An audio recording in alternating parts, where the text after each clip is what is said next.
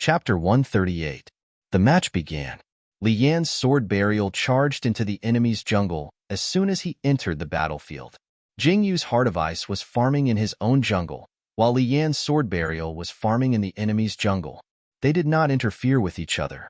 Then, in the second minute, Li Yan's Zong sword directly found the enemy jungler and fought him one-on-one without saying a word, killing him in minutes. Jing Yu's Heart of Ice ganked the mid lane without hesitation and killed the enemy's mid laner. System: Sword Burial, 1 kill. System: Enemy Satan is dead. System: Heart of Ice, 1 kill. System: Enemy Heijiao is dead. At the 5th minute, Sword Burial and Heart of Ice both reached level 6. Li Yan's Sword Burial charged out of the enemy's jungle and killed the enemy's top laner. Jing Yu's Heart of Ice controlled the enemy's bottom laner and obtained a double kill with the cooperation of their side's marksman. System: Sword Burial, 1 kill. System: Enemy Azrael is dead. System: Heart of Ice, 1 kill. System: Enemy's mid laner is dead. System: Heart of Ice, 2 kill. System: Enemy's mermaid is dead. Jing Yu was in the lead in terms of kills. However, Li Yan's Sword Burial quickly rushed to the mid lane and killed the enemy's mid laner. System: Sword Burial, 1 kill. System: Enemy Heijiao is dead. The two top junglers in the country brought the entire team's rhythm. Heads flew everywhere they went. Not only that, but both sides' jungles were also occupied by the two of them. At the 6th minute of the match, their economy was already in the lead. The enemy jungler had no jungler to farm, and his economy was even lower than the enemy's support. Finally, at the 14th minute, the enemy team was wiped out and surrendered. The screen began to play the animation of the enemy's territory being destroyed, followed by the word victory in gold. In the end, the MVP award for this round was given to Jing Yu's Heart of Ice. However, Jing Yu's win was not complete because he did not get as many kills as Li Yan. It was only because he had more assists and a higher participation rate that his MVP was 0, 1 higher than Li Yan's Sword Burial. Again, Jing Yu said. Yihang didn't know whether to laugh or cry. That's enough, you two. It's a good thing that you were matched up with a random player. If a pair of junglers were matched up with a professional player, they would be beaten to death. Qin Fei didn't care. Come on, it's not a competition. As long as you're happy. Thus, when the three of them returned to the team page, Jing Yu decisively invited Li Yan, and Li Yan accepted the invitation without hesitation. As soon as he entered, he couldn't help but shout frowny face friendly, Bailin. Jing Yu. Solo. Friendly, PG Leafs. Solo? Why the hell did you come in? Jing Yu didn't reply. He took the time to open the bullet screen and saw that the screen was full of gifts from his fans. He was shocked and thanked them all. When they saw that he was looking at the bullet screen, the fans sent gifts even more diligently. They also seized the opportunity to send a few more messages. Frowny face, you two are too cute. Can you carry a pair of junglers? Facts have proven that as long as you're strong enough, you can handle any team. Jing Yu thanked them again and closed the bullet screen when Yihang clicked Start. This time, they were matched up with a teammate with the ID and Fly. Isn't this Anne's jungler? When Fly realized that both Li Yan and Jing Yu were in the team, he was devastated.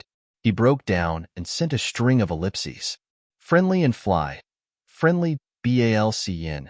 Yo. Friendly. It's Jing Yu. Not salted fish. What a coincidence. Friendly, BALCN. Don't steal my jungler. Friendly. It's Jing Yu. Not salted fish. My lines. Friendly, BALCN. All jungler. Friendly. It's Jing Yu. Not salted fish. All jungler. Friendly, BAL. CN. All jungler. Friendly. It's Jing Yu. Not salted fish. All jungler. Just like that, the chat was flooded with messages from the two of them. Yihang laughed so hard that he almost couldn't hold the mouse. Can you two consider Little Fly's feelings? For the first ban, the system chose to let Li Yan ban. Li Yan didn't hesitate to ban Heart of Ice. Friendly. It's Jing Yu. Not salted fish. Fuck you. For the second ban, the system chose to let Jing Yu ban. Jing Yu didn't hesitate to ban Sword Burial. Friendly. BALCN. Fuck. Friendly and Fly. Then, when it was their turn to pick, Li Yin insta-killed Moonshade Spider, and Jingyu insta-killed Glimpse Shadow. Obviously, it was another double jungler. Little Fly silently locked Maha and walked down. Yihang clicked on the bullet screen and almost fainted from laughter. Little Fly, I feel wronged, but I won't say it. I really feel sorry for Little Fly, but why do I feel like laughing? Ha ha ha, Little Fly is too pitiful, right? Then, a second before entering the battlefield, Little Fly changed the sprite commandeering from heal to punishment. For a moment, the bullet screen went crazy. Those who saw this scene all used exclamation marks to fill the screen. Yihang couldn't help but say, "Fuck, Little Fly is very strong. Can 3 junglers work?" Jingyu was silent for a moment. "Can you kill your teammates?"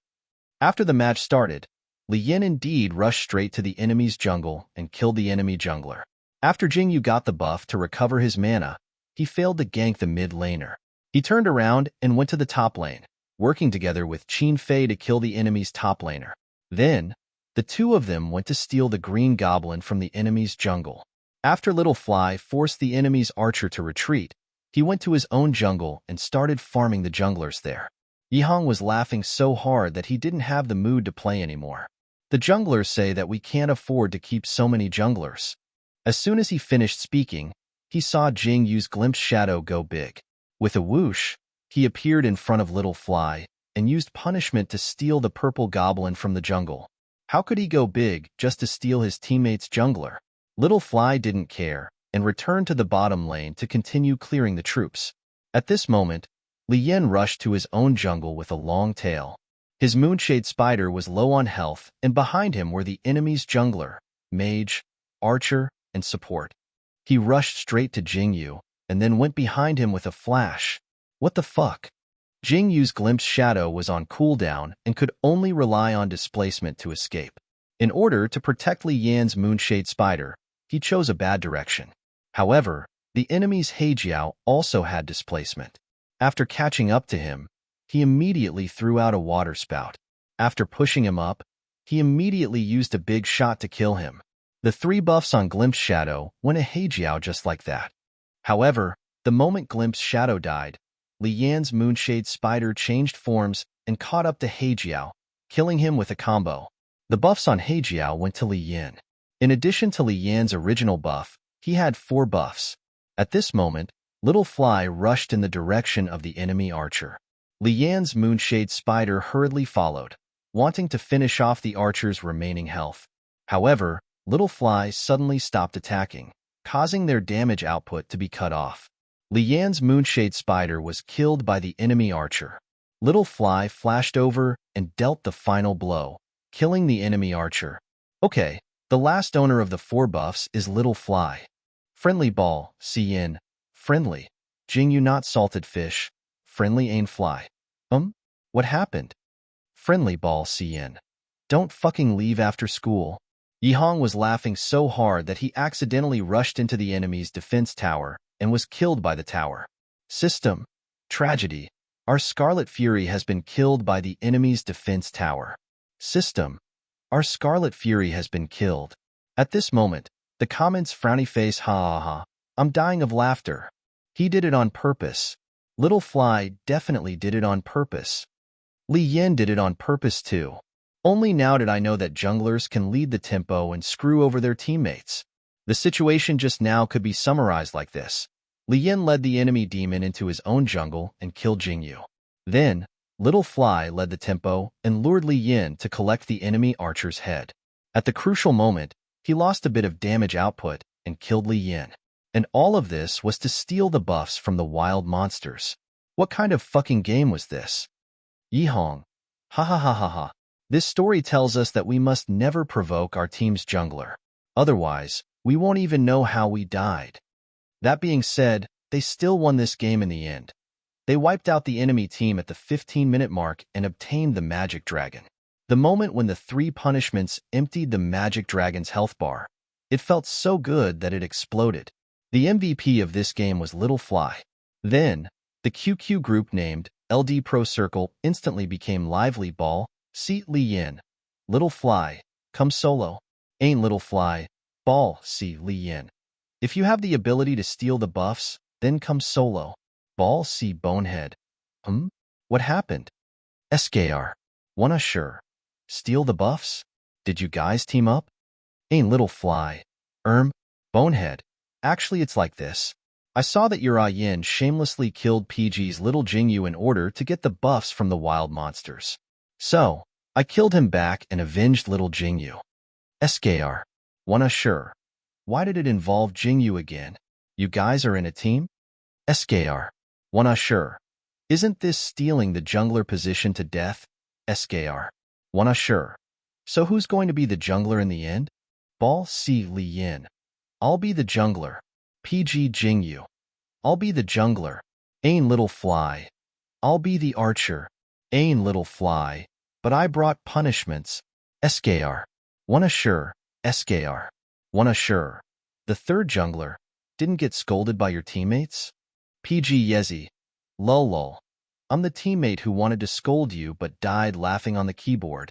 PG Chin Fei. I'll be the top laner. I suddenly remembered that I can also be the jungler.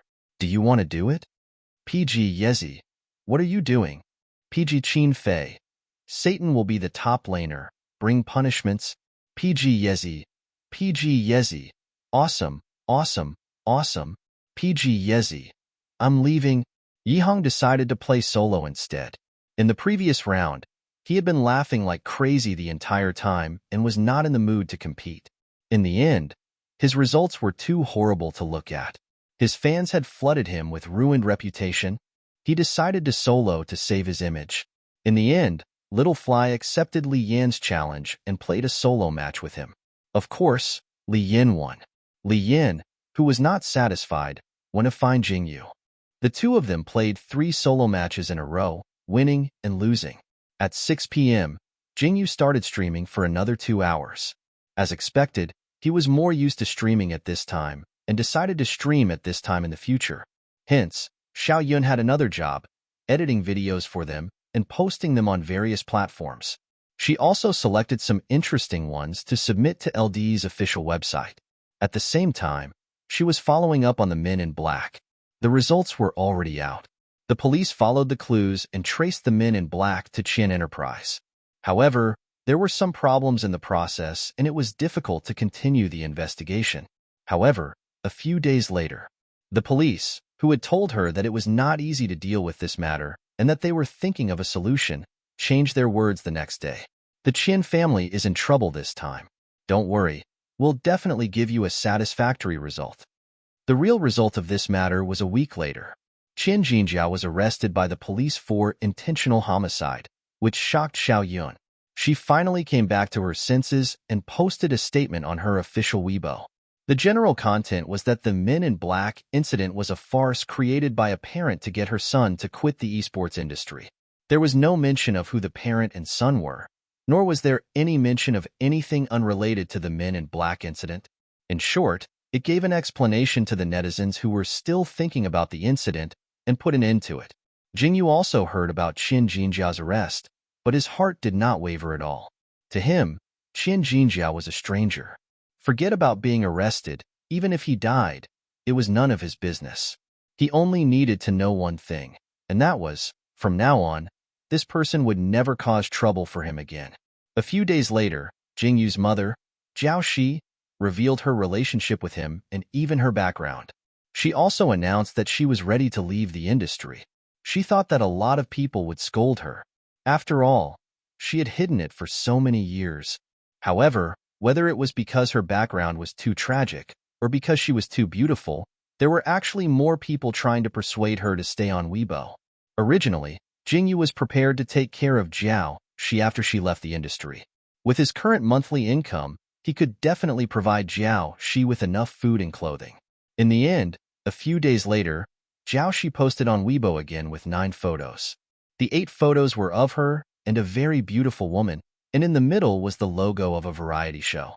The caption was, "President Xi said that my acting skills were not good enough, so I quit. This variety show looks fun. I'm going to participate, Jingyu." Qin Fei? Jingyu. Who is President Xi? Qin Fei. My mom? Jingyu. Huh? Then, The two of them found out that their mothers had lived together a week ago and were as close as real sisters. Qi Xian sent a message to Qin Fei. Ha ha ha ha, I'm dying of laughter. I want to watch a horror movie with a friend today. She was so scared that she screamed and scared everyone around her. You don't know how they looked at her. It was so creepy, haha. Jiaoshi, Jingyu, I will never go to the cinema to watch a horror movie in my life, especially with a friend who will scare you from time to time. Wow, that was too scary, okay? Don't you know that you can scare people to death? Qin Fei, is your friend called Jiaoshi? Jingyu, is your friend called Qi Xian? Chapter 139. During the weekend, Qin Fei said that he wanted to take Jingyu to see his mother, and Jingyu agreed without hesitation. He also wanted to see how his mother was doing at Qi Xian's house. However, he didn't get to see her. Jiaoshi wasn't at Qi Xian's house these days. She was filming a variety show. Knowing that Jiaoshi wasn't there, Jingyu instantly became nervous. He sat opposite Qi Xian and didn't dare to look up at her face. In contrast, Qi Xian looked at him carefully for a while and couldn't help but laugh. You're really as good-looking as your mother. She paused and said, You came just in time. I prepared some clothes for you. Do you want to try them on? Jingyu didn't think much of it and nodded. Okay. However, before he could get up, Qin Fei frowned and said, Hey, you said not to bully him. Qi Xian glanced at him lazily and said, Call me mother. Qin Fei clicked his tongue and said, Well then, mother, since you've seen him, we'll be leaving if there's nothing else. After that, he grabbed Jingyu's hand and pulled him out of the door. Jingyu was confused. He thought that this wasn't good, but he still let Qin Fei pull him away. However, they didn't leave in the end, because Qi Xian said, There are still the clothes that Jiaoshi prepared for him. This was the truth. Jiaoshi did buy some new clothes for Jingyu, but she didn't have time to tell him. Jingyu tried on the clothes his mother bought for him. Qin Fei couldn't stop him, so he could only resign himself to fate and stay. However, before he could sit down on the sofa, Qi Xian sent him away. I suddenly remembered that we don't have any rice wine to cook. Go buy a bottle. Qin Fei said, Why don't I remember you knowing how to cook? Qi Xian said, I don't know how to cook, but Jiaoshi does. Qin Fei, Qi Xian, are you going or not? All right. Qin Fei walked out of the door impatiently. Before he left, he couldn't help but remind her again, Don't bully him. Although he said that, he thought that Jingyu was not someone who would be bullied by others. If Qi Xian really made him wear women's clothing, even if he really didn't want to, he would still refuse, right? In the end, after buying the rice wine, Qin Fei saw Jingyu in a Lolita dress with long hair that reached her waist. Qin Fei, Jingyu coughed, obviously feeling a little embarrassed. When he saw that Qi Xian had prepared a dress for him, he really wanted to refuse at first. However, Qi Xian was Qin Fei's mother after all. He didn't want to leave a bad impression on her. Moreover, Qin Fei was away, so there was no one to support him. This was the result. I knew it would fit, Qi Xian said as she took out her phone to take a photo of Jingyu. Jiaoshi has worn this dress before, but her breasts are too big. It doesn't look as good as yours. Jingyu, Qin Fei. Qi Xian put down her phone and looked at Qin Fei. Does it look good? Qin Fei. Yes. Jingyu. Qi Xian was right. Jingyu was indeed very suitable for women's clothing. If he stood there and didn't speak or walk, no one would believe that he was a man. Qi Xian, do you want to go out for a walk? Jingyu. Qin Fei. Hey, that's enough. Qin Fei said as he pulled Jingyu into the room and asked him to change. Qi Xian sighed. However, what Jingyu didn't know was that Qi Xian had edited the photo of him in women's clothing and sent it to Qin Fei. Then, Qin Fei secretly set it as his chat background. The new season soon arrived. The MOBA game, Devil Lord, had a lot of new monsters. The 5 players of PG had to fight their way up the rankings and train new monsters. In addition, they had to live stream for an hour every day. They were extremely busy. At this time, the original mid laner of Team DJSS, AMM, came to PG during the summer vacation.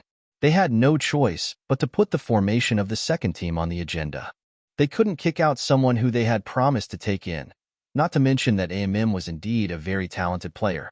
Although his playstyle was imitating Yi Hong's, his own talent wasn't any worse than Yi Hong's. In fact, he was even more talented than Yi Hong. Soon, the players of PG cleaned up Xiao Yun's room and changed it into a new training room with 5 sets of esports equipment. Then, Fong Luofan found a young archer named Xia Yao at a godlike speed. Yes, it was a girl. Yi Hong said in a tone as if he had seen through everything. Kid poached her, right? Fong Luofan, you found out. Obviously, Fong Luofan was still hostile towards Kid's team. In fact, after PG won the 4th LDPL finals, Kid lowered his face and invited them to a training match. PG agreed, but the members of the two teams didn't communicate during the training match. Their relationship was still very tense. Fong Luofan went to investigate Kid's enemy whenever he was free. Then, he noticed Xia Yao. This young archer was obviously good at playing, but because she was a girl, she was ostracized by Kid. Fong Luofan had wanted to poach her for a long time. Therefore, as soon as the new training room was built, he couldn't wait to extend an olive branch to Xia Yao. Xia Yao nodded without hesitation. Xia Yao was a year younger than AI Min. She was much more lively than AI Min. She was a girl, but her words were even more flirtatious than AI Min's. When the two of them were in a duo, AI Min basically said, "I'm coming, Archer Seduce. Come back. Don't go up. Listen to my commands. Come. Hit the magic board. Okay. Push the tower." Xia Yao was like this, "Don't run. If you have the guts, come at me."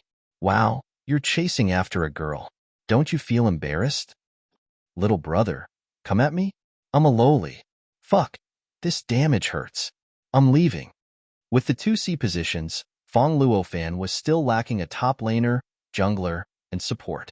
In the end, someone took the initiative to look for him. I'm Chu Jiyan, the original ZHIS of Momo team. The young man with a black eye patch placed one hand in front of his chin and said in a childish manner, "Do you still remember me, Goldfish? Jingyu. You're the jungler who has been focused on stealing dragons for 100 years, right?" It was hard to forget this iconic Chinibyu. Chu Jiyan. Yes, it's me. So, I heard that you've started to form a second team? Do you lack a jungler? Fong Luofan. Take off your eye mask, we can still consider it. Chu Jiyan. QAQ together with Chu Jiyan was the original Momo team's support, Tang Yin. The two of them were the same age, but Tang Yin looked much more mature. The deepest impression that Momo team left on Fong Luofan was that they had never lost in stealing dragons. Chu Jiyan was really unscrupulous in order to steal dragons. Even if he died, he wanted to die in the dragon pit. At that time, a bunch of people laughed to death. It could be seen that Chu Jiyan had potential and could try to nurture him. As for Tang Yin, since PG Team 2 lacked everything now, it was not a bad idea to stay for the time being. Just like that, PG Team 2 gathered 4 people and only lacked a top laner. Unexpectedly, PG still had to find a top laner. However, before finding a top laner, there was still a problem to consider. It was the name of PG Team 2. Since it was the name of Team 2, Qin Fei suggested that they think of it themselves. Unexpectedly, that afternoon, Team 2 finalized the name of the team, PMG. Yi Hong. Why PMG? Luo Yiming. Because AMM is a mid laner, so we put AMM in the middle? Jingyu. I don't think so. Fong Luofan coughed.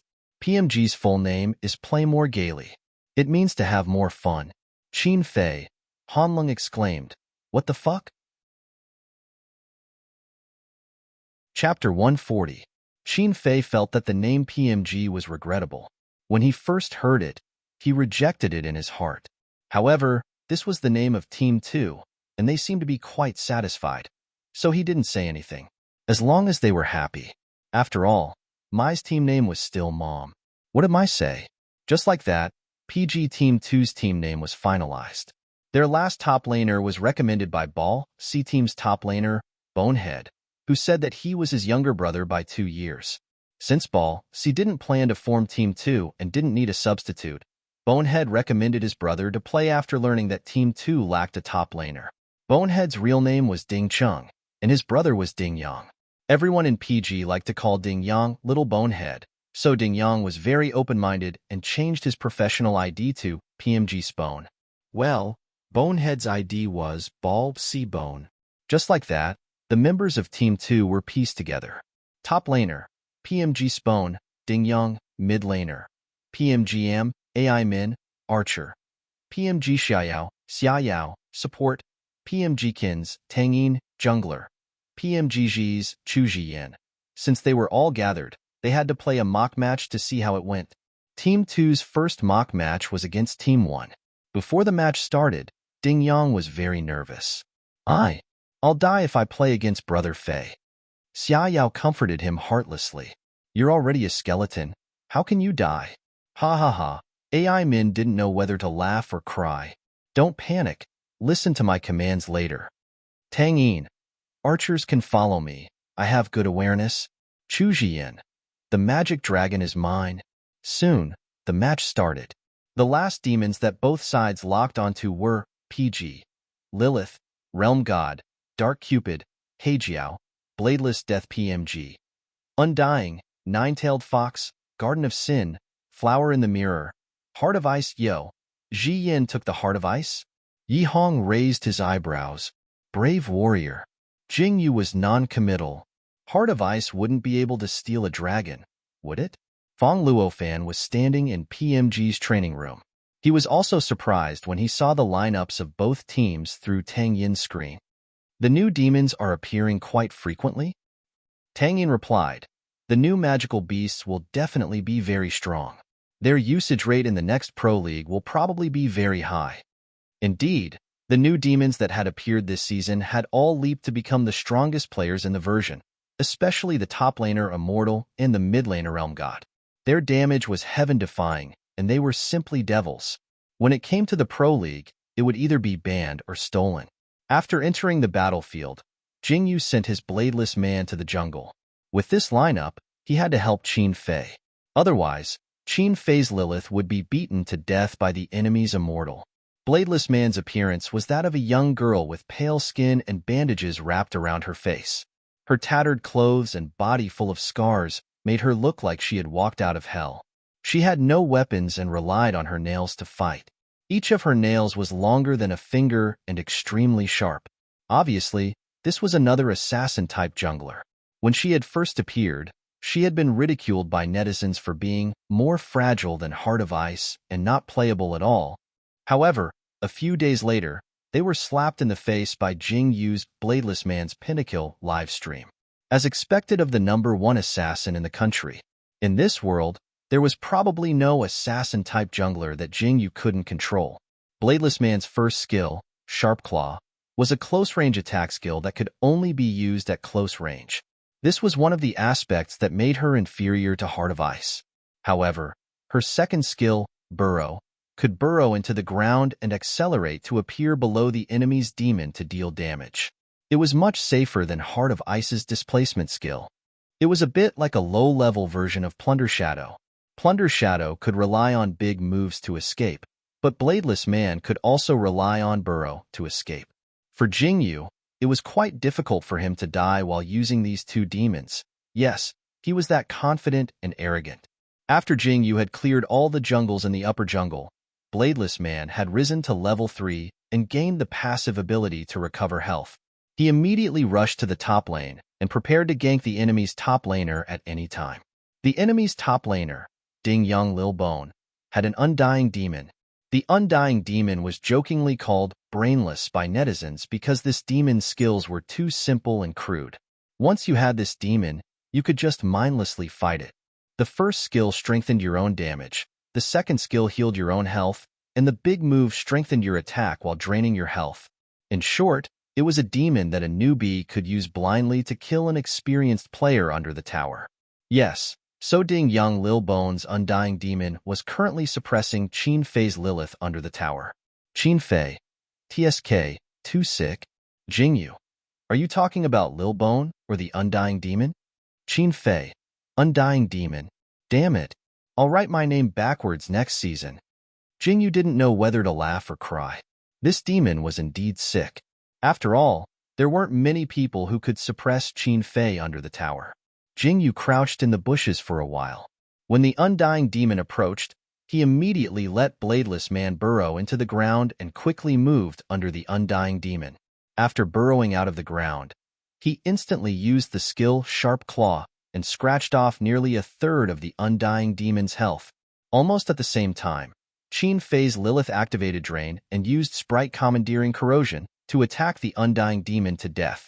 However, in the end, the two of them still couldn't kill Ding Yang's undying demon, and it successfully escaped back under the tower. Qin Fei and Jingyu both had low health and had no choice but to hide under their own towers and click Return City. At this moment, a cold light connected to Qin Fei in the tower. It was Ji's Heart of Ice. Qin Fei and Jingyu had already expected this. When they saw the cold light, they immediately stopped returning to the city and released skills in the direction of Heart of Ice. Thus, Ji's Heart of Ice pulled itself under the tower and was already low health. The moment Jingyu got close to it, it was almost hopeless. But it still struggled to throw out a skill before it died and successfully hit Qin Fei's Lilith. System: Heart of Ice 1 kill. System: Our Lilith has died. System: Bladeless Man 1 kill. System: Enemy Heart of Ice has died. 1 for 1. After Jingyu used his Bladeless Man to kill Heart of Ice, he said as he clicked Return City. Then, he couldn't help but sigh. Jian's reaction is quite fast. On the other side, Chu Jian was so nervous that his palms were sweating. Wow, AI Min, I didn't believe you. AI Min replied calmly, if you didn't gank at that time, when would you? You didn't get a double kill because you weren't good enough. That's right, Chu Jian only went to gank under AI Min's orders. 5 minutes later, the demons on both sides reached level 6. The moment Yihong leveled up to level 6, he flashed towards AI Min's nine-tailed demon fox and unleashed his Realm God. Realm God was a new mid-laner. It was a combination of mage and control, and its damage was explosive. Realm God's ultimate skill, 4 Directions Realm, had an extremely beautiful special effect.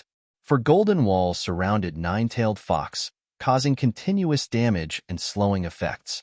Nine-Tailed Fox could jump over the walls to escape, but the wall's damage was much higher than the walls. What to do was a problem. AI Min's choice was to decisively give up Flash and escape towards the second tower. However, while she was escaping, she suddenly had a very bad premonition. Sure enough, as soon as she ran out of the first tower's attack range, a girl in tattered clothes drilled out of the ground in a strange posture. Her 5 fingers formed a blade and scratched away her remaining HP. System: Bladeless Man 1 kill. System: Enemy Nine-Tailed Fox has died. AI Min, you scared me. Xia Yao, ha ha ha. I guess the officials have been obsessed with zombies recently. Bladeless Man was indeed a zombie. When such a pale girl with bandages and wounds suddenly drilled out of the ground, anyone would be shocked. Another zombie was the Undying, whose image was a handsome man carrying a coffin. Realm God was probably the most normal of the new devils. He was a beautiful blonde man floating in the air. His appearance was very good, and his image was more feminine. He wore a very luxurious robe, revealing his flat chest and long, slender legs. It could be said that he was very sexy. Unfortunately, Yihong was a straight man who only had eyes for Nine-Tailed Fox's chest. Ayaya, my Jiu is so beautiful. Hanlong, wake up. Your Jiu is now an enemy. In the bottom lane, Luo Yiming and Xia Yao were facing each other. They had been in a deadlock since the start of the game.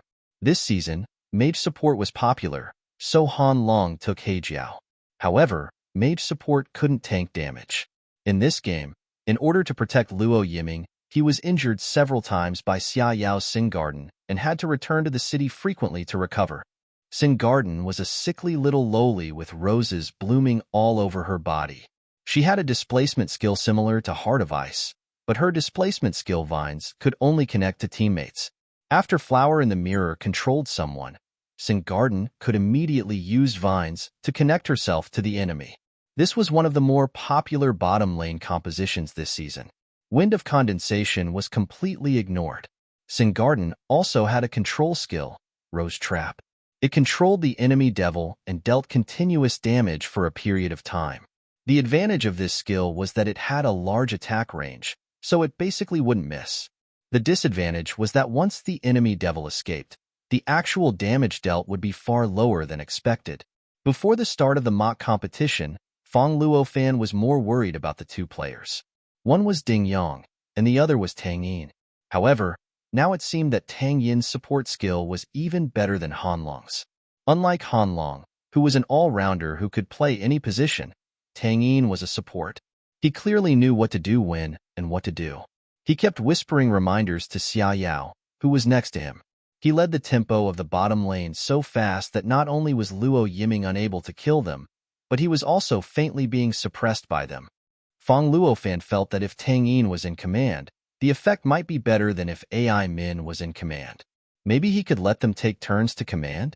In the bottom lane of PMG, because Tang Yin led the tempo, he and Xia Yao didn't die even once in the first 10 minutes. At the 11th minute, Chu Zhiyin's Heart of Ice came to the bottom lane. The moment Tang Yin's Flower in the Mirror used Flash to control Luo Yiming and Han Long. He connected Heart of Ice to Luo Yiming's Dark Cupid and floated over for a big one. A blizzard engulfed the two of them, freezing them to the point that they couldn't move. Xia Yao immediately sent her Sin Garden over and used her ultimate move without hesitation. The special effect of Rose Trap was very beautiful. As the vines intertwined, blood-red roses bloomed one after another, releasing a black miasma. However, before Xia Yao could kill Luo Yiming's Dark Cupid, Jing Yu's Bladeless Sacrifice suddenly rose from the ground and used the skill Sharp Claw to take out more than half of Sin Garden's health. Then, he used the big move, Slayer's Will, to increase his movement and attack speed. With 2 stabs, Sin Garden's health bar was almost empty. It was almost an instant kill. System: Bladeless Sacrifice, 1 kill. System: the enemy's Sin Garden has been killed. However, almost at the same time, Chu Zhiyin's Heart of Ice also used the same skill to kill Luo Yiming's Dark Cupid. System: Heart of Ice, 1 kill. System: the enemy's Dark Cupid has been killed. Bladeless Soul could recover 30% of the player's HP by killing the enemy magical beasts while it was on. After Jing Yu's Bladeless Sacrifice killed Sin Garden, his health bar was instantly full. He rushed to Heart of Ice with full health and sent him back to the fountain with a few hits. He had avenged Luo Yiming. System: Bladeless Sacrifice, double kill. System: the enemy's Heart of Ice has been killed. Tang Yin looked at the distance between Flower in the Mirror and his own defense tower. He knew that even if he used Blink, he wouldn't be able to escape from Bladeless Sacrifice. He sold his shoes and used his AD to kill Heijiao. Then, he laid down on the ground. System: Flower in the Mirror, 1 kill. System: the enemy's Heijiao has been killed. System: Bladeless Sacrifice, triple kill. System: the enemy's Flower in the Mirror has been killed. In the bottom lane, PG traded 2 for 3 and won the battle. Then, Jing Yu had Bladeless Sacrifice remove the minions and followed his own minions into the tower. He couldn't help but sigh. Sure enough, you can't relax when fighting against the second team. Han Long agreed. Yeah, they're stronger than I thought. 10 minutes later, the magic dragon spawned. Jing Yu directly squatted near the dragon pit. As expected, he successfully hunted down a Heart of Ice and insta-killed it. 12 minutes later, Jing Yu, who had finished killing a wave of minions, squatted near the dragon pit again. He actually hunted down a Heart of Ice and insta-killed it. PG's side was dying of laughter. Yihong: Zhiyan's obsession with dragons is as good as the rumors say, ha ha ha. Jing Yu: but he can only do it twice, right? Sure enough. After that, Heart of Ice didn't appear near the dragon pit again. He probably realized that Heart of Ice wasn't suitable for stealing dragons. At the 15th minute, the two teams started fighting in the middle lane. Tang Yin's Flower in the Mirror was the first to flash and cast crowd control, successfully crowd controlling the 3 PG players. Apart from Jing Yu's Bladeless Sacrifice, Yihong's Realm God Flash escaped and then used a big backhand to surround the enemy team. PG's entire team went up and wiped out PMG. However, PG also suffered heavy losses in this battle. The enemy's Immortal actually got a triple kill. In the end, only Jing Yu's Bladeless Sacrifice was still alive. 4 for 5. Fong Luofan raised an eyebrow. The immortal was indeed a little too strong. However, like Lilith, it was an early-stage monster. In the late stage, its damage would be greatly reduced, which was very much in line with PG's style. As for PMG, it wasn't obvious that they were more early stage. However, what was certain was that these 5 young players were able to fight PG like this without much practice. It was already quite good. While everyone was still dead, Jingyu had his bladeless sacrifice lead the middle lane creeps over and push down 2 towers in a row. Then, at the 18th minute, they snatched the magic disc, crossed the tower, and wiped out PMG. This time, it was 1 for 5. Only Han Long's Hejiao died. In the end, the game ended at the 19th minute. PG directly pushed into the enemy's territory without using the magic dragon, destroyed it, and won the game. What do you guys think? After the game, Yihang took off his headphones and asked his teammates. Jingyu took off his headphones and took a deep breath. I think Xiyin is relying too much on the magic dragon. This idea has to change. In the end, Demon Lord is still a tower-pushing game, not a dragon-stealing game. A jungler's evaluation of a jungler was very reasonable. Yihang also evaluated Team 2's mid laner. There's nothing wrong with AI Min's performance, but his command. Oh, it's also possible that he commanded and his teammates didn't cooperate? It was true. AI Min had reminded Chu Jian many times not to touch the dragon, but in the end, Luo Yiming. Singarden is so cute. I'm not going to say anything else. I'm going to practice. Yihang didn't know whether to laugh or cry. I asked you to evaluate Team 2's members, not the monsters. However, the final evaluation was still based on Fong Luofan's. He gathered the members of the 2 teams in the conference room and reviewed the game just now. Then, he said to the 5 PMG players, "You guys are all good individually, but your cooperation is bad. You have to practice. Ding Yang can be more reckless with the immortal. There's no need to be afraid. Later, use the other monsters to play a few games. I'll see how you play." Xia Yao and Tang Yin's cooperation is good. Speaking of this, he looked at Tang Yin thoughtfully. Tang Yin, you've been a commander before? Caught off guard, Tang Yin was stunned for a moment before replying, I was the commander of Team Momo. No wonder. Fong Luofan nodded. Your awareness is good. Next, you and AI Min will take turns to command. I'll see whose command suits your team's style better. In the end, before the start of the 5th Professional League, Fong Luofan signed all 5 PMG players and confirmed their commander position. Tang Yin would temporarily be in charge. If the mid laner AI Min didn't receive any orders from the commander, she could decide when to roam. The 5th Professional League was about to start. Fong Luofan signed PMG up without hesitation. However, before that, the members of PMG were very happy and proud. They received an invitation from the 5th Devil Lord Professional Invitational Tournament. They could play in the Invitational Tournament. This was the first time they received a ticket to the Invitational Tournament. Everyone's blood was boiling.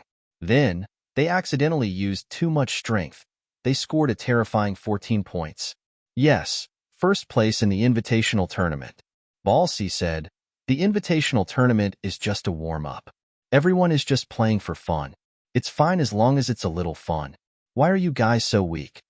PMG replied, wow, you're only lower than us by 4 points.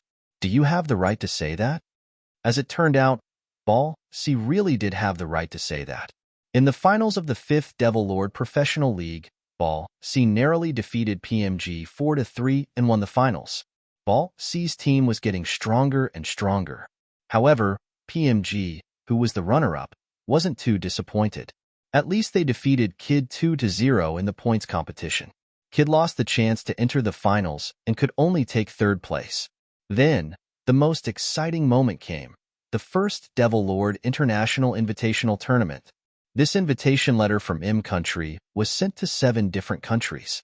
Each country that received the invitation letter could send 2 teams to M country to participate in this grand international invitational tournament. There were only 2 spots. If they were to send, they would definitely send their 2 strongest teams. Thus, PMG and C received the invitation. The champions and runner-up of the 5th Devil Lord Professional League. If they weren't sent to the International Invitational Tournament, Who else would they send? Fong Luofan was about to die of laughter. Kid just had to stumble and take third place in such an important tournament. It was really very satisfying. HM? You're asking about PMG? As for PMG, they did show off in the 5th Devil Lord Professional League. They made it all the way to the knockout stage. However, they were defeated by Jock in the semifinals. Thus, in short, they didn't make it to the top 8 in their debut. However, this was within Fong Luofan's expectations. Fong Luofan wasn't anxious at all. He could see that PMG had a lot of potential. Even if they were eliminated in the semifinals, he could see that they had improved significantly in this tournament. He believed that it wouldn't be long before they could make it to the top 8 and even compete with the top 8 teams for the domestic championship. After the 5th LDPL tournament ended, the beautiful summer vacation came to an end. The 5 members of PMG were still in high school. After the summer vacation ended, they had to suspend their training and return to their respective high schools. At the same time, the 5 members of PMG were ready to go to M Country to participate in the first Devil Lord International Invitational Tournament. Before leaving, Qin Fei casually said to Jingyu, "M Country allows same-sex marriage."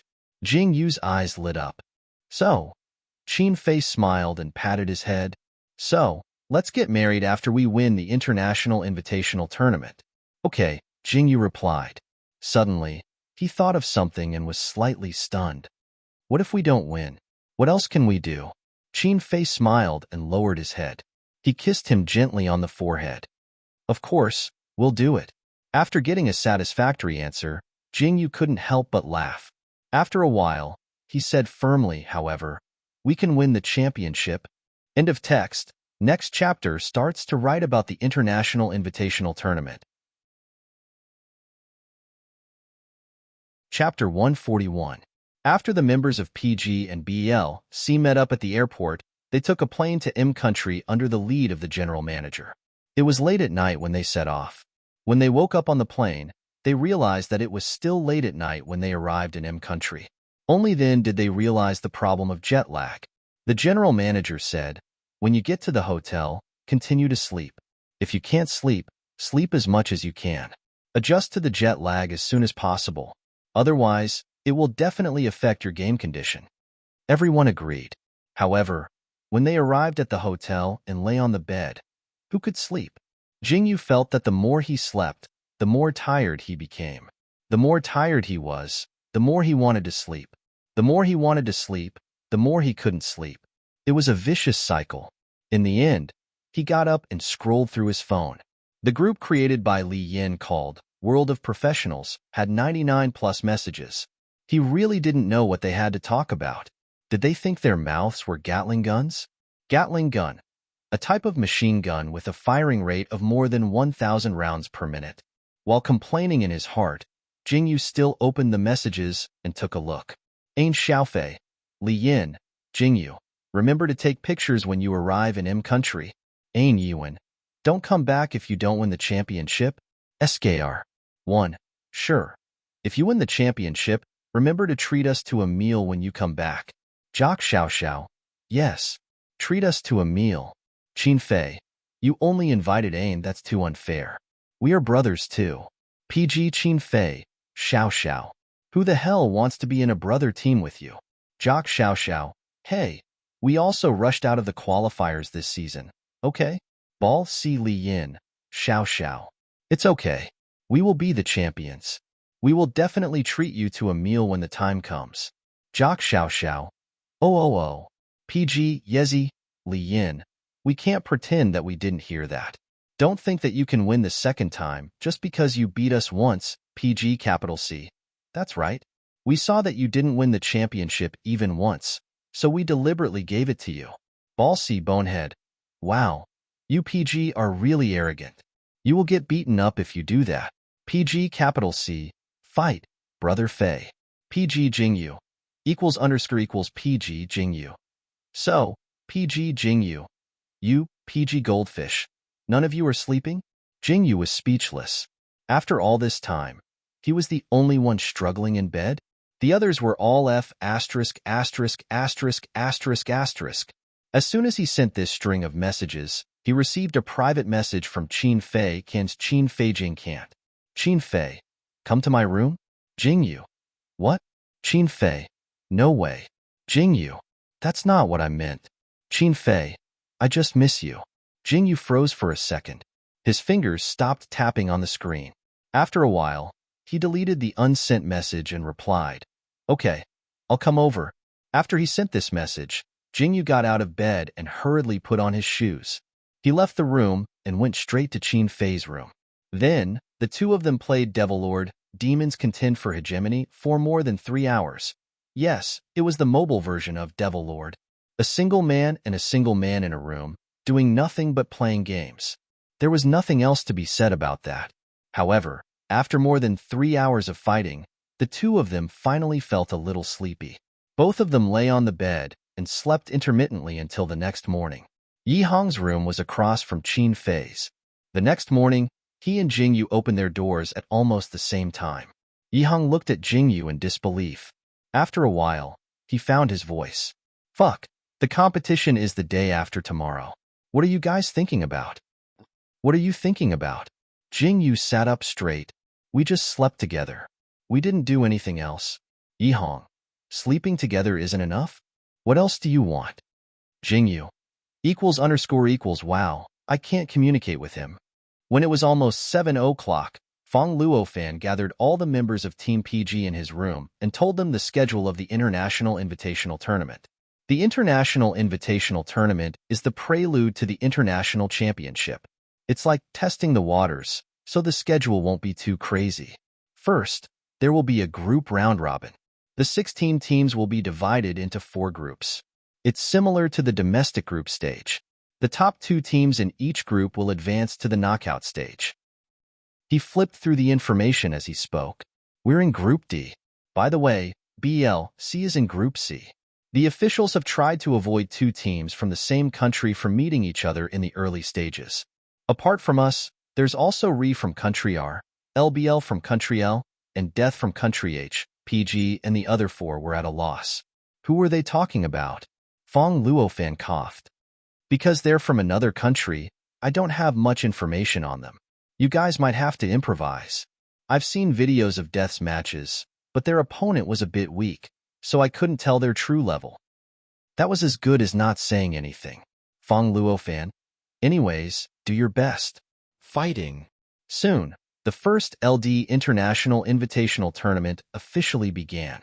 There were a total of 8 countries participating in this international tournament. The scale of the tournament was obviously incomparable to the domestic one. The players were brought into their respective rooms at the beginning. They connected their equipment and were checked by the technical staff. 1 room for each team? TSK. Yi Hong said, Are we going to play in this room for the next few days? Obviously. Fong Luofan couldn't help but remind the 5 of them. The round-robin matches are also best of 5 matches. Don't go overboard after winning 2 matches. Yi Hong, okay. The round-robin matches were played twice a day, 1 in the morning and 1 in the afternoon. The next day, after the last group match in the morning, the first elimination match would begin in the afternoon. It could be said that the schedule was quite tight. There was almost no time for training. The technical staff checked Team PG's equipment. After confirming that there were no problems, they reminded the 5 of them to enter the preparation room and wait for instructions. On the other side, Aban and Tanghua were also ready in the broadcast room. They nervously waited for the match to begin. Tanghua, wow, I'm so nervous. Aban, me too. This is my first time commentating on an international tournament.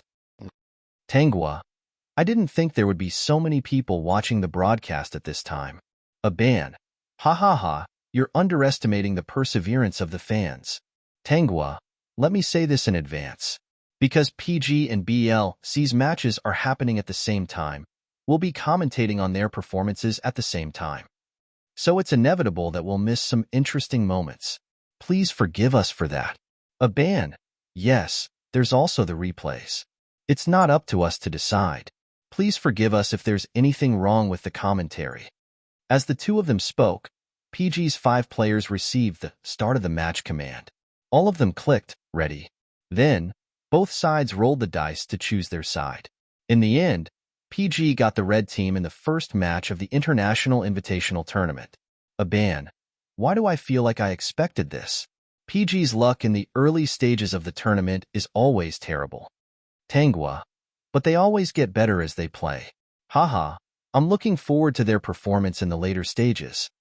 A ban. On the other hand, BLC got the blue team first. Let's see what lineups they'll choose. PG's first opponent was RE. This team from Country R was said to have won 2 consecutive championships in Country R's professional league. Their strength was not to be underestimated. However, there was no more information. Yihong. I'm starting to get nervous. Jingyu. Qin Fei. Why are you panicking? Just play like you usually do in training. His words were not comforting at all. After all, even though they didn't know the strength of their opponents before the match, a random opponent could not be stronger than a professional team. As they spoke, the other side banned the first monster, Sword Burial. Wow, this was really unexpected for PG's players. What do you mean by banning Sword Burial first? Yihong was puzzled. Qin Fei replied indifferently, they probably heard that Sword Burial is popular in our country. Unfortunately, it doesn't apply to PG. Luo Yiming. Ha ha ha ha. Our Jingyu is the #1 assassin in the country. Hanlong. If that's the case, they've wasted a ban spot. By the way, what should we ban? Jingyu, Qin Fei, and Yihong. Immortals. The 3 of them spoke almost at the same time and spat out the name of the same monster. It had become an unspoken rule of the professional league to ban immortals and realm gods. They believed that this rule also applied to the battlefield of the International Invitational Tournament. Thus, PG banned immortals. When Ree saw the ban position, he suddenly felt relieved. PG didn't know RE, and vice versa. For RE, PG was also a very unfamiliar team. Thus, when they banned immortals, RE had the feeling that they were afraid of immortals. Suddenly, PG wasn't so mysterious anymore. As for the ban spot, they could only ban based on their impression of the country. This country seemed to rely on their lineup. Sword Burial was popular as a jungler. Azrael? After some discussion, RE banned Azrael. Should we ban realm gods? Jingyu decided to ask for Yihong's opinion. Yihong thought for a while. In terms of difficulty, Nine-Tailed Fox was definitely harder to use than Nine-Tailed Fox. But in terms of difficulty, realm gods were much more difficult to use than Nine-Tailed Fox. As soon as realm gods appeared, even the strong Heijiao in the previous version was abandoned. If it was a domestic competition, they definitely couldn't ban realm gods when they met a team like JOK who had a strong mid laner. But now, because they didn't know RE's style and playstyle, PG was completely in the dark. They could only ban based on their feelings. In the end, Yihong's feeling was, let's ban it. Jingyu. Okay, then ban Kamal. PG chose Kamal as the second ban spot. Then, RE chose the last ban spot. This time, they didn't hesitate and very decisively chose realm gods. When he saw the monster on the screen, Yihong couldn't help but laugh. Are RE telling me that their team doesn't specialize in realm gods?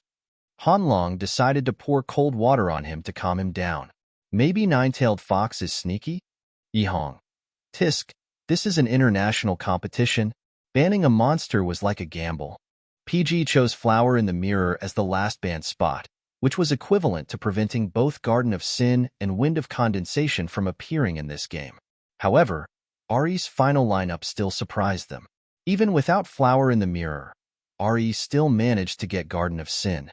The jungler even got Moonshade Spider. PG thought that they would get Soul in the mid lane and panicked. In the end, RE chose Scarlet Fury in the mid lane. PG was silent for a while. Then Yihong asked tentatively, are they taking Soul from different areas without considering the lineup? Hanlong. Probably, maybe. The final lineup of the 2 teams was PG, Lilith, Nine-Tailed Fox, Dark Cupid, Heijiao, Heart of Ice RE, Kwanggu, Scarlet Fury, Garden of Sin, Mermaid, Moonshade Spider in PG's eyes.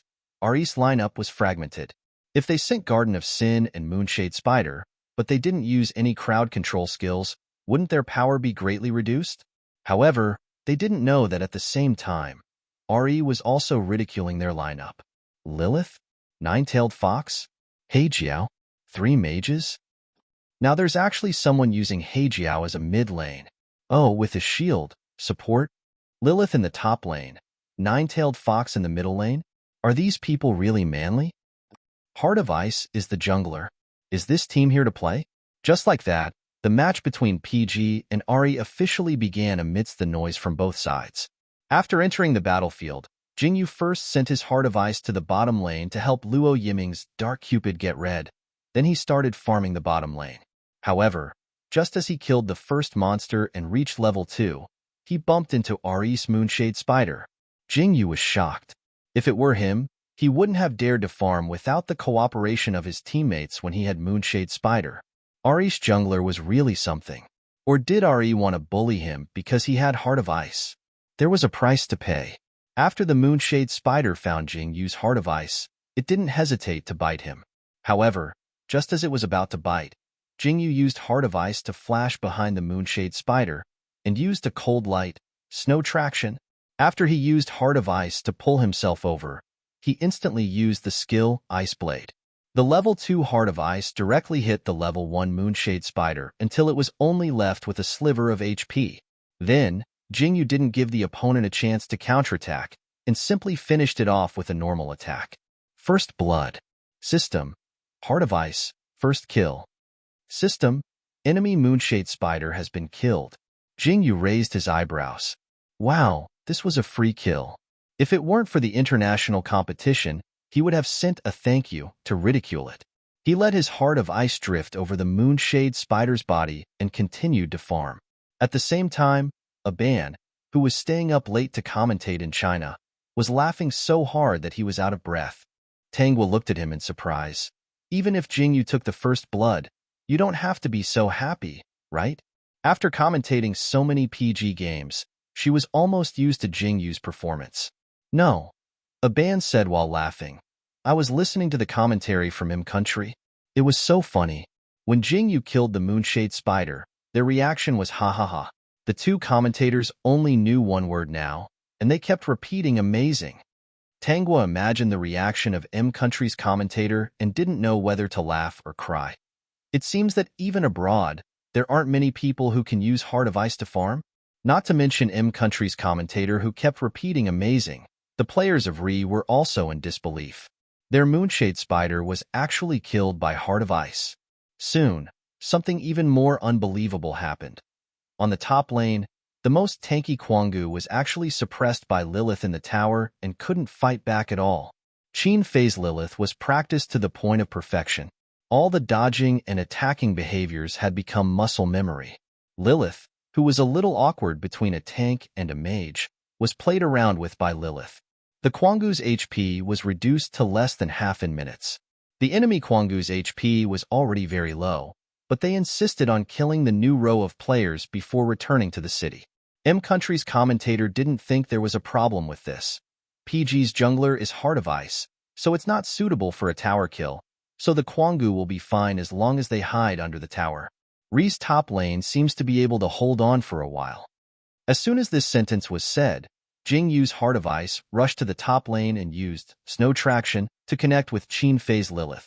Then, just as Lilith rushed into the tower and turned on the blood pressure suction towards the Kwanggu, Jingyu let Heart of Ice follow the cold light and whoosh, approached Lilith, then threw Blade of Ice, accurately stabbing the Kwanggu.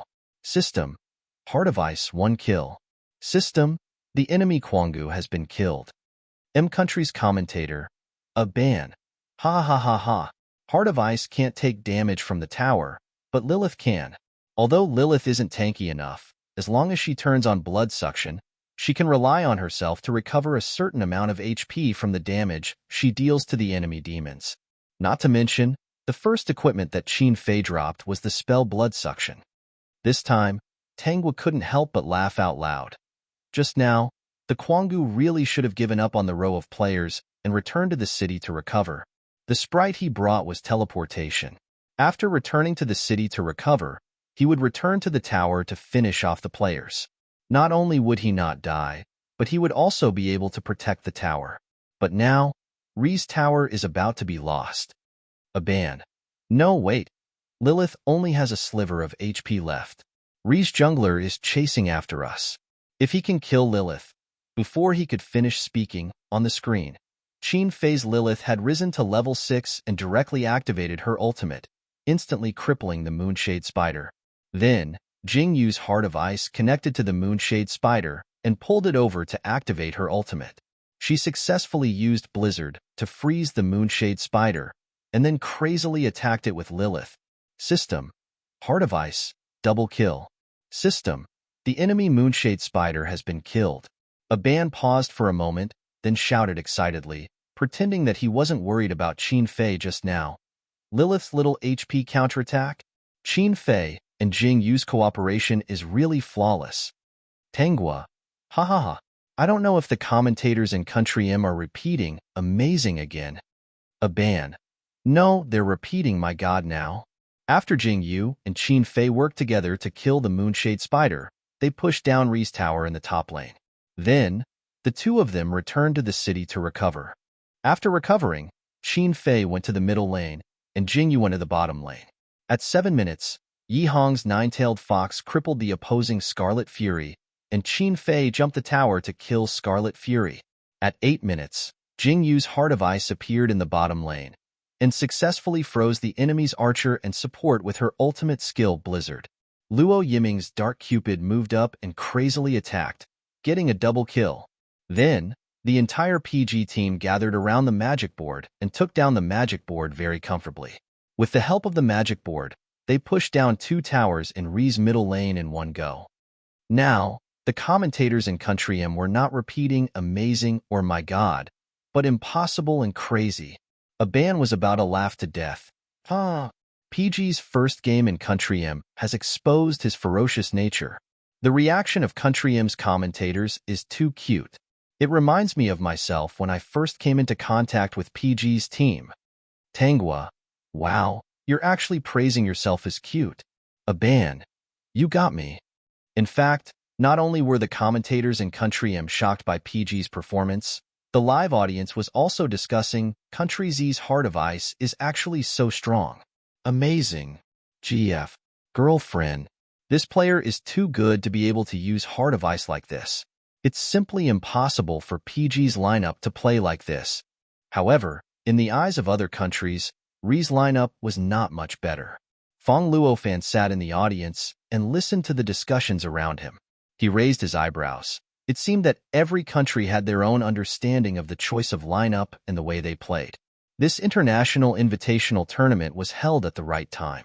The two teams from different countries were also having a collision and exchange of ideas while they were playing.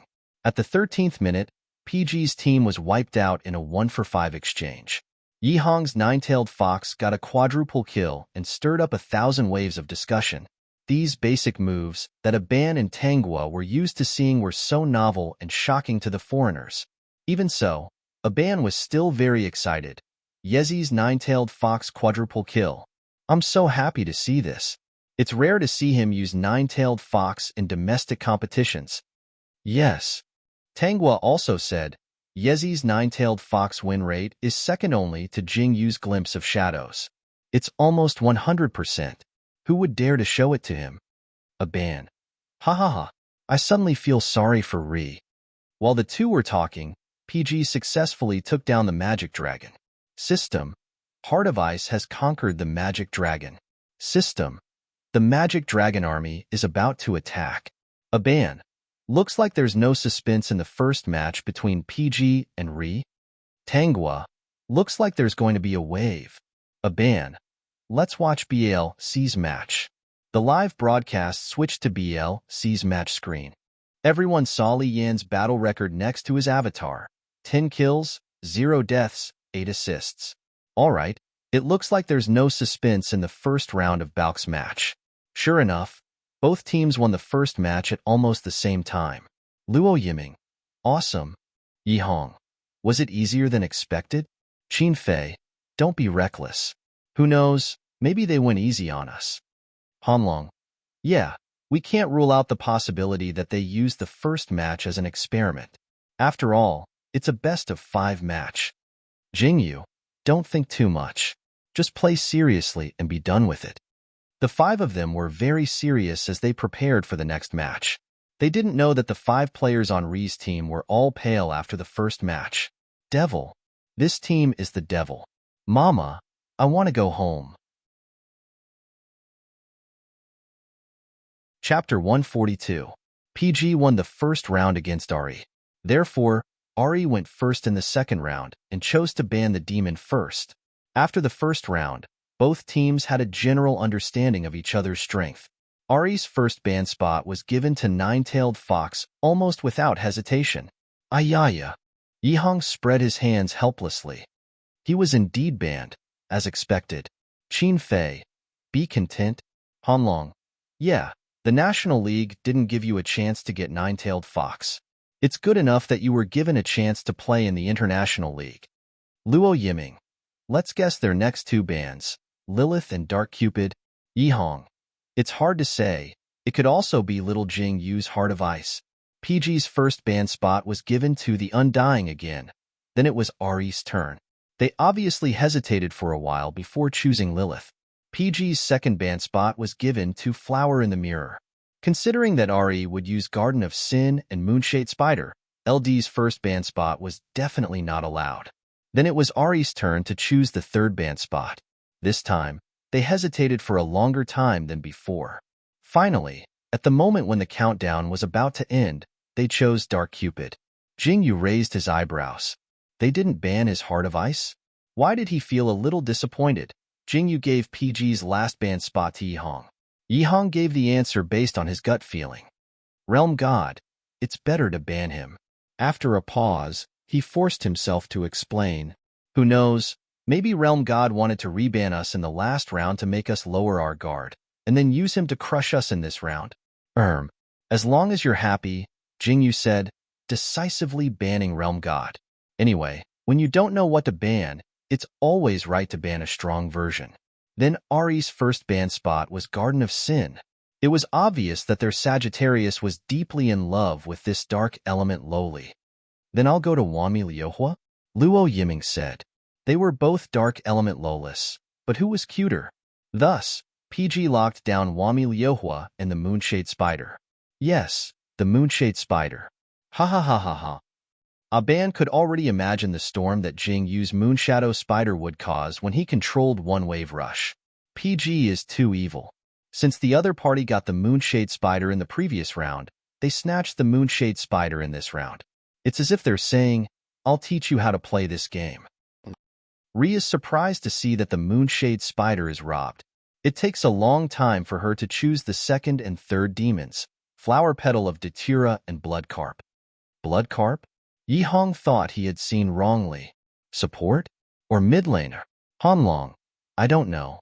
Country R's lineup is so mysterious. It's completely unpredictable. Jingyu. Maybe our lineup is also mysterious in their eyes.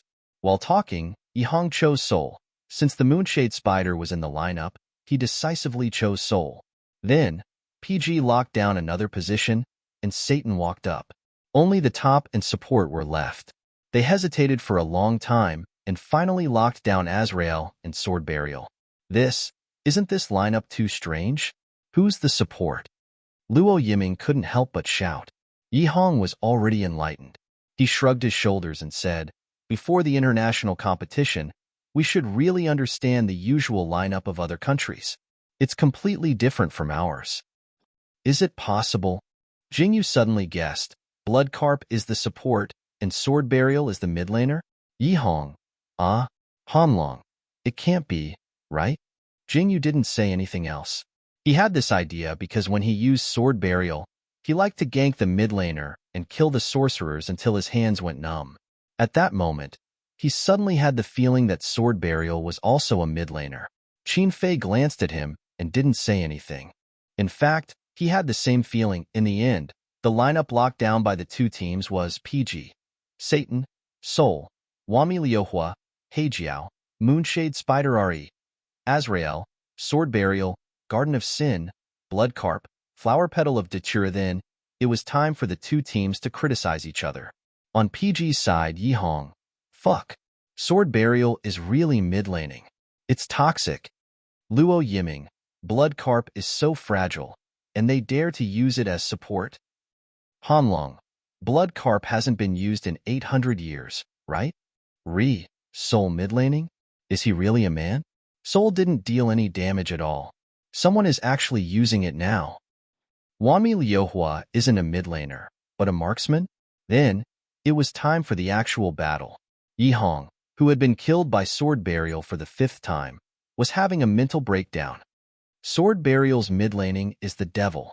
Jingyu, who had missed sword burial and was almost killed by sword burial because Yi Hong didn't control it.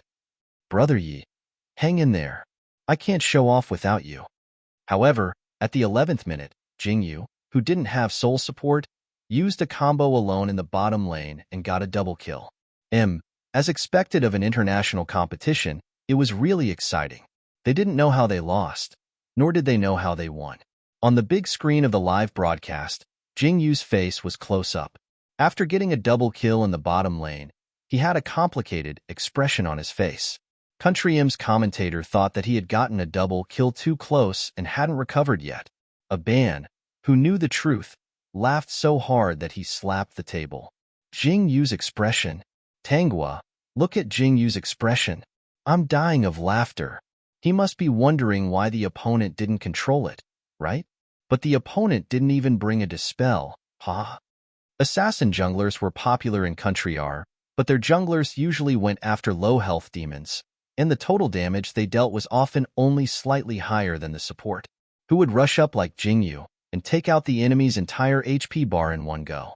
The people of Country R couldn't understand, and the people of other countries thought that Jingyu's combo just now was a coincidence. Until the big team battle broke out in the middle lane. Jingyu's Moonshade Spider used the same combo again and got a quintuple kill. The people of Country R? The people of other countries. In the end, in the second game between PG and RE, PG won again. It took more time than the first game, more than half an hour. When the post-battle data came out, everyone at the scene sucked in a breath of cold air. The Moonshade Spider's damage accounted for nearly 50% of PG's damage. It meant that nearly half of PG's damage was caused by the Moonshade Spider. It was even more than Luo Yiming's damage. As for Yi Hong's Elemental Soul, his total damage was even lower than Han Lung's support. He was already depressed. Yi Hong, fuck. If you use Sword Burial again, I'll kill you. Qin Fei, wake up, we have a backup plan. We can't get it. Ari's Sword Burial really showed off. If it weren't for Jingyu's Moonshade Spider, PG might not have won this game. Luo Yiming, well, Jingyu's Moonshade Spider is going to be gone. I'm not worried at all. Jingyu was calm. I haven't used my Sweeping Shadow yet. Hanlong, Jingyu's Sweeping Shadow is still the best. Luo Yiming, ha ha ha ha ha. If Jingyu uses his Sweeping Shadow, will he still be alive? Jingyu was more worried now. Brother Yi, are you okay? In the previous game, Yi Hong was obviously defeated by Sword Burial. He made a lot of mistakes in the later stages of the game, causing Luo Yiming to suffer as well. As a result, both of them didn't have a good record. Yi Hong rubbed his hands and said, yeah, but didn't say anything else. He knew better than anyone that he wasn't in a good state in the previous game. He couldn't guarantee how the next game would turn out, but he could only do his best. Luo Yiming guessed correctly. In the third game, Ari Banjing used Moonshade Spider. Ari's 3 bans were Moonshade Spider, Nine-Tailed Fox, and Lilith. PG's bans were the same as the previous game. Immortal, Realm God, and Flower in the Mirror. In this game, Ari chose the demon first, and their first position was Sword Burial. Yi Hong's lips twitched. He regretted banning Realm God. He suddenly wanted to use Realm God to show the other side why flowers were so red. Jingyu frowned when he saw Ari's Sword Burial. Obviously, Ari had gradually figured out a way to deal with PG at this point in the game. On PG's side, the demons that they had won were all banned, so they could only think of a way to deal with Ari's formation while they played with their new formation. What should I do? Jingyu, I want to use my Sweeping Shadow. Qin Fei, I suggest you wait. Jingyu, huh? This is only the first game. Don't throw out all your chips at once, Qin Fei said as he locked Wami Liuhua. Yezi, I'll go mid for this game. You go first. I'll I'll go first as a mage? Yi Hong thought he had heard wrong. Go first? Qin Fei looked at him with disdain. Just stay under the tower and finish off the enemy. Your mage has long arms and high damage, so it won't be easy for the enemy to kill you if you stay low. Jingyu thought for a while and thought it was feasible. Well, that's it. Don't worry, Brother Yi. I'll help you. I'll still take Heart of Ice for this game. Yi Hong. Okay, I'll take Scarlet Fury. At least he had a control skill, so he could stay low for as long as possible. In the end, the lineups for the third game were PG, Scarlet Fury, Wanmi Liuhua, Maha, Gulen, Heart of Ice Re, Azrael, Sword Burial, Garden of Sin, Blood Carp, Flower Petal of Datura. It was inevitable that they would complain. On PG's side, Yi Hong. Wow, they didn't even change their lineups? How arrogant. Jingyu. It seems that RE is the kind of team that will continue to play if they think they can win. Hanlong. The combination of Garden of Sin and Blood Carp is really amazing. I don't know what's their advantage. Qin Fei. Maybe it's high damage? This season, the officials had strengthened Blood Carp, a support with a lower usage rate than Heart of Ice. It increased her magic damage to the point that she could pretend to be a mage and play in the mid lane. She was favored by support players who pursued damage output. That was how the trend of mage support in Country Z was brought up. However, in the professional league where team victory was more important than individual results, players would still prioritize support who could protect their archer. When Ari saw PG's lineups, they wanted to flip the table, not to mention complain. Scarlet Fury is serious? There are still people who use Maha? I almost forgot about this archer's existence. Gulen? Isn't that a monster that only newbies use? This team's lineups are too strange. I don't understand it all. Then, in the third minute of the game Frowny Face system, Wami Liuhua, 1 kill. System. The enemy's Sword Burial has been killed. System. Wami Liuhua, double kill. System. The enemy's Flower Petal of Datura has been killed. Qin Fei's Wami Liuhua and the enemy's Sword Burial were facing each other in the mid lane. Both of them had low HP. The enemy's jungler, Flower Petal of Datura, saw that he had low HP and wanted to gank him. In the end, Qin Fei's Wami Liuhua not only killed Sword Burial, but also killed Flower Petal of Datura. It was a double kill. 666. Yi Hong was convinced. Brother Fei is indeed Brother Fei. I can't be too useless. Otherwise, I'll be scolded to death when I return. As he spoke, he used his Scarlet Fury to control the enemy's Azrael with a blood coil. Then, he used the skill Bloodlust to deplete a layer of Azrael's HP. Against a high damage and high defense top laner like Azrael, he could only maintain his distance and slowly deplete his HP. Jingyu's Heart of Ice went to the top lane from time to time to help Yi Hong. Then, he reminded him, don't go too deep. Be careful of the enemy jungler. As soon as he finished speaking, 2 more system notifications appeared. Frowny Face system. Maha, 1 kill. System. The enemy's Sin Garden has been killed. Luo Yiming has successfully killed the enemy's archer. The commentators from Country M were having a headache. They didn't think highly of the lineups of the two teams, but they were able to produce results that were beyond their expectations. They decided to go and commentate their own team's matches. In contrast, Aban's commentary was much clearer.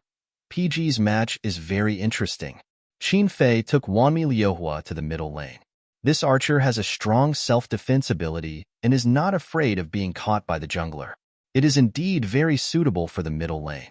As far as I know, players from many countries like to take Wanmi Liuhua to the middle lane. However, Yezi's Scarlet Fury is at a bit of a disadvantage. Fortunately, Jingyu is helping him. The bottom lane PG once again took out the combination of Maha and Gulen.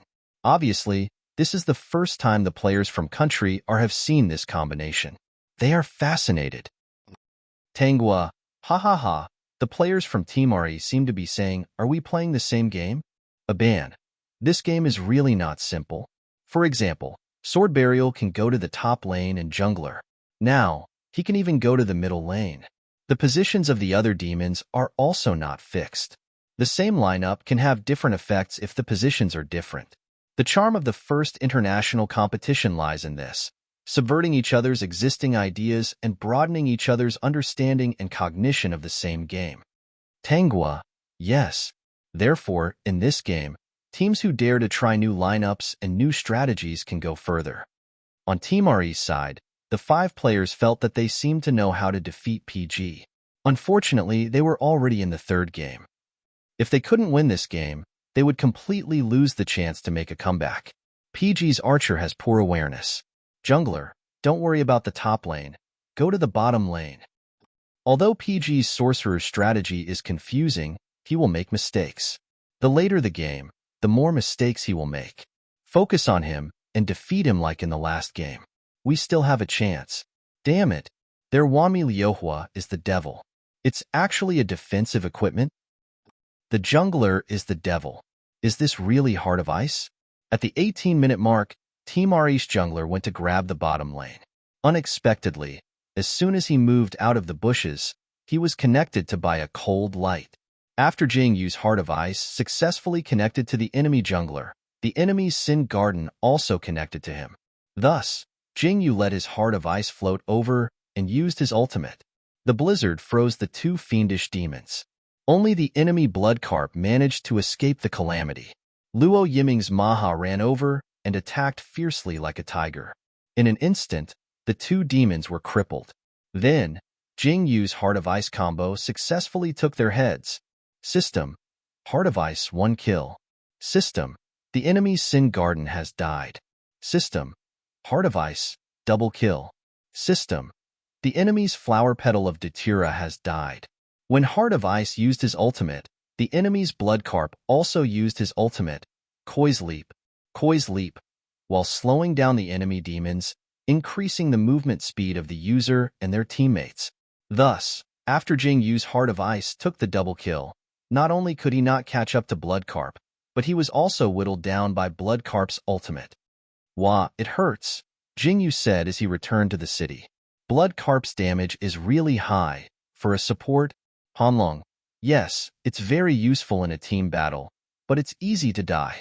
It's better to have a mage support with control skills. Later on, we can directly use AP equipment to deal higher damage. Jing Yu, don't just stand there. Go and kill the dragon now.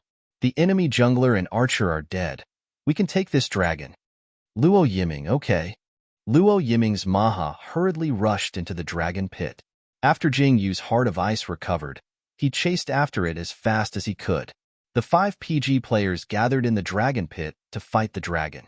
When the battle was about to end, the enemies Azrael and Sword Burial wanted to steal the dragon, but they were directly killed by Qin Fei and Luo Yiming's archer split damage.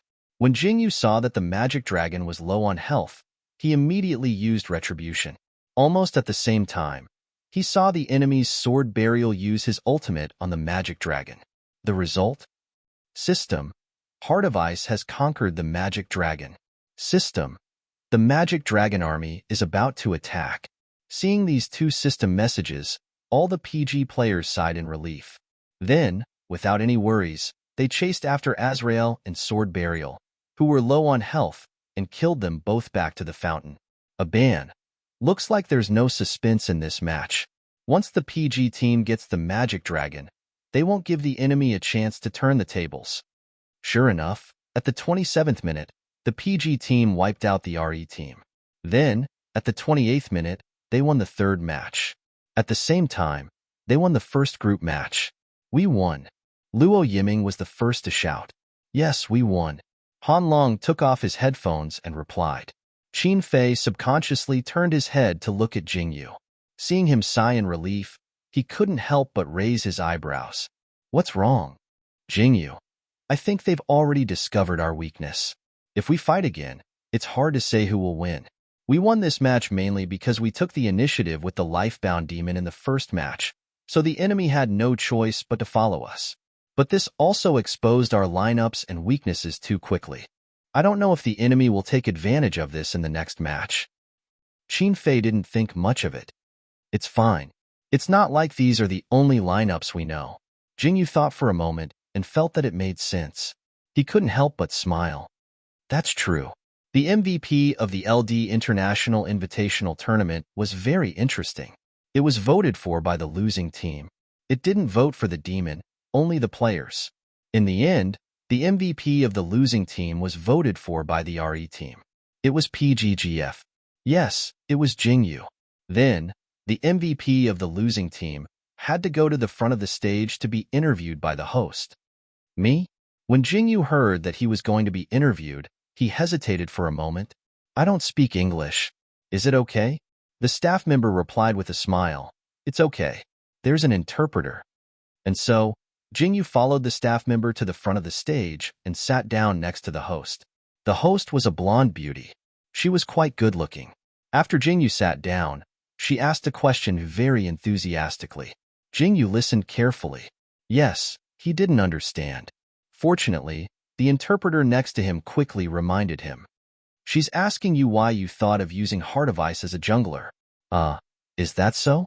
Jingyu picked up the microphone and replied seriously. I like it. After a pause, he felt that this wasn't deep enough, so he added 2 more words. Very much?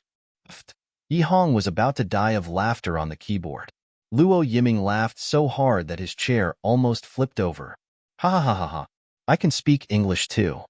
Han Lung looked surprised. I actually understand English. Even Qin Fei couldn't help but laugh out loud. He raised his hand and touched his nose. That's too cute. The host from M Country smiled awkwardly and politely, then asked the second question. As we all know, love isn't enough to train a good demon. You must have trained Heart of Ice for a long time, right? Can you tell me how long you've been training? The interpreter said to Jingyu. She asked you how long you've been training Heart of Ice. Jingyu nodded to show that he understood. He picked up the microphone and said, Very long time. Yi Hong. Ha ha ha ha ha. Oh my god. Someone stop him. Han Long. I'm dying of laughter. Does he not know that he can speak Chinese? The interpreter couldn't help but laugh. Finally, he kindly reminded him that you can actually speak Chinese. He can actually speak Chinese. Why didn't he say so earlier? Jingyu knew that his English wasn't good. When he recalled the poor English he just said, he wished he could escape on the spot. In the end, he could only brace himself and explain. Sorry, my English is very, not good, but, in order to take care of the feelings of the audience, I tried my best to speak, but it seems like I messed up. I'm very sorry. The host only understood the first half of the sentence. He smiled and replied, It's okay, you can speak your mother tongue. Jingyu, regarding the question just now, I've been training Heart of Ice for a long time. It's the first demon I've trained. Host, we'll have subtitles to help with the translation. Jingyu, Actually, I think Heart of Ice is much better after it's strengthened. The interpreter almost laughed out loud. No. Jingyu froze for a moment. Before he could react, the host had already given up and looked at the audience. Okay, let's give a round of applause to thank the GF contestant for sharing.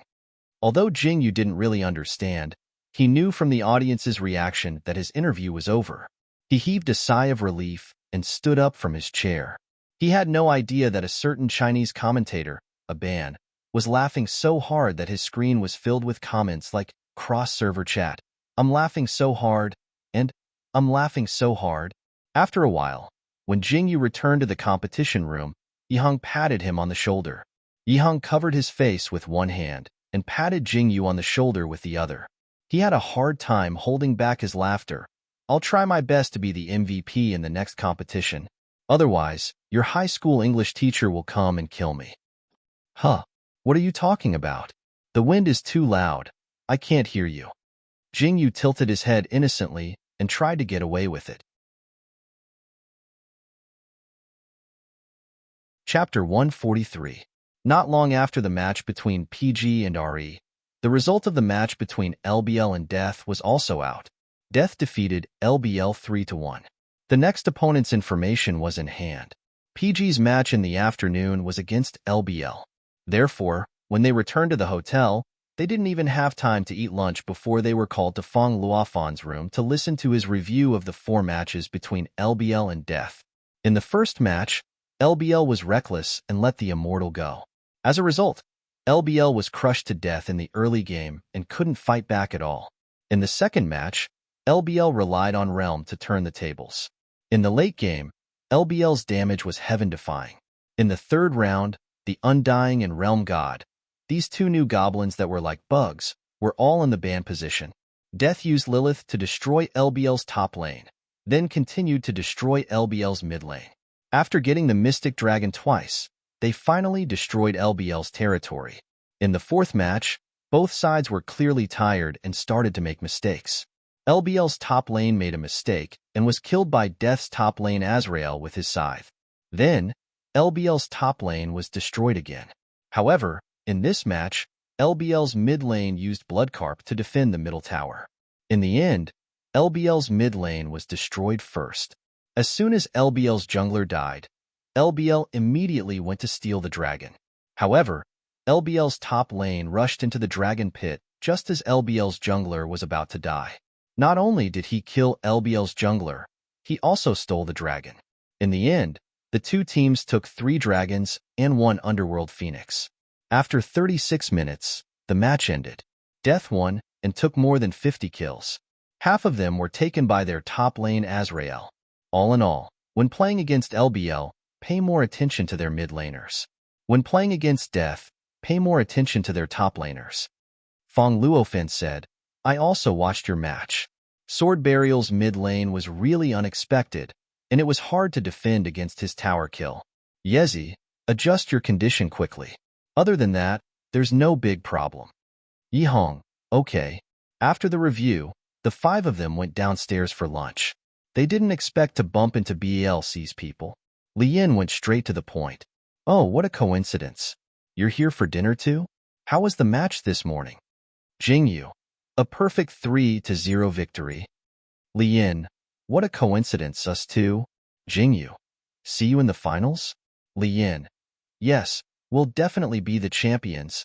Jingyu laughed. Let's see who's more capable. In the afternoon, after the two teams had lunch, they rushed to their respective battlefields. Aban and Tanghua also turned on their live streams immediately.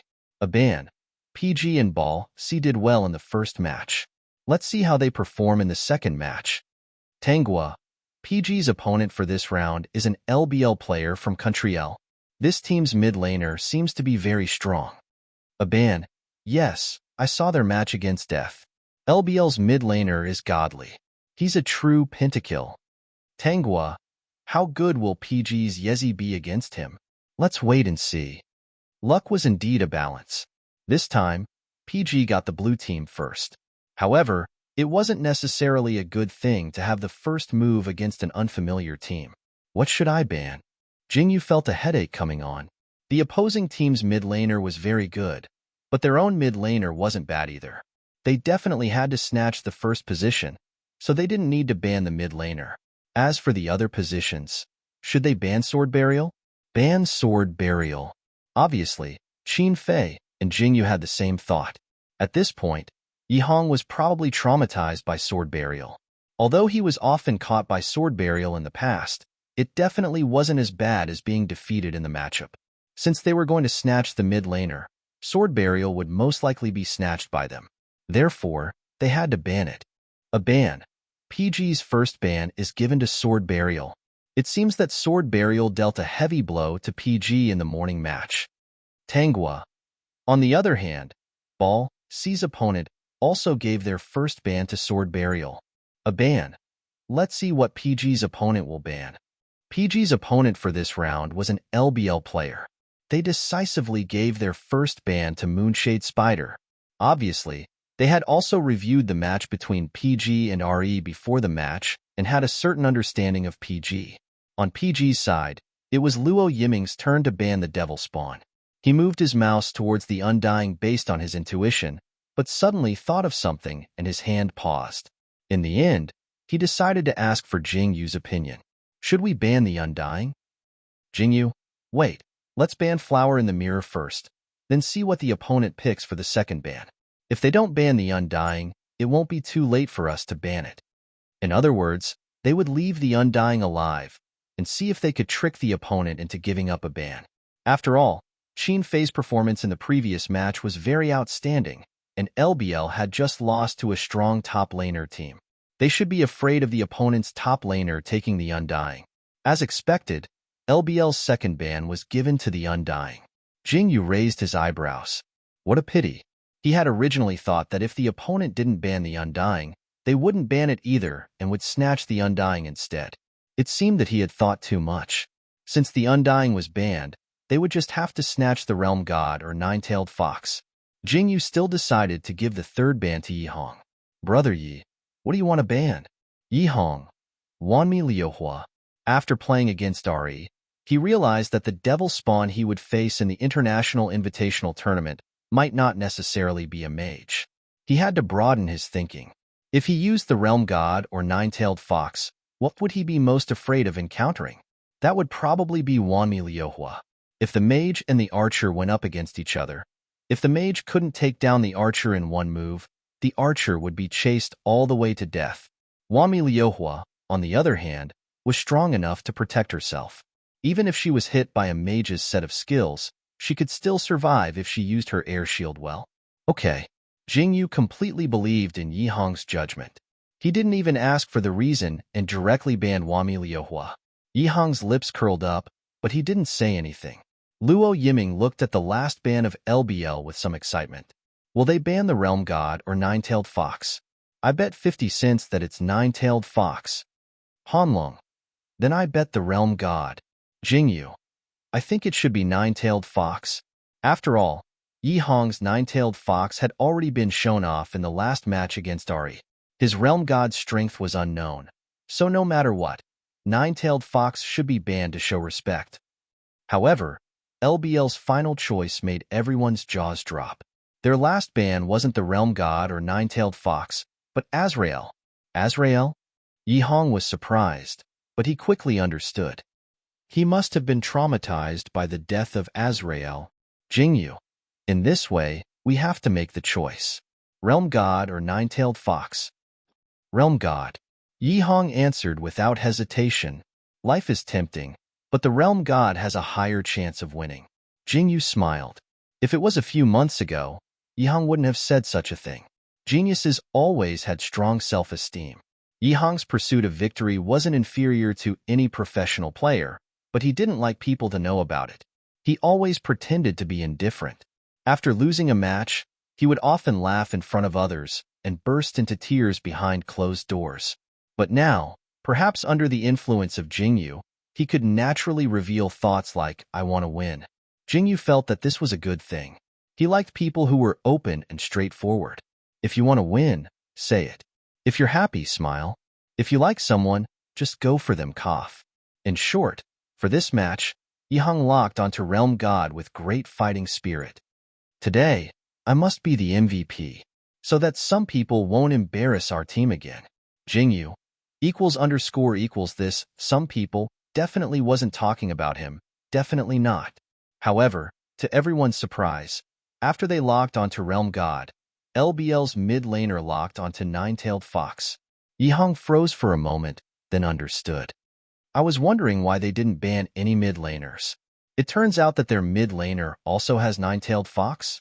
Even so, Yihong wasn't scared at all. Ever since PG created their second team, they would play internal practice matches whenever they had free time. Yihong didn't know how many times he had played against AI Min's Nine-Tailed Fox. Even though there were wins and losses, with Realm God, his chances of winning against Nine-Tailed Fox were almost 100%. After LBL locked onto Nine-Tailed Fox, the other player hesitated for a while before finally choosing Bloodcarp. Wow, is Bloodcarp used so much overseas? Yihong was surprised. If that's the case, I think I can get glimpse of death this round, Jingyu said. The enemy mid laner and support were so weak. If he didn't get glimpse of death, it would be a waste of their good intentions. Yihong didn't know whether to laugh or cry. If you get glimpse of death, can I still get MVP? Luo Yiming. Obviously not. Hanlong. No. Qin Fei. Yeah. No. Yihong. Wow. You guys are too much. You're not even giving me a sliver of hope? Even though he said this, he didn't look disappointed at all. Instead, he looked a little excited. I still want to compete with little Jingyu for MVP. However, Jingyu ignored him and turned to Qin Fei. Brother Fei, Should I get Glimpse of Death? Glimpse of Death was his sure kill weapon. If he took it out, he would definitely be banned in the next round. Therefore, it was important to choose when to take it out.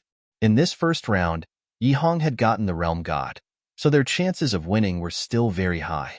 Therefore, Jingyu felt that even though the opponent had gotten a bunch of squishy skins, and he should be able to kill them with fleeting shadow, wouldn't it be a waste to use his only chance to appear here? Qin Fei thought for a moment before replying, "Take it if you want to." He paused for a moment before casually analyzing.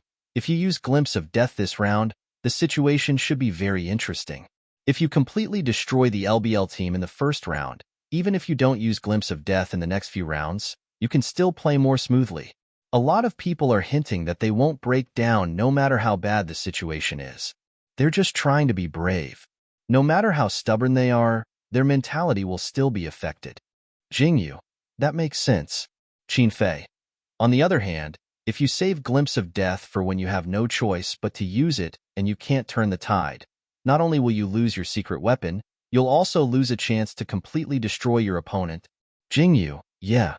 As expected of Brother Fei, his analysis was absolutely correct. Thus, Jingyu happily locked onto Glimpse of Death. He didn't notice that Yihong was looking at him helplessly, not knowing whether to laugh or cry. He clearly wanted to use it. Qin Fei really spoiled him, giving him a reason to use it.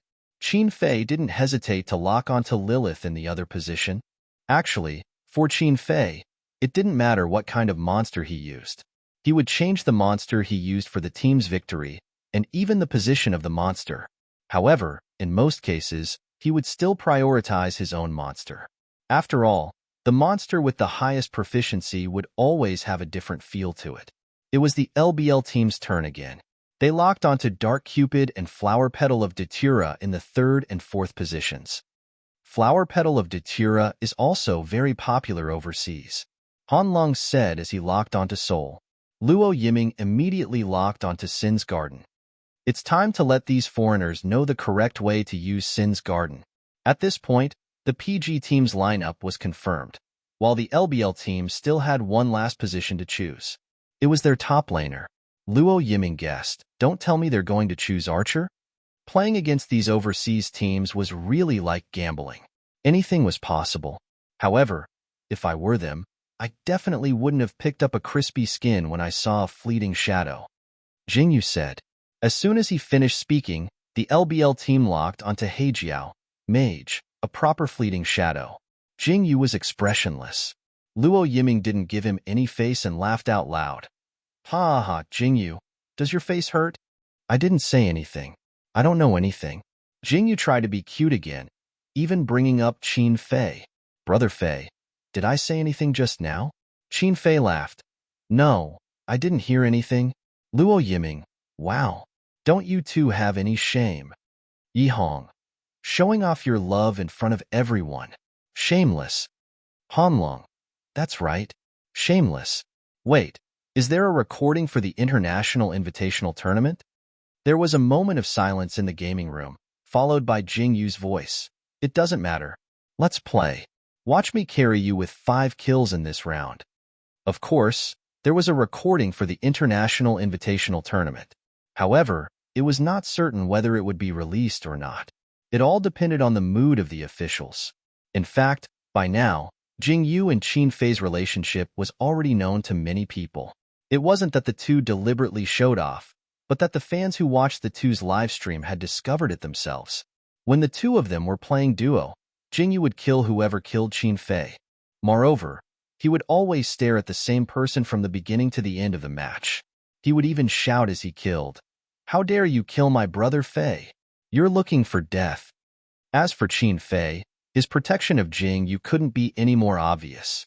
He protected him for almost the entire match, and at crucial moments, he would rather protect him than the archer. He even sent a public message, "Fish, come and take this buff." The matched archer. In short, the two of them didn't deliberately show off their love for each other, but they didn't intend to hide it either. It was more or less an attitude of not admitting or denying it. This ambiguous relationship attracted even more people to watch their live stream, causing Yihong and the others to refuse to play Duo 3, 4, or 5 with them. After the LBL locked onto the archer, the lineups of the two teams were confirmed: PG, Lilith, Realm God, Singarden, Soul, Fleeting Shadow LBL, Heijiao, Nine-Tailed Fox, Dark Cupid, Bloodcarp, Flower Petal of Datura. After entering the battlefield, the first 5 minutes were peaceful between the two teams. The moment the 5 minutes jumped to 6 minutes, Jingyu said, "I'm in big trouble." These 4 words were like a signal. The PG, top, middle, and bottom lanes all went berserk, pressing into the tower and crippling the opponent. Then, Jingyu's sweeping shadow activated. After accumulating power on the spot, he rushed to the top lane with a whoosh, leaving behind a silver afterimage on the battlefield, like the trace left behind by lightning in the night sky. The enemy Heijiao's return to the city had just started, and before he could react, his screen turned gray. System: Fleeting Shadow, 1 kill. System: Enemy Heijiao has died. Then, Fleeting Shadow moved out of the tower to avoid the tower damage and charged up a second time, instantly arriving at the bottom of the tower in the middle lane, appearing behind the enemy Nine-Tailed Fox. Without even using his sword, the fragile Nine-Tailed Fox was killed by Fleeting Shadow's big move. System: Fleeting Shadow, double kill. System: Enemy Nine-Tailed Fox has died.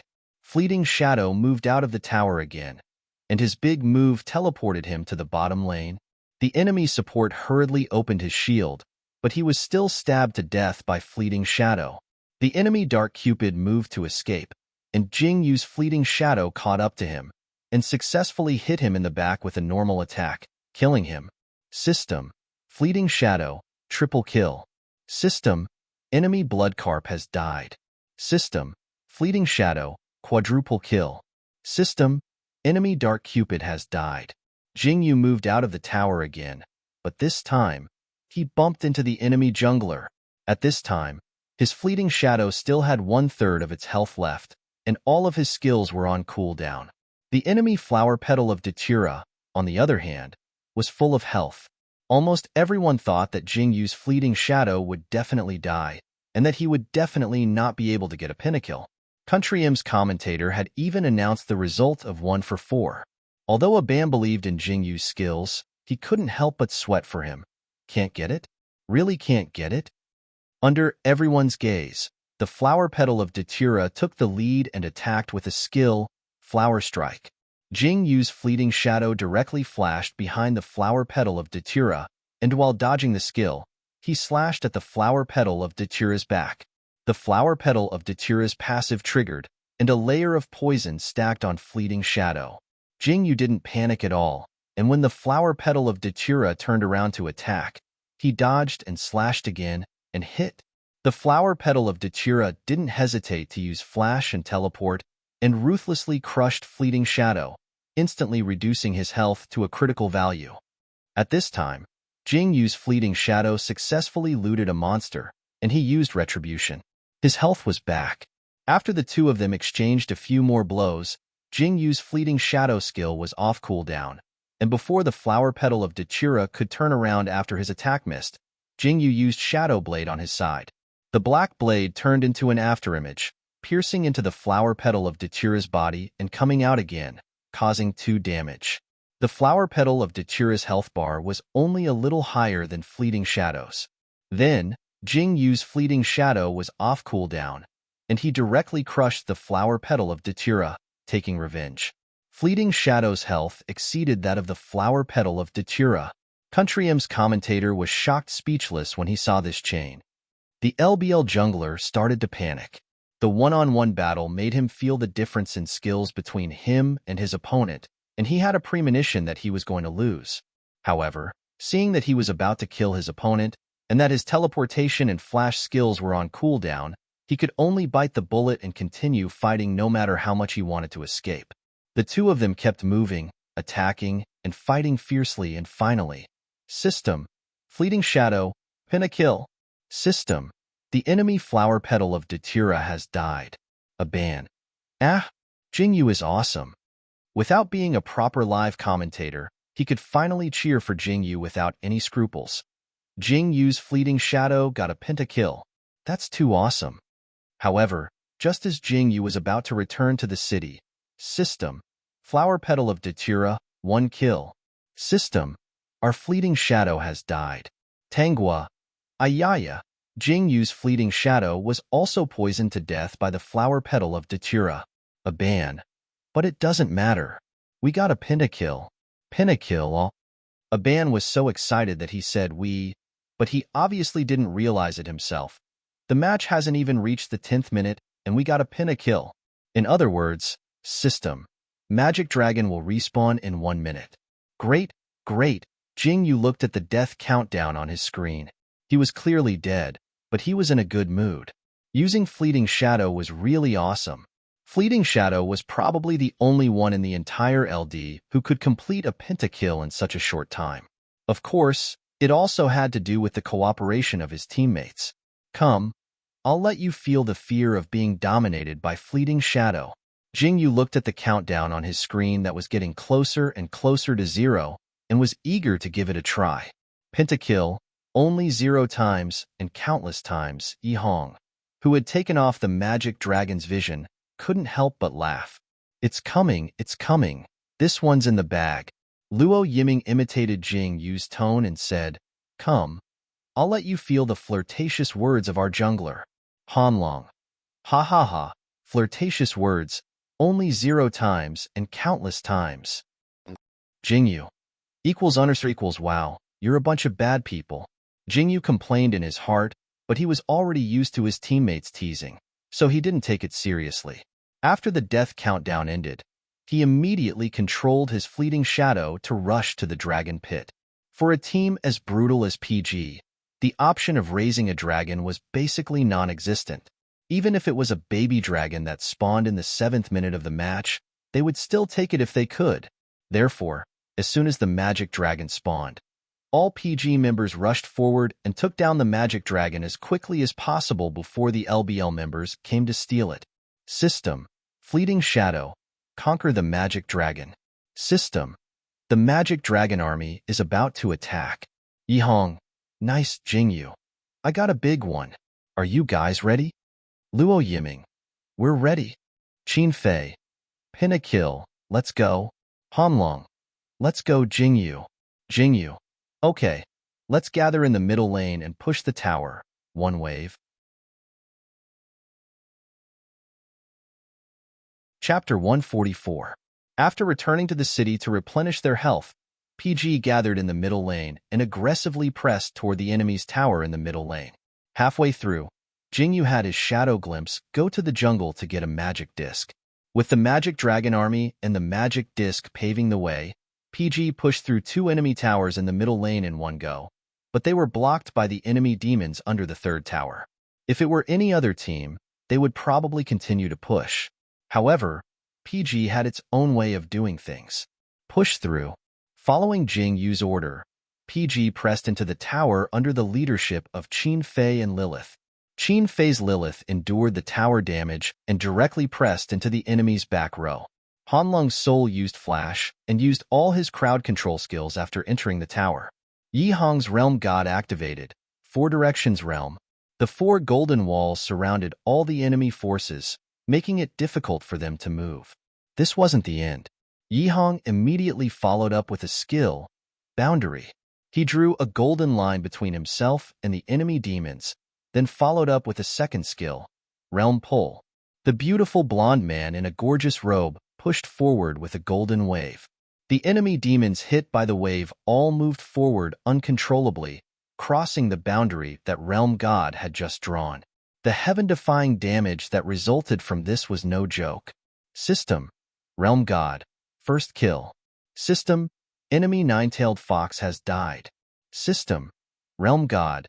Double kill. System. Enemy Bloodcarp has died. System. Realm God. Triple kill. System. Enemy Dark Cupid has died. System. Realm God. Quadruple kill. System. Enemy Heijiao has died. System. Realm God. Pin a kill. System. Enemy Flower Petal of Datura has died. Yi Hong, nice. Luo Yiming. Damn. 5 kills in one go, awesome. Hanlong. Yezi 666. While Yi Hong was annihilating the entire enemy team, Luo Yiming Sin's garden and Jing Yu's glimpse of shadows had successfully destroyed the 3 towers and rescued Lilith, who was at critical health. System. Sin Garden. Destroy the enemy's defense tower. Qin Fei raised his eyebrows. If you were any later, I would have died. Luo Yiming. Didn't we make it in time? Yi Hong. Continue to push the tower. Quick, quick, quick. Continue, continue, continue. Yi Hong, who had gotten a pentakill, was especially excited. It was as if he could already see himself receiving the MVP award in front of the stage. His teammates smiled helplessly and continued to push forward with him. With the enemy's entire team dead, PG and his team were able to follow the last wave of Magic Dragon Army into the enemy's territory with ease. Then, with all their members attacking the territory, they destroyed the territory in minutes and won the match. Final time used, 12 minutes. They only needed 12 minutes to win the match. A ban. PG is awesome. Jing Yu and Yezi each got a pentakill. 2 pentakills in 1 match, that's awesome. Tanghua, 12 minutes, that's too fast. It's unbelievable. This is the fastest match in the International Invitational Tournament so far. A ban. Soul and State God combined control. State God's set of skills took out the entire enemy team. This will definitely be the top 1 kill this Friday. Tanghua. Then the top 2 will definitely be Jing Yu's glimpse of Shadow's pentakill. In this match, PG's performance was impeccable. It was obvious that he had dealt a heavy blow to the LBL team, causing the LBL team's room to be silent for a long time. In the end, it was their captain who spoke first and comforted them. Don't worry, it's a best of 5. We only lost 1 match, so we still have a chance. Their teammates responded one after another, but everyone's expressions were stiff. Everyone knew that it was too early to say that they were going to lose. However, they had lost 2 pentakills in the first round, and they had no way to fight back. They had lost the match in 12 minutes. This blow was not something that could be erased with a simple, "there's still a chance." However, the winning team also had their own pressure. Jingyu, don't relax, maintain your condition, and win in one go. If they lost the second match after leading the first match, the pressure on them would be even greater than the LBL team. In the second match, the LBL team gave the first ban to Glimpse of Shadows. This was within everyone's expectations. Country M's commentator even claimed that Jing Yu's Glimpse of Shadows was unbeatable and that he was the world's #1 Glimpse of Shadows. A ban couldn't help but laugh. Country M's commentator is really daring. Every sentence is so full of confidence. Aren't they afraid of being slapped in the face later? After a pause, however, I don't think there's anything wrong with saying that Jing Yu's Glimpse of Shadows is the world's #1. Haha, a ban. You really think highly of Jing Yu. Tanghua laughed. However, it turns out that your judgment is quite accurate. Jing Yu's current position in the Chinese server is no less than BLC's Li Yin. In this season, very few people say that Li Yin is the #1 jungler in the Chinese server. Everyone says that he's the #1 sword burial, and Jing Yu's title as the #1 assassin in the Chinese server can't be any more stable. A ban. I'm looking forward to seeing which assassin monster jungler he'll use this time. As the two spoke, PG gave the first ban, and it was still sword burial. Jingyu calmly analyzed, they're going to make the first move this round, so they'll definitely snatch the mid laner. We can't use Realm God, but we have to ban them in the end. Qin Fei, giving them hope and then cutting it off. That's really bad. Jingyu coughed. It's all tactics. You taught me. Qin Fei couldn't help but laugh. Yeah, I taught you. Jingyu decided to ignore him and continued his analysis. They still have 2 bans left. I'm guessing they'll be Moonshade Spider and Immortal. If they don't ban those 2, we'll snatch them. He paused. In other words, their first ban is almost certain to be Nine-Tailed Fox. Brother, you won't have a problem suppressing it with Soul, right? No, Yihang said, then sighed. Although I'd rather use a Burst Mage to show off, Jingyu, then we won't ban Realm God. How confident are you if you use Nine-Tailed Fox against a Realm God? He didn't expect Jingyu to really try to satisfy him. Yihang's eyes widened in disbelief. After a while, he replied seriously, I don't know how good he is at Realm God, so it's hard to say. But I can tell you that if I go up against AI Min or Qin Xiaoxiao, my chances of winning against Nine-Tailed Fox are 50-50. AI Min, PMGM, Team PG's mid laner, former captain of Team DJSS. Known for imitating Yi Hong's style and playstyle, she gradually figured out a playstyle that was more suitable for her. In the mock competition against Team 1, she led the team to victory many times. Although most of the time, it was PG who lost. Qin Xiaoxiao, Jock XD, Team JOK's mid laner and captain. Before Yi Hong, he was known as the #1 nine-tailed fox in the country. He was the main tank of JOK's team and led his teammates to victory many times.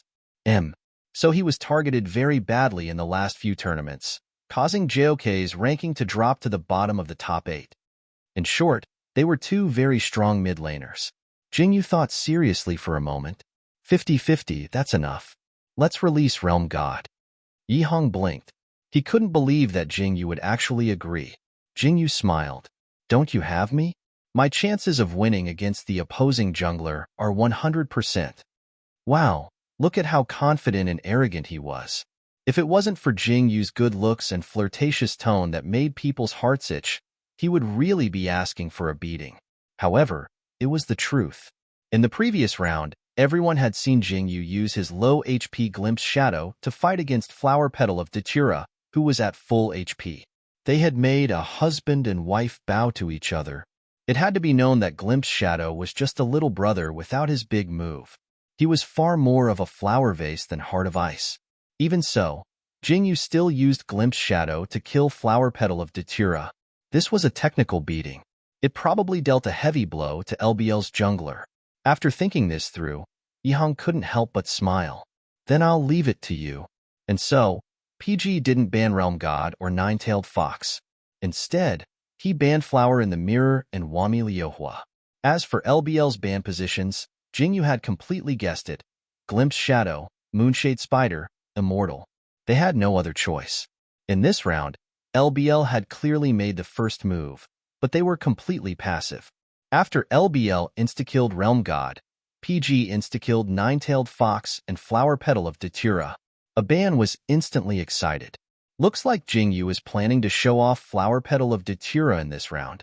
Is it possible for him to show off all the assassin-type monsters in the International Invitational Tournament? Definitely. Tang was said with certainty. Speaking of which, Yezi got Nine-Tailed Fox in this round again. Even though he's up against Realm God, for some reason, I have a feeling that Yezi will win. Aban. Ha ha ha. It's probably because Yezi's Nine-Tailed Fox has never lost before. According to the official statistics of the monster's win rate, there are only 2 monsters with a 100% win rate. One is Jingyu's Glimpse Shadow, and the other is Yezi's Nine-Tailed Fox. Tangua. That's unbelievable.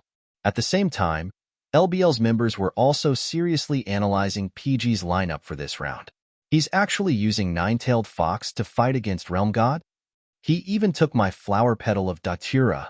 If he loses this round again, won't he lose face? In an esports competition, the most frustrating thing was to lose even after exchanging monsters and monsters. This was the most direct reflection of the strength of both sides. When both sides entered the battlefield, the final lineup was as follows: PG, Lilith, Nine-Tailed Fox, Dark Cupid, Sarir, Flower Petal of Datura LBL, Azrael, Realm God, Singarden, Mermaid, Bladeless Burial. Jingyu was really surprised when he saw that the LBL's last position was Bladeless Burial. In China, it was very rare to see assassin-type monsters jungling. Only the Flower Petal of Datura and the Moonshade Spider were more common. Now, he actually saw Bladeless Burial when he was fighting against an LBL team from country L Jingyu. It seems that the foreign junglers prefer to chase after low-health players. Bladeless Burial was undoubtedly the best monster in the world when it came to chasing after low-health players. Whether it was her second skill, Burrow, or her ultimate skill, Slayer's Will, they all had a speed increase effect. As long as she targeted a low-health player, it was almost impossible to escape. However, Bladeless Burial's base health was even lower than Heart of Ice. It was very easy to be counter-killed, so it had to be used very carefully. Soon, the match began. After Jingyu's Flower Petal of Datura entered the battlefield, he directly rushed to his own jungle. After clearing all the jungles in the jungle, he unlocked the third skill, invisibility. Then, he ganked the enemy's top laner, Azrael, and was hit by Azrael's normal attack. After activating his passive, he successfully stacked 3 layers of poison on Azrael. He could now use invisibility. Flower Petal of Datura's invisibility could only be used when stacked 3 layers of poison. After Jingyu successfully made his Flower Petal of Datura invisible, he didn't even look at Azrael, who looked like he was facing a great enemy. He swaggered under the enemy's defense tower and invaded the enemy's jungle. Aban was about to laugh to death. Ha ha ha! LBL's Azrael is hiding under the tower and doesn't dare to move. Tangua. He must think that Jingyu's Flower Petal of Datura is still nearby and wants to ambush him. However, Jingyu's goal is only to use invisibility. Aban. Yes, gank Azrael and activate invisibility in order to sneak into the jungle. That's too cunning. Jingyu calculated the time and knew that Bladeless Life should be farming in the upper jungle right now. Sure enough, when he arrived next to the Green Goblin, he saw that Bladeless Burial was soloing the Green Goblin. Jingyu shamelessly had his Flower Petal of Datura crouch by the side and wait for the Green Goblin to have low health before using Retribution on it. Got it. The enemy's Bladeless Burial? The Green Goblin that he had worked so hard to kill was taken away just like that. The enemy jungler was obviously stunned for a moment before he suddenly attacked Jingyu. Jingyu's Flower Petal of Datura's invisibility was removed the moment he used Retribution. Even so, he still had the initiative. Almost at the same time that Bladeless Burial was about to grab him, he used his second skill, Flying Flower. He turned into a small purple flower and floated behind Bladeless Burial. Then, he used Flower Strike. The 2 skills hit consecutively and successfully stacked 2 layers of poison on Bladeless Burial. The LBL jungler was indeed someone who knew how to use Flower Petal of Datura. He knew that attacking at this time would trigger a passive effect, so he simply gave up on attacking. Instead, he roamed nearby and waited for his teammates to come help him. However, the LBL top laner, Azrael, was busy clearing out troops to defend the tower. He was being suppressed by Qin Fei's Lilith to the point that he couldn't breathe. The mid laner, State God, and Nine-Tailed Fox were both at low health. They couldn't even take care of themselves. What should he do if no one came to help him? Bladeless Burial hesitated, and Jingyu's Flower Petal of Datura immediately chased after him. Bladeless Burial was clearly the one who was good at chasing, but he was being chased by Jingyu's Flower Petal of Datura and had no choice but to escape underground. Thus, Jingyu took the opportunity to steal another wild in the LBL's jungle. The LBL jungler felt wronged. He could only watch as his wild was stolen, but there was nothing he could do. Finally, the LBL top laner couldn't stand it anymore. He gave up on a tower and rushed into the jungle. However, Qin Fei also decisively gave up on pushing the tower and chased after him into the enemy's jungle. The LBL jungler was both happy and worried. He was happy because he finally had the confidence to fight against Jingyu's Flower Petal of Datura, but he was worried because, as soon as the LBL Azrael entered the jungle, Jingyu's Flower Petal of Datura took the initiative to meet him. After dodging the opponent's skill, he received the opponent's normal attack. Then, he used 2 skills, one after the other. Passive, Flower Rage, Poison Stack 1. Displacement, Flying Flower, Poison Stack 2. Attack, Flower Strike, Poison Stack 3. Invisibility. After Jingyu's Flower Petal of Datura became invisible, he didn't even look at Azrael. He turned around and rushed towards Bladeless Burial. A normal attack. When Flower Petal of Datura attacked an enemy monster while invisible, the damage dealt would be doubled. Bladeless Burial, who was at half health, only had a sliver of health left after this attack. He was so scared that he counterattacked. He successfully hit, but he wasn't happy at all. Passive activated, Poison Stack 1. After Jingyu's Flower Petal of Datura gave Bladeless Burial another normal attack, he didn't even look at him. He moved to dodge Azrael's skill and met up with Qin Fei's Lilith. System, Flower Petal of Datura, 1 kill. System, enemy Bladeless Burial has died. Tangua, Aban. Bladeless Burial has been poisoned to death. When Jing Yu's Flower Petal of Datura turned around to face Bladeless Burial wasn't dead yet. However, Jing Yu left without hesitation. He clearly knew that Bladeless Burial was dead for sure. A ban. So cool. Every time I see Jing Yu using Flower Petal of Datura to leave a layer of blood on the enemy and then the enemy dying behind him, I think it's especially cool. Tengua. Ha ha ha. Real men never look back to see the poison activate. Just like that, Jing Yu coolly took down the first blood. Then, under the protection of Qin Fei and Lilith, he retreated from the enemy's jungle. However, was his comeback to the jungle over just like that? Obviously not. Without the protection of the defense tower, Azrael was instantly killed by Lilith. Qin Fei's Lilith was so ferocious that Azrael had no choice but to use Blink. However, Qin Fei wasn't willing to give up. He also used Blink and chased after Azrael. Almost at the same time, Jing Yu's Flower Petal of Datura's cooldown ended. He used Blink and teleported to catch up to him and used Flower Strike. Then, the two of them turned around and went a farm in the wild. System, Flower Petal of Datura, double kill. System, enemy Azrael has died. Tengua, ha ha ha, another one poisoned to death. A ban. The two of them turning around at the same time is too cool, ha ha ha. After Qin Fei and Jing Yu worked together to clear the LBL jungle, they returned to the top lane and destroyed the enemy's tower. The LBL top laner was about to cry. 2 consecutive top laners are so domineering. My luck is too bad. His teammate comforted him. Think about it this way. You took Azrael this round. If you didn't do that, you probably would have been killed. The LBL top laner wasn't comforted. I'm already dead. Thank you. The LBL top laner wanted to rely on his realm to destroy the enemy's mid lane. However, not only was he unable to take down the mid lane, his own top laner was also destroyed. Jing Yu's Flower Petal of Datura unscrupulously went against the jungle and increased the economy of both sides. Finally, Yihong, who was one piece ahead of the rest, used his nine-tailed fox to instantly kill the LBL top laner's realm. System, Nine-tailed fox, 1 kill. System, enemy's realm has died. Jing Yu, who was so engrossed in the jungle that he forgot to gank, said, Brother Ye's nine-tailed fox is really strong. Yihong didn't know whether to laugh or cry. Come and help me push the tower. Just like that, the LBL top laner's tower was taken down by the PG.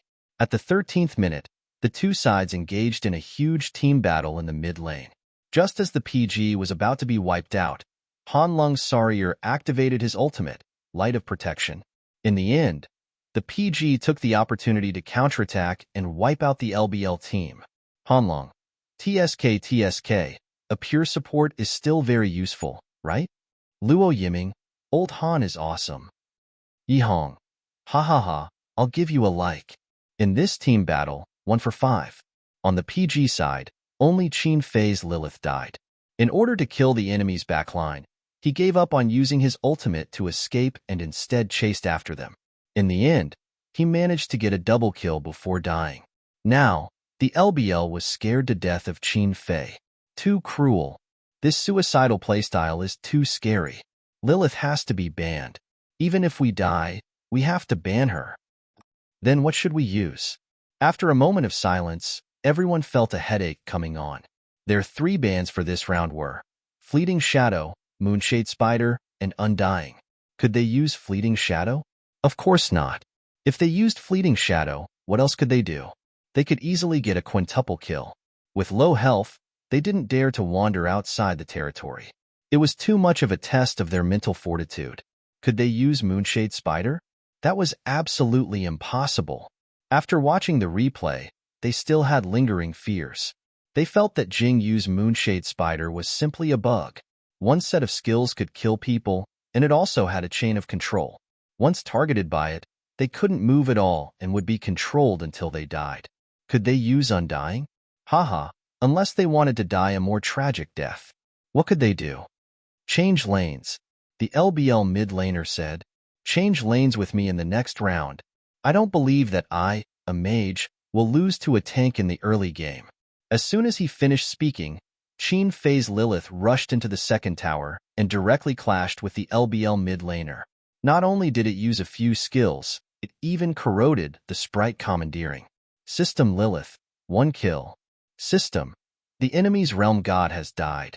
The LBL mid laner, the other 4 teammates. After a moment of silence, the LBL mid laner looked at his gray screen and said calmly, in the next round, the top laner and bottom laner will change lanes. The LBL archer. QAQ after Qin Fei's Lilith jumped the tower and killed the realm god. He was only left with a layer of health and flashed out of the tower. Jingyu saw that he didn't die and secretly heaved a sigh of relief. Brother Fei, go back to the city to recover. Brother Yi, lead the bottom lane. Yiming and Brother Han, gather in the middle lane and prepare to steal the dragon. Thus, after a period of time, the PG split into 2 groups. One group led the bottom lane and exposed themselves to the LBL's vision to attract their attention. The other group went to the dragon pit to steal the dragon. However, the enemy jungler still realized their strategy. The moment the magic dragon was about to finish, he drilled out of the ground and handed over retribution. Jingyu's flower petal of Datura handed over retribution at almost the same time. However, the moment he saw the enemy's bladeless man rise from the ground, his heart skipped a beat. As expected, System, bladeless man, conquer the magic dragon. System, the magic dragon army is about to attack. System, flower petal of Datura, 1 kill. System, the enemy's bladeless man has died. TSK, Jingyu really didn't understand. Why did the system always give the dragon to the enemy when they handed over retribution at the same time? At this moment, he was really annoyed. Reality proved that if you failed at the same thing too many times, you would lose your patience. What could he do? He could only vent his anger on the LBL players. Jingyu, I'm so angry. Kill them.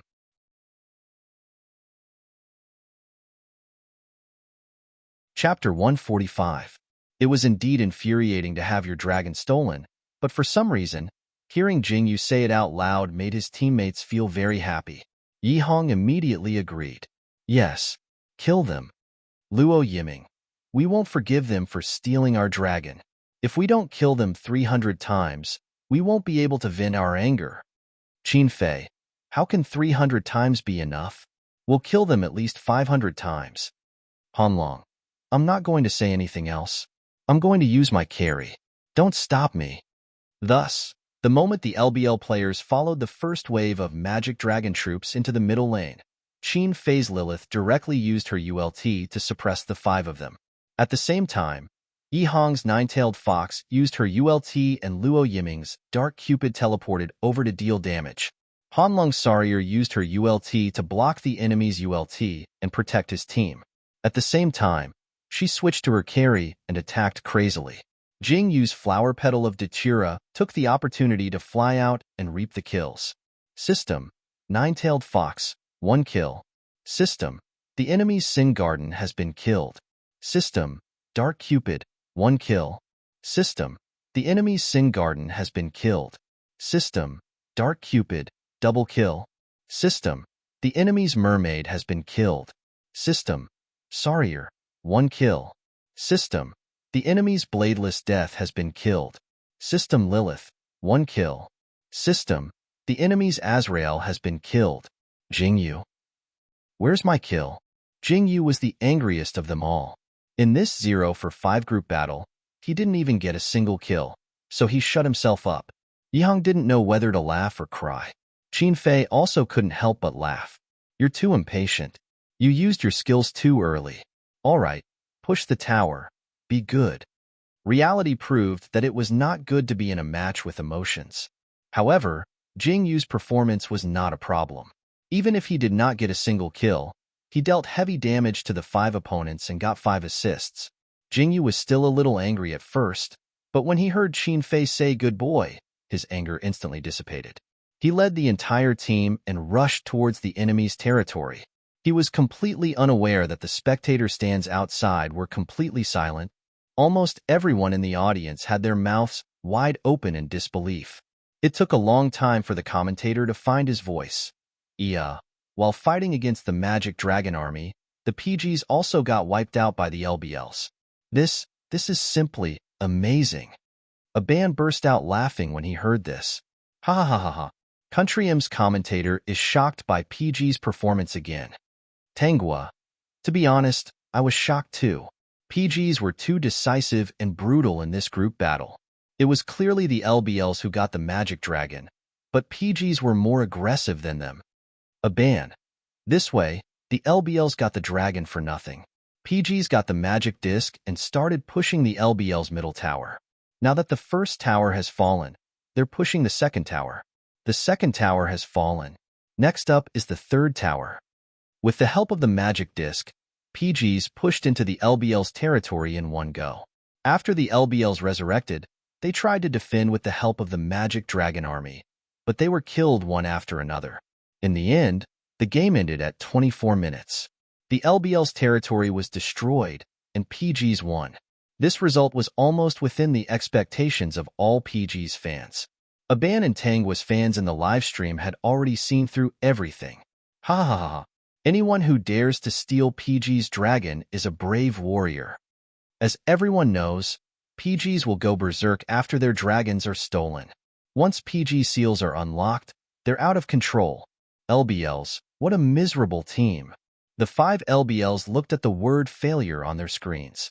They were so shocked that they lost their expressions.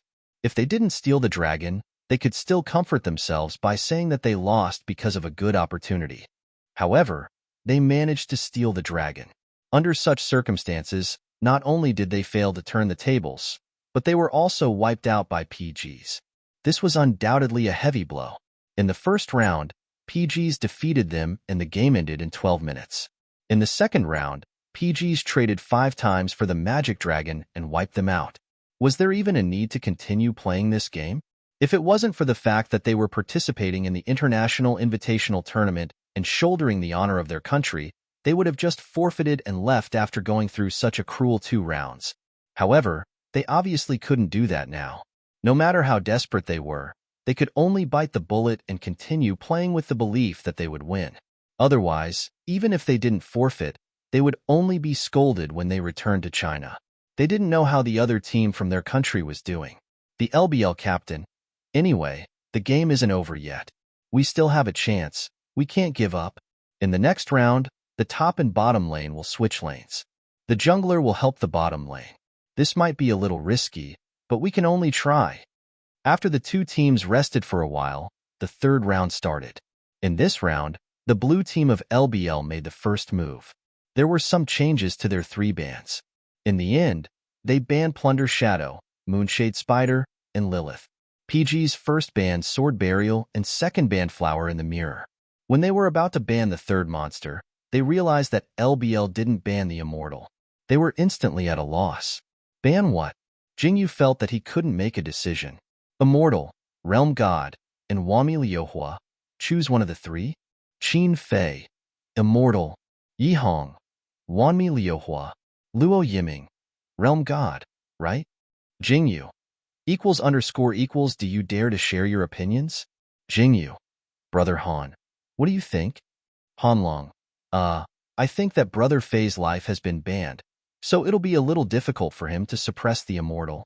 However, Yezi must think that he can't suppress Wami Liuhua with Realm God or Nine-Tailed Fox. That's why he said that he wants to ban Wami Liuhua. However, the other team might not use Wami Liuhua as a lane. Jingyu. Okay, it's decided. We'll ban the Immortal. Yihong. Did you hear old Han's analysis and think that the other team won't use Wami Liuhua as a lane? Or do you just not want to see Brother Fei get suppressed?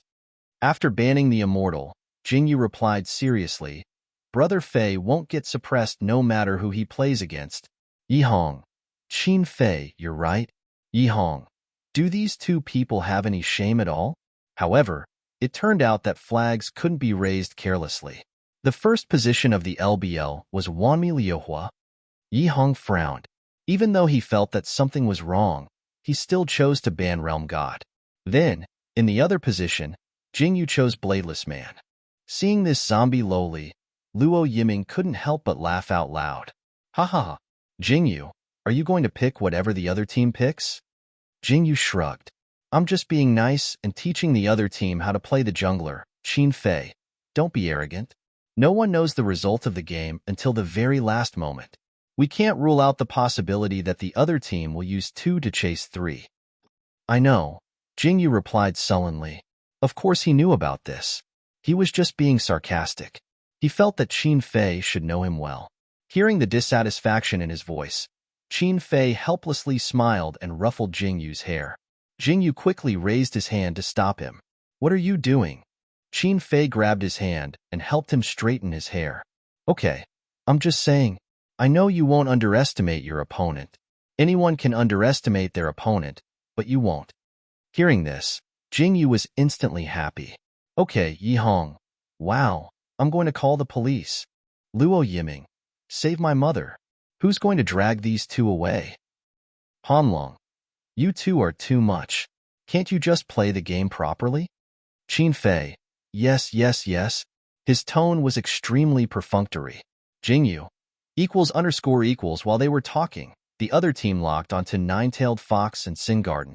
Seeing these 2 monsters, the PG team was stunned. Finally, they could talk about the game normally again. Yi Hong. Nine-Tailed Fox and Singarden? Then Wanmi Liuhua is the top laner? Most likely, Qin Fei replied. They didn't expect to meet a double archer lineup in the International Invitational Tournament. However, they had experience fighting against a double archer lineup. Luo Yiming. When I saw the double archer lineup, I knew that we were going to win this game.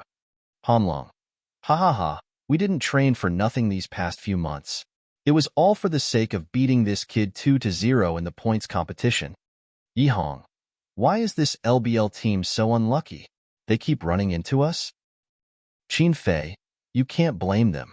I'm just too strong. Jingyu couldn't help but laugh. He could finally return Qin Fei's words to him word for word. Don't be arrogant. No one knows the result of the game until the very last moment. Qin Fei. Tisk, you're absolutely right.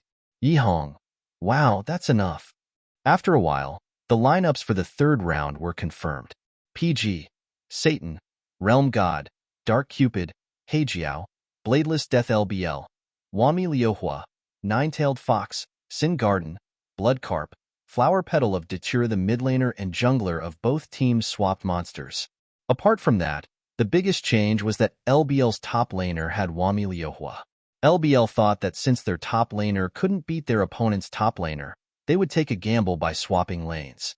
Since their top laner had to take the bottom lane, they had to take a monster with longer arms. Wami Liuhua was undoubtedly the best choice.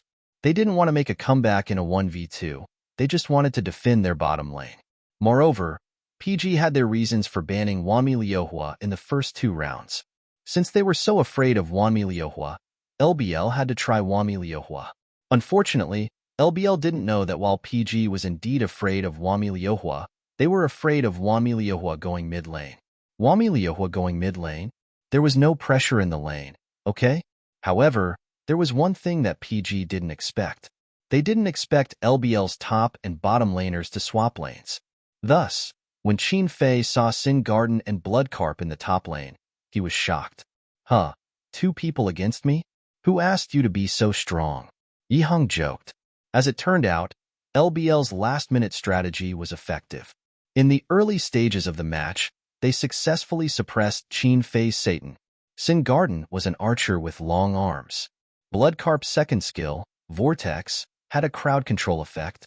Of these 2 monsters, one forced them to move while the other exhausted them. They managed to completely suppress Qin Fei's Satan.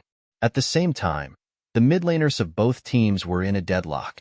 Luo Yiming and Han Long were also suppressing Wami Liuhua in the bottom lane.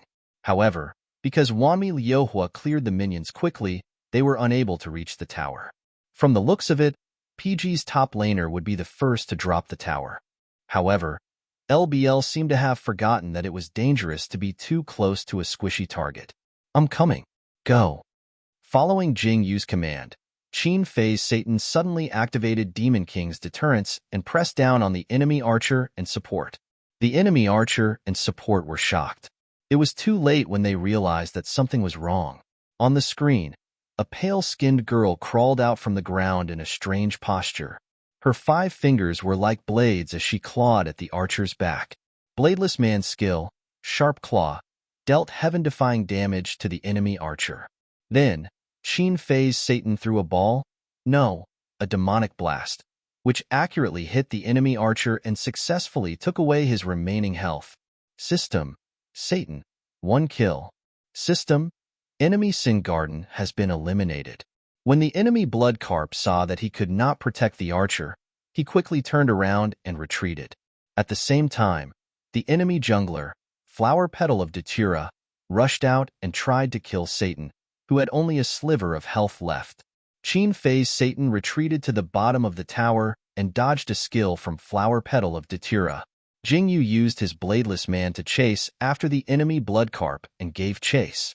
His Bladeless Man had not reached level 6, so he did not have an ultimate skill that could increase his movement speed. His second skill, Burrow, was also on cooldown. Unlike other assassin-type monsters, Bladeless Man could not respawn immediately after killing an enemy. Hence, it was difficult for him to chase after the enemy. However, in the end, he managed to catch up to Blood Carp with the movement speed advantage of Bladeless Man and dealt a fatal blow. System, Bladeless Man, 1 kill. System, enemy Blood Carp has been eliminated.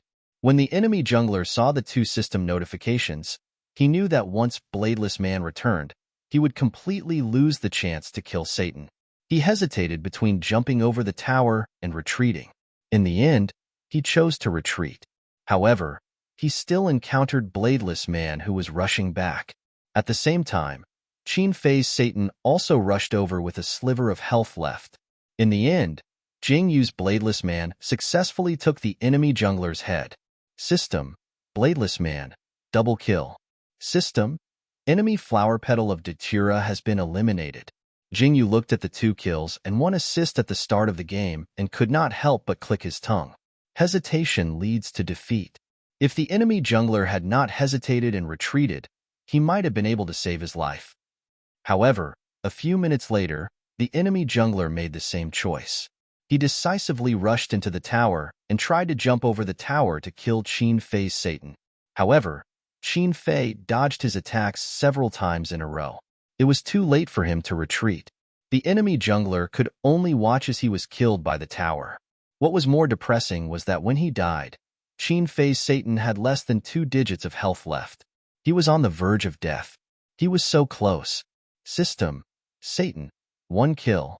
System, enemy Flower Petal of Datura has been eliminated. Jingyu, who did not have time to attack, observed a moment of silence for the enemy jungler. Then, he shrugged and said, "Decisiveness leads to defeat. Hesitation leads to defeat. Decisiveness leads to defeat." These 2 sentences were the truth of the world. In the end, 10 minutes into the match, the LBL's top lane collapsed. Almost at the same time, Luo Yiming successfully killed the enemy's Wanmi Liuhua and took down the bottom lane's tower. In the end, the LBL strategy only achieved a negligible effect at the start of the match. Overall, the LBL team was suppressed by the PG team. The match ended at the 22-minute mark. The PG team won again. The PG team defeated the team from Country L 3-0. After the match, the PG team members commented, "Jingyu, their jungler is not good. Qin Fei, their top laner is not good. Yihong, their mid laner is far worse than mine." Hanlong did not know whether to laugh or cry. "Hey, can't you guys save some face for them?" Jingyu, "Actually, strictly speaking, it's their strategy that's not good. In order to defeat us, they change their lineup again and again. I feel like they've lost their original style." Qin Fei, "Yes, they didn't play as well as they should have."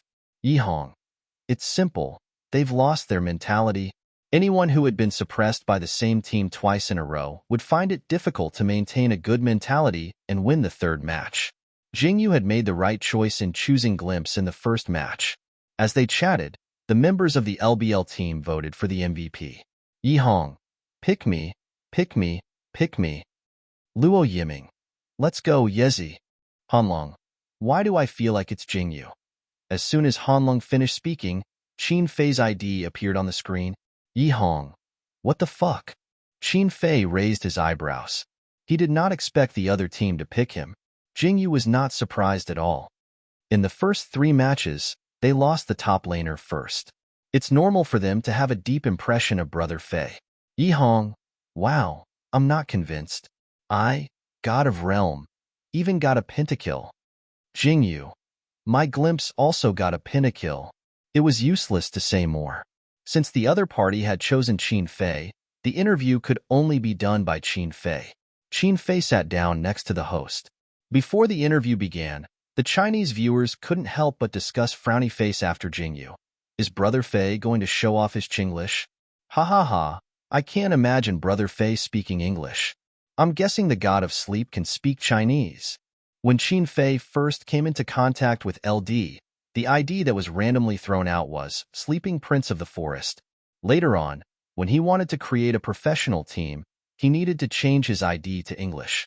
This was why many fans who respected him as a god called him the god of sleep. In fact, it had nothing to do with his sleepy physique. It was just because his ID was PG Sleep, that was all. The first question that the host asked Qin Fei was related to this. May I ask why you're called Sleep? Qin Fei's translator wanted to prompt him, but Qin Fei beat him to it. No thanks. Meaning that there was no need. Then, Qin Fei answered the host question in fluent English. He also explained Jingyu's ID. GF is not an abbreviation for girlfriend. It's an abbreviation for Jingyu. Because my teammate GF's Chinese name has the same pronunciation as Jingyu's Chinese name, I lazily used Jingyu's initials. Why do I have to explain this? Because I see that many people here are curious about this. Have I solved an age-old problem for everyone? The audience laughed loudly. The atmosphere couldn't be more relaxed. A ban in Tang was live broadcast room instantly exploded with comments frowny face fuck. Kneel when you open your mouth. Brother Fei's English is so good? I don't believe it. Is this still my Brother Fei? Such a handsome person can't be my Brother Fei. Wake up, this is really Brother Fei. It's the real deal. Jingyu sat in the gaming room and stared blankly at Qin Fei on the screen. He couldn't come back to his senses for a long time. He knew that Qin Fei's English was good, but in reality, he was still amazed when he heard him speak it. This fluency was obviously not on the same level as him. It was as if he was from another world. However, this person was his boyfriend, the other half of his life. This feeling was very strange. It was probably called pride. In short, at this moment, Jingyu especially wanted to see the reaction of the Chinese people. Were they surprised? Did they think that Brother Fei was awesome? Wasn't my Brother Fei super awesome? He couldn't see the reaction of the Chinese people, but he saw the reaction of his teammates, Luo Yiming. Fuck. Brother Fei's English. Although I don't understand it at all, it feels awesome. Hanlong. I don't understand, but it's awesome. Yihong.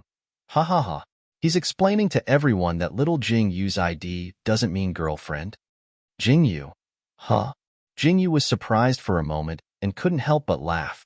Brother Fei is really the best. He didn't forget me even when he was interviewed. Wait, what girlfriend? After Qin Fei's interview ended, PG's team packed up their things and went home.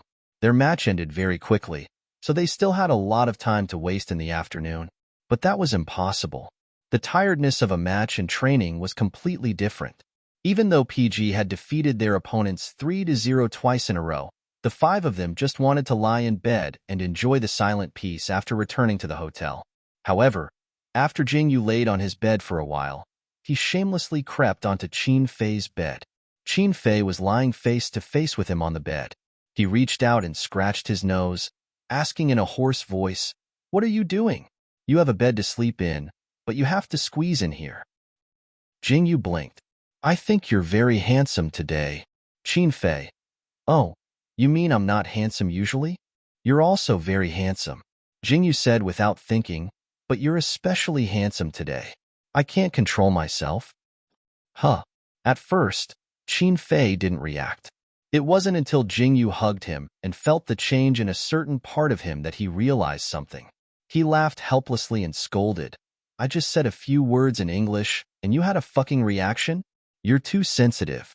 Jingyu didn't know that word, nor did he want to know it. He just wanted to interact with Qin Fei for a while and confirm that he was still by his side and not in another world. Jingyu felt that Qin Fei speaking English was very impressive. At the same time, there was a strange feeling that made him a little uneasy.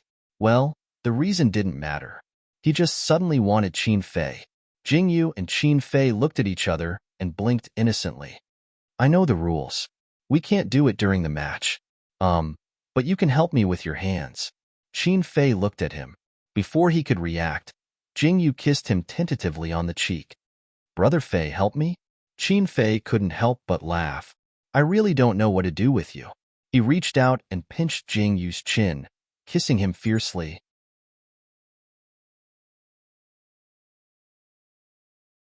Chapter 146. Qin Fei found that Jingyu was a masochist. Pain would not make him flinch, but would instead stimulate him, making him unable to stop. Therefore, Qin Fei's kiss and hand movements were a bit rough. On the basis of not hurting Jingyu, he let him enjoy himself to his heart's content. Jingyu panted in Qin Fei's arms. After the release, his body was instantly exhausted and he wanted to sleep. Qin Fei kissed his forehead and said hoarsely, "Sleep if you're sleepy. I'll call you for dinner." Okay. Jingyu replied and returned Qin Fei's kiss. Before dinner, Qin Fei woke Jingyu up.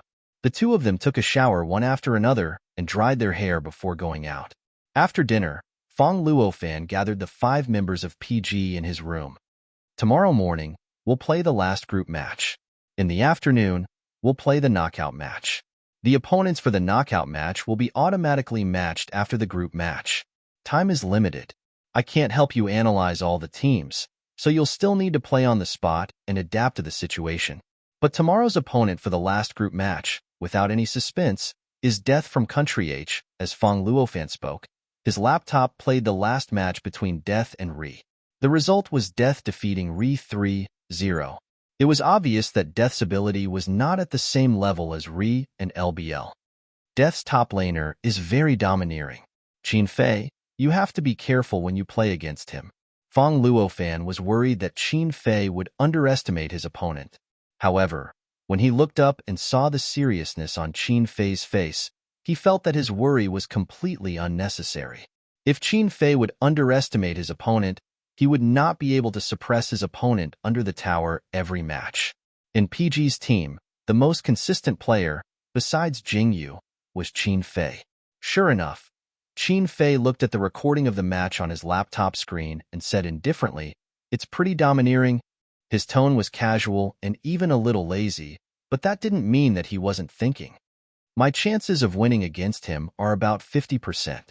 However, as long as I can defend, we will have a huge advantage in the middle and bottom lane.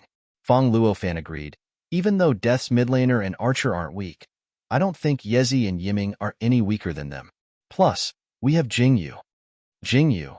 So, the middle and lower tiers are working together? Fong Luofan. Yes. I'll leave it to you guys.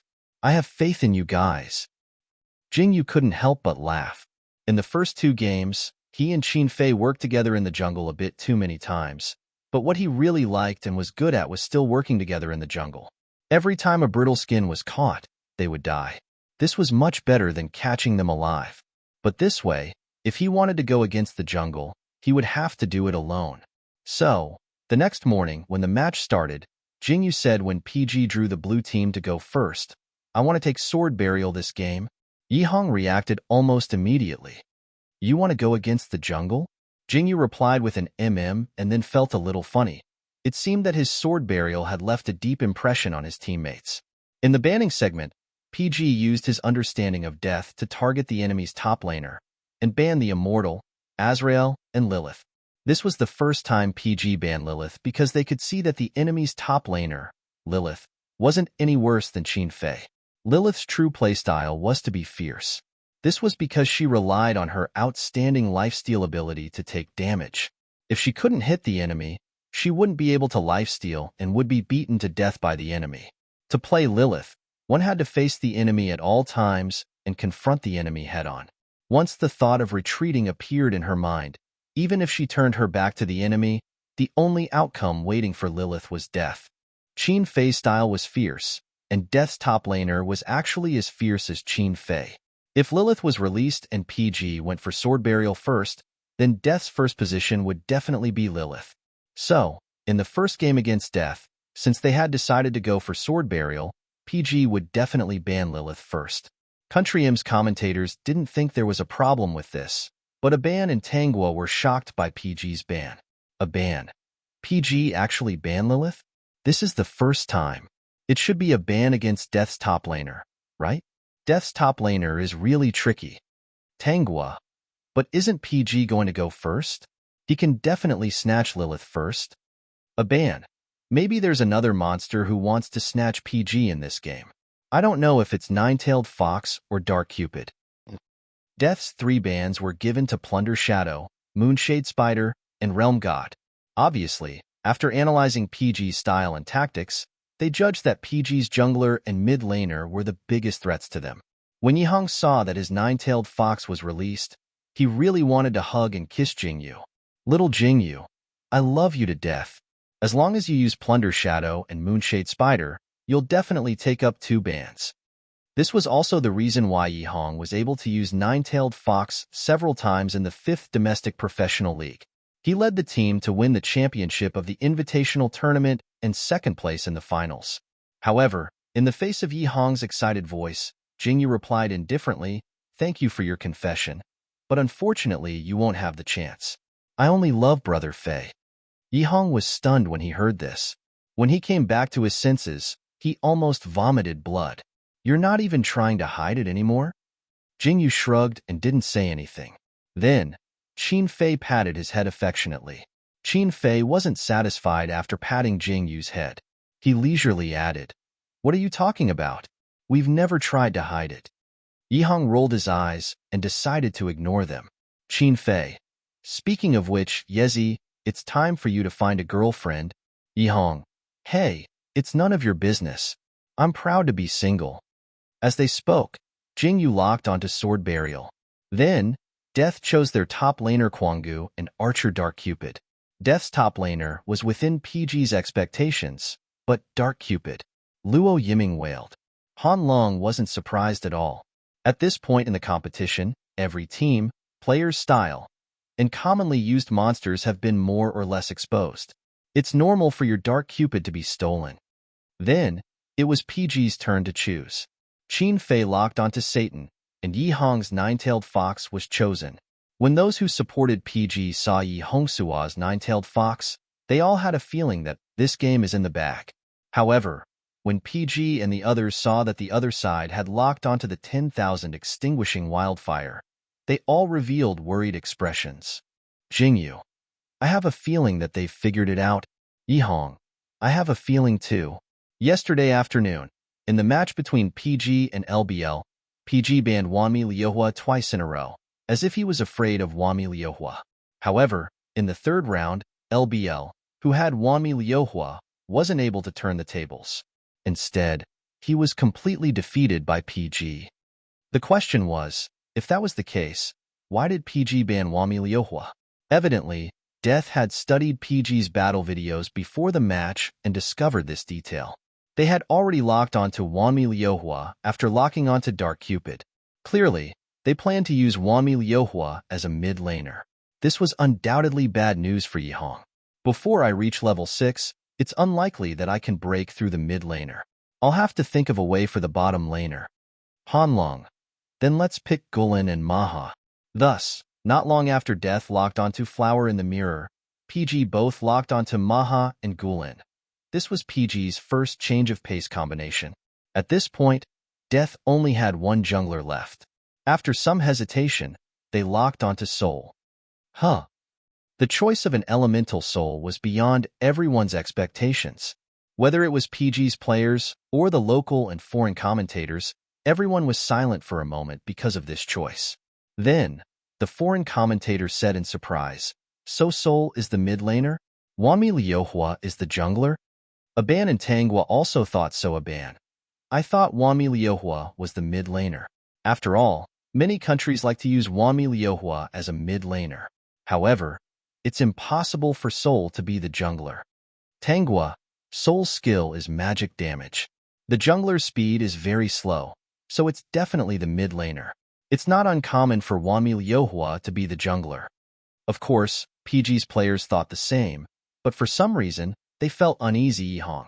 Since they studied us and took Wami Liuhua and Flower in the mirror, I think it's very likely that Wami Liuhua is the mid laner. Why would they lock onto Sol in the last position? Luo Yiming. It's not uncommon for Sol to be the mid laner and suppress the high damage and weak HP, right? Yihong. It's not uncommon, but I still feel that something's not right. How should I put it? I just feel that the other party shouldn't be that stupid. Hanlong didn't know whether to laugh or cry. He wanted Yihong to restrain his mocking skills, but before he could say anything, he heard Jingyu say, "Do you still remember Jock's mage jungler in the LDPL semifinals?" In the 5th LDPL semifinals, PG's second team was about to enter the top 8, but they lost to Jock at the crucial moment and missed the top 8. In that round, Jock had used a mage jungler. A mage jungler. This would be scolded in a random matchmaking game. However, Jock had used such a ridiculous tactic to win against PMG. In the later stage, the 3 mages each took a big hit and sent all PMG members back to the respawn point. Thinking of that round, all PG's members shuddered. Jingyu's sudden mention of this matter could not be more obvious.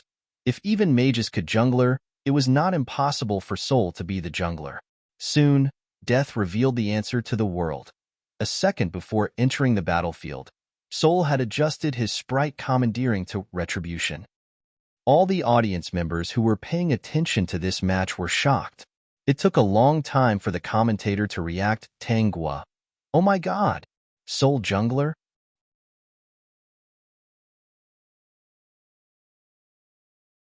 Chapter 147. PG didn't expect Death to have such a move.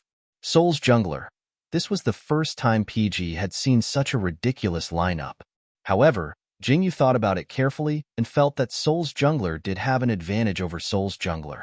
Brother Yiming, be careful when you're facing each other. Don't go too deep. It wasn't a joke to be controlled when facing each other. Since Death's jungler had taken Sol, he had basically given up on farming and killing. His goal was only one: gank. Think about it. When both sides faced each other, Sol would suddenly rush out and control the enemy's monster. Then, Sol's team would be able to seize the opportunity to kill their opponent. As for the monsters in the jungle, they could let their own archers develop. It was obvious that Death's jungler had a completely different style from the 2 teams PG had met before. RE and LBL's junglers were basically herbivorous. They focused on farming and would enter the battlefield in the later stages of the team battle to chase down low health. Death's jungler, on the other hand, was definitely carnivorous. He focused on gank and helped his teammates kill the enemy. As for Jingyu, if one had to describe him, he was probably omnivorous. He would farm and gank at the same time. He would enter the battlefield before and after the team battle. He had even personally led a team and was the main damage dealer. Not to mention killing and chasing down low health. That was the jungler's job. Well, from the looks of it, Jingyu was both a father and a mother in PG's team. He was extremely busy. Not to mention, he was also PG's commander. He was fully deserving of being the core of the team. In short, when PG and Death entered the battlefield in the first round, their lineups were as follows: PG, Satan, Nine-Tailed Fox, Maha, Gulin, Sword Burial Death, Kwanggu, Wami Liuhua, Dark Cupid, Flower in the Mirror, Sol. With such a lineup, there were only 2 things that the commentators and the audience focused on. One was how well the 2 of them could match up in the one-on-one match. Both of them had won the MVP award in the previous game, so they were obviously very capable players. The other was to see how effective the Sol jungler could be. If this lineup was effective, it might be imitated by the whole world, giving the game LD more possibilities. This was the first point of concern, and the fans of PG felt that there was no suspense. When has our family's brother Fei ever been suppressed in a match? However, as soon as the match began, Qin Fei's Satan was pushed into the tower by the opposing Kwanggu. Satan was a warrior-type demon, and the Kwanggu was a tank-type demon. One was responsible for dealing damage, while the other was responsible for receiving damage. Those with high DPS had low DPS, and those with high DPS had low DPS. In fact, it was hard to say who would have the advantage in the lane. However, in theory, since the demon with high DPS could clear the enemy troops faster, Qin Fei should have the upper hand. The current situation was caused by the fact that Qin Fei wanted to kill off the enemy troops, but the opposing Quangu attacked him from the beginning. Even if he didn't kill off the enemy troops, he wouldn't let Qin Fei kill off the enemy troops. After gaining the upper hand, the Quangu didn't relent and forced Qin Fei to retreat into the tower. However, this wasn't a big problem. After all, the Quangu had short arms. As long as Qin Fei hid his Satan under the tower, the Quangu wouldn't be able to hit him. Then, he could slowly wait for the Quangu to finish killing off the enemy troops, and then he could leisurely kill off the enemy troops. However, to PG supporters, this was simply unbelievable. Frowny face. Someone can suppress Brother Fei? My Brother Fei, the top player in the online game, is being suppressed. Is Brother Fei still asleep? Sleeping God, stop sleeping. Wake up. Go, Brother Fei. Of course, there were also some rational voices. Frowny face. Since he didn't gain the upper hand, he could only strategically retreat. Do some people really understand the game? Is it okay to lose the game as long as you enjoy the game? There's a difference between being fierce and being reckless. Brother Fei is fierce, but he's never reckless. Yes, Qin Fei was never reckless. He would only press forward when he was sure that he could kill his opponent. The minimum requirement was to perform a husband and wife bow to each other. If he couldn't even do a one-for-one trade, what was wrong with retreating temporarily? Jingyu had a hunch that Qin Fei would be suppressed in the online game, but he didn't expect him to be suppressed at the start of the game. On the other hand, the situation in the mid lane was much better than expected. Nine-tailed fox was indeed Yi Hong's life weapon. Not only was he not suppressed by Wanmi Liuhua, but he was also able to find opportunities to deplete Wanmi Liuhua's health. However, Death seemed to have expected such an outcome, so Soul appeared very quickly. Just as Yi Hong's nine-tailed fox pressed a little deeper, the enemy's Soul flashed out and cast a crowd control on him. Crowd control. However, Jingyu, who had expected this, repositioned himself and slashed Soul with sword burial. Almost at the same time, the enemy Wanmi Liuhua flashed over. He didn't even look at Lu Zilong as he focused on nine-tailed fox. Jingyu used his sword burial to block a lot of damage from Yi Hong's nine-tailed fox. Then, the moment nine-tailed fox released its crowd control, the two of them flashed into the tower and successfully escaped.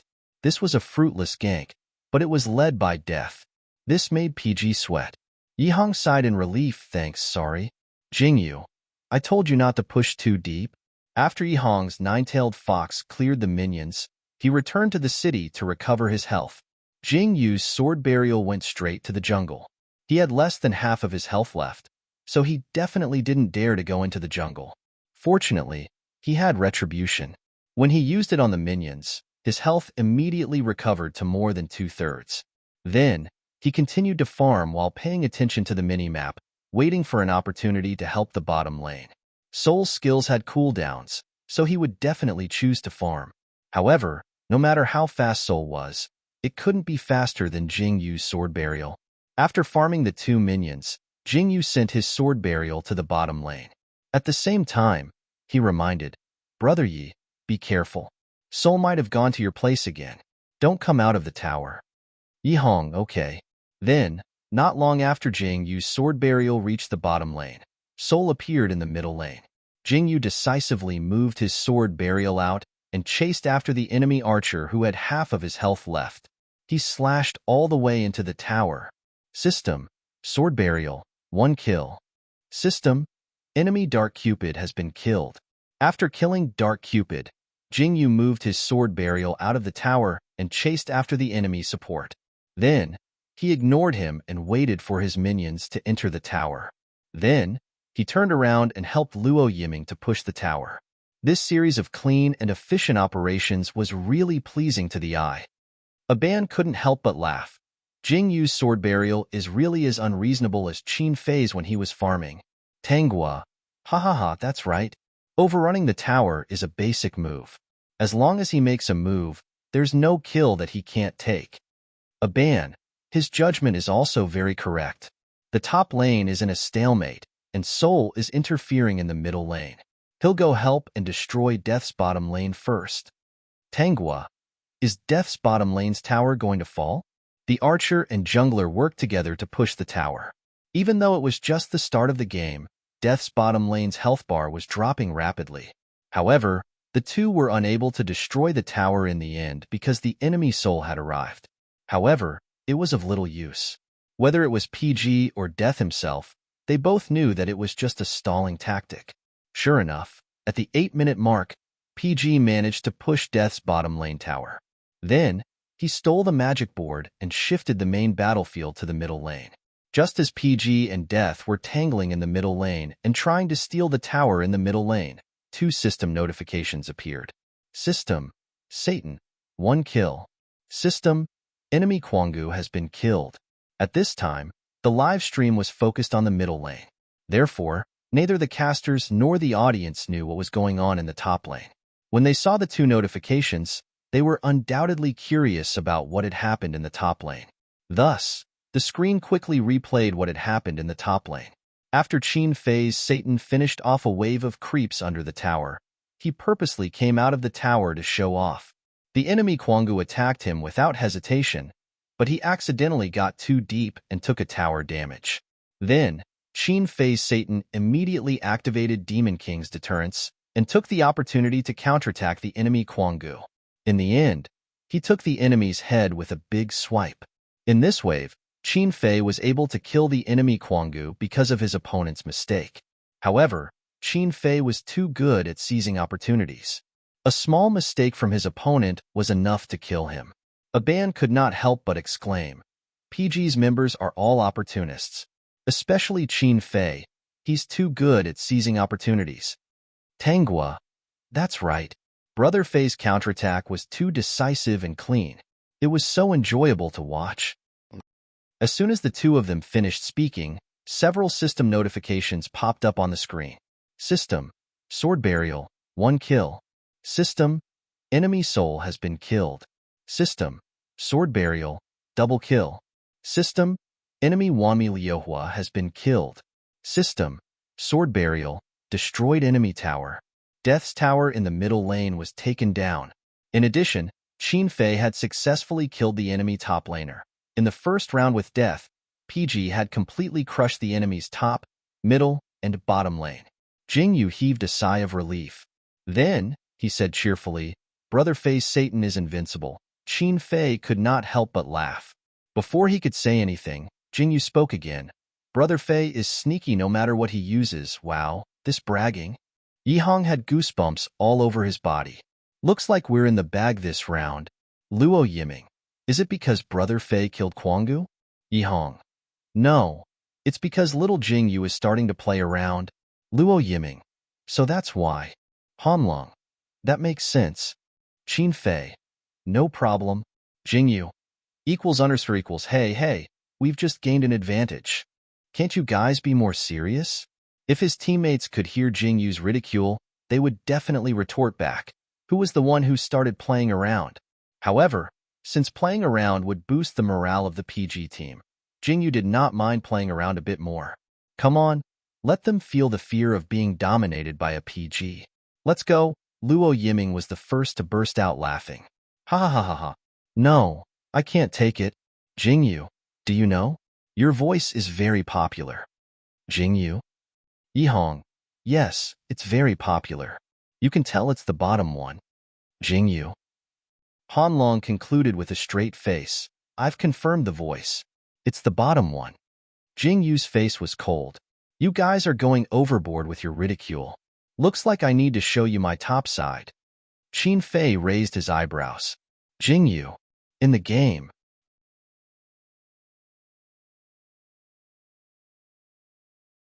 Chapter 148. Jingyu was speechless. So be it in real life. It's the truth anyway == but in the game, he would never admit that he was the bottom. I'm the main attacker in the game. He shouted, and then used his actions to prove this point. At the 12-minute mark, in the team battle in the middle lane, he set the pace and wiped out Death with the help of his teammates with a pentakill. The series of kill notifications made people's blood boil. Even if PG lost a mid laner, it didn't affect the perfection of this team battle. Tanghua, Jingyu set the pace so well this time. The enemy team is completely messed up. They can't use many skills accurately. Aban, yes. The timing and entry point of this team battle is too good.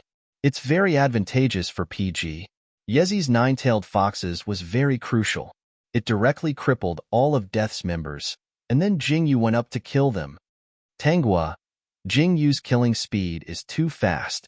Every time I see it, I can't help but think, is that something a human can do? Aban, ha ha ha, that's why I say Jingyu is good. Some of his moves are really easy to understand, but can't be learned. After a pause, he continued. There are many reasons why a professional player can become a professional player. Some rely on their intelligence, some rely on their skills, and some rely on their hand speed. As for Jingyu, I think he has both intelligence and skill, and his hand speed is also very fast. He's really a very good player. This was a very high evaluation. However, there was not a single comment on the live broadcast screen. Almost all the comments were in agreement. After all, Jingyu's record was there. No matter how high the evaluation was, it wouldn't be too much. In the first game against Death, PG took 26 minutes to win. However, in the second game, the opponent banned Nine-Tailed Fox and released Moonshade Spider to steal Soul and Flower in the mirror. The Moonshadow Spider that Jingyu had locked onto was not able to achieve the desired effect despite the fact that all the members of the opposing team were there to dispel crowd control. At the 16th minute, they lost the team battle and Death took the dragon. This round took 36 minutes, and PG lost in the end. Wishful thinking was indeed undesirable. Not all foreign teams were helpless against the Moonshade Spider. In the third round, Jingyu used Heart of Ice to win back the point that he had lost. Even though he didn't get a pentakill, no one doubted that his Heart of Ice played an important role in this match. After all, at the end of the tournament, his Heart of Ice record was 23 kills, 8 deaths, and 10 assists. PG had a total of 47 kills, and almost half of them were his. Then, it was finally the fourth round. Jingyu, stop delaying. Win. Yihong, yes, let's win 3-1. Hanlong said, Coach is still waiting for us to analyze our opponents in the knockout round. Luo Yiming, win-win. Qin Fei smiled, but didn't say anything.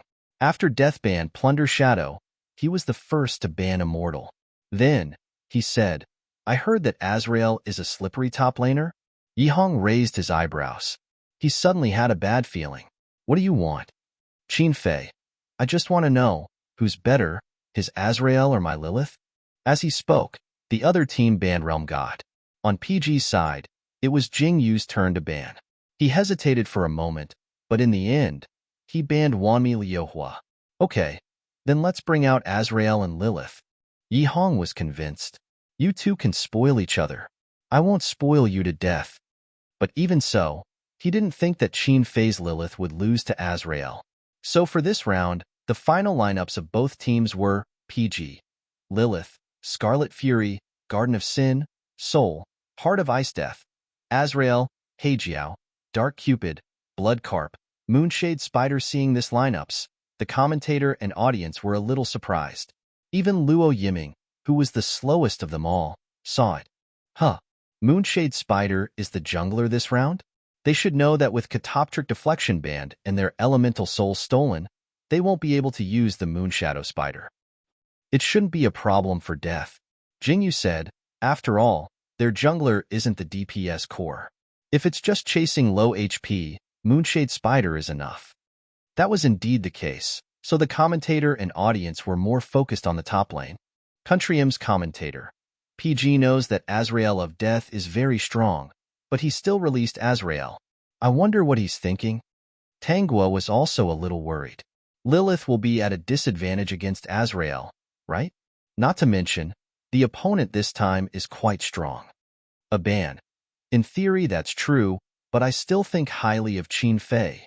Tanghua. Are you loving the house and its crow? Aban. Huh? Obviously, Aban didn't react, but the comments on the screen reacted almost instantly. I actually got it instantly. Got it instantly +1. Ha ha ha, got it instantly. Tanghua decided to give Aban a hint. Aren't you Jing Yu's little fan? A ban. Yeah? Tanghua. So now you think highly of Qin Fei? A ban. I've always thought highly of him. Tanghua. Love the house and its crow. A ban. Eh? The comments were about to die of laughter from a ban's reaction. A ban is a straight man. Identification complete. A ban. I understand every word you said, but why can't I understand when you put them together? A ban, commentator, is dumbfounded online. Ha ha ha, Tanghua is too bad. She's spouting nonsense because she's not an official commentator. Tanghua laughed for a while and felt that it wasn't good for her to lead the conversation without an official announcement, so she explained. Recently, Brother Fei and Jingyu are together, so I said that you love the house and its crow. It's just a joke. Don't take it to heart. A ban's face darkened. In this round, Qin Fei fought fiercely from the start. His first skill was lifesteal, and he used it to suppress Azrael, suppressing both Azrael and his minions. When two players with the same ferocious style met, one of them was bound to lose. It was either retreat or die. In the first round, Qin Fei was suppressed and chose to retreat. In this round, Azrael was suppressed and chose to fight back. In the end, Qin Fei's Lilith killed the enemy Azrael at the cost of several near-death situations. System, Lilith, kill. System, enemy Azrael has died. The match had only started for less than a minute, and these two system notifications appeared too suddenly. Jingyu was stunned for a moment before he reacted. He couldn't help but laugh. No one can be fiercer than my brother Fei. These words gave Yihong goosebumps. Hey, are you really not worried that the recording of the match will be released? Jingyu was very magnanimous. There's a saying that goes like this. Anyway, I've already let it slip, so it doesn't matter. Yihong didn't know whether to laugh or cry. Don't you know that the officials will delete the recording before it is released? If you let it slip, the officials will definitely delete it for you. But you keep saying it every day, every match. Jingyu coughed guiltily. When did I say it every match? Qin Fei returned to the city to recover while reminding the two. What are you doing? Match. Yihong's face was serious. The enemy mid laner has low health. Jingyu's face was serious. Hold him. I'm coming. System. Heart of Ice kill. System. The enemy's Heijiao has been killed. Yihong's face was full of disdain. TSK. There are still people who use Heijiao as a mid laner? This mage is so weak that even his mother can't recognize him. Jingyu's face was serious. That's right. It's better to use Soul as a mid laner. Qin Fei. Keep pretending. You two keep pretending. Jingyu coughed again and let his Heart of Ice float to the bottom lane. Gank the bottom lane failed, but they successfully chased away the enemy archer and obtained the magic disc. After releasing the magic disc, Jingyu gathered all PG's members in the middle lane and took down 2 towers in one go. Then, they were met with a strong counterattack from PG's members and retreated with low health. Soon, the match reached the 10-minute mark and the magic dragon spawned. Jingyu observed the enemy's distribution and immediately made a judgment. They're all in the bottom lane. This dragon can be stolen. Quick! At his command, PG's members gathered in the dragon pit and took down the magic dragon in minutes. At this time, PG's 3 towers in the bottom lane were stolen by Death. Obviously, they wanted to try it out while they were stealing the dragon. Unfortunately, they were one step too late. After PG took down the magic dragon, they immediately returned to the city. Then, the 5 of them went up together and domineeringly blocked all of Death's members and successfully killed their CS. After Death's archer died, almost everyone thought that there was no suspense in this match. Sure enough, PG couldn't defeat Death because their damage output wasn't high enough. They fought and retreated, and in the end, they were forced into PG's territory. At the 22-minute mark, PG killed 5 of Death's members at the edge of PG's territory. Only Han Long, the support, died. Then, at the 23-minute mark, the screen froze and the scene of Death's territory being destroyed played. The word victory in gold appeared. Ah, we won. Luo Yiming happily took off his headphones. That's great. We don't have to play another match. BO5, best of 5. In the match against Death, PG took the lead and took the 3rd point, obtaining the final victory. At the same time, they also won Group D of the group competition. 2 3-0s, 1 3-1s. PG got a total of 8 points. This score was undoubtedly high in the group competition. After all, the highest score was only 9 points. The group competition came to an end. PG's 5 players felt relieved. Although they looked relaxed during the competition, in fact, each of them had a string in their hearts. They had already won the domestic championship. Therefore, this season, they didn't show much fighting spirit in the domestic competitions. Even if they worked hard to win the championship, they only got second place in the end. However, they had never won the international championship. Therefore, they were determined to win.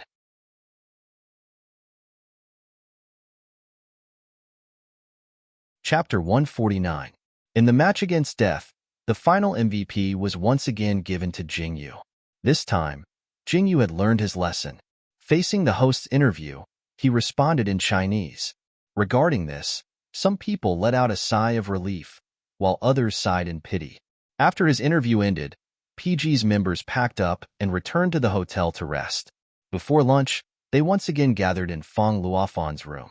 After the group stage, the 16 teams will be reduced to 8 teams and will compete in pairs.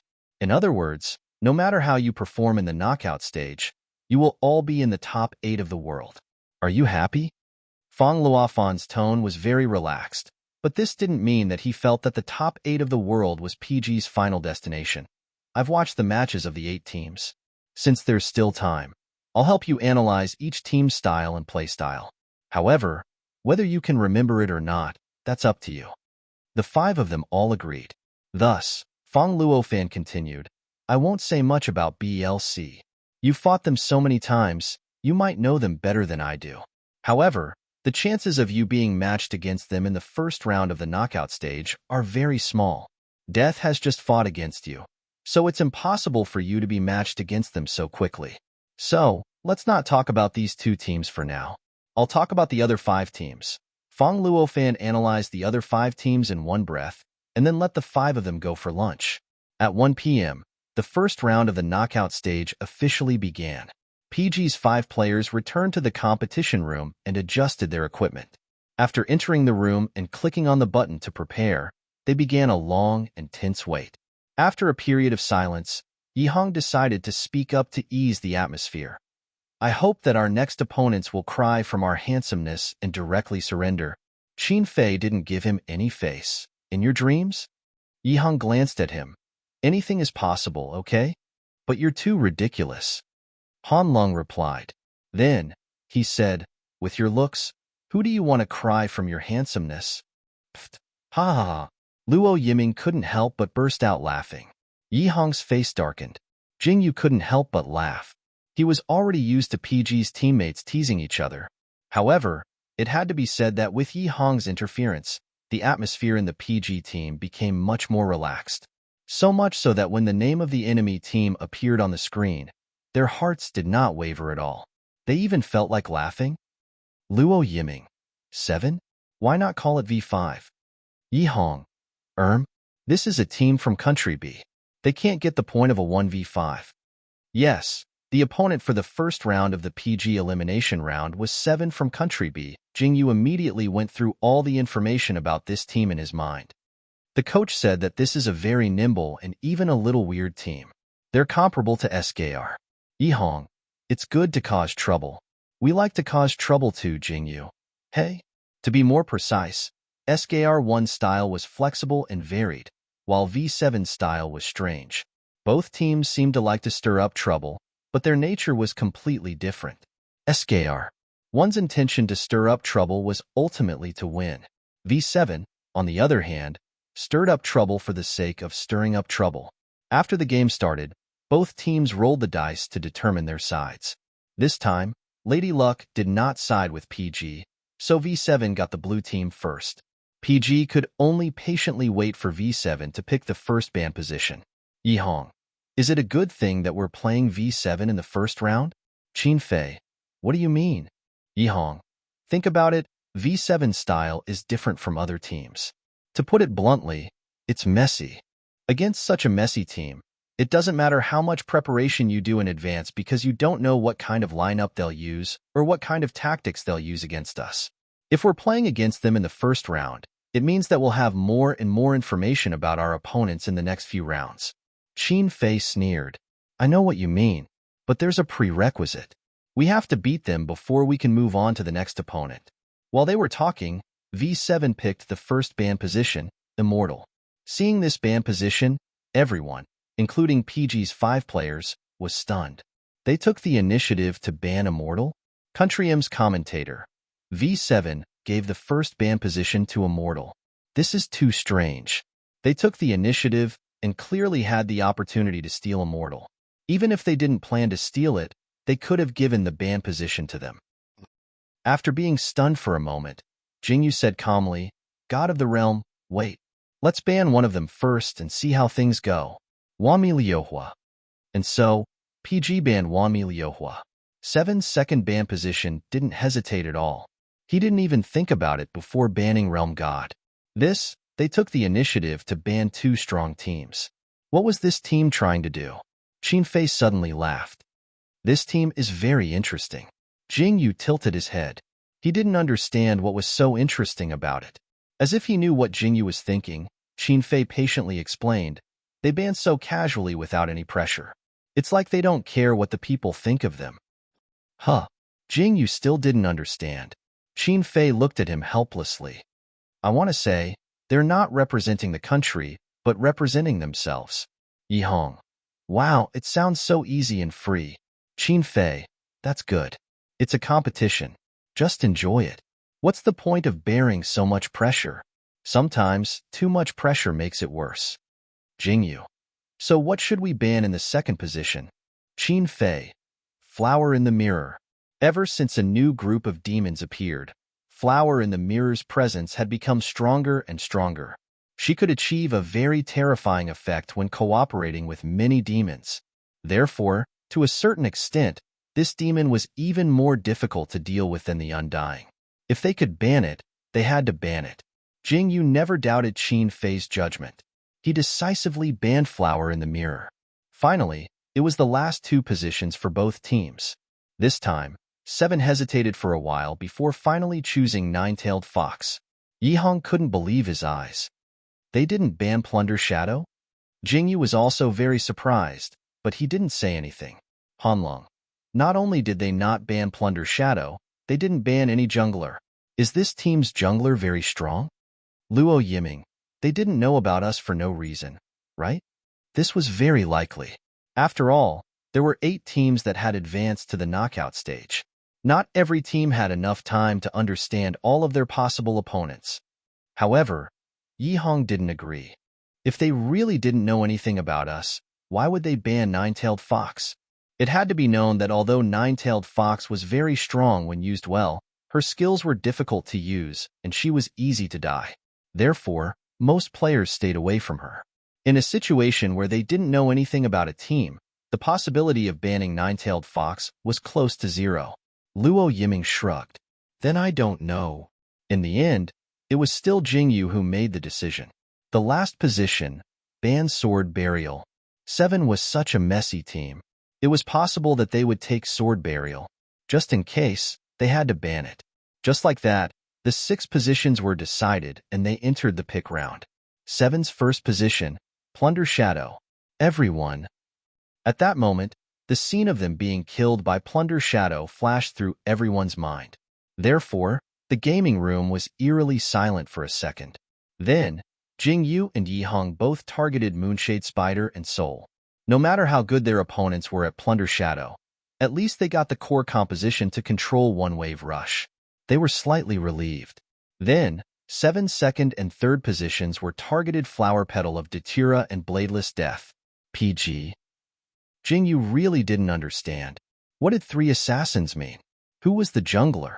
Country M's commentator was also shocked by 7's lineup. 3 assassins? This is the first time I've seen such a lineup.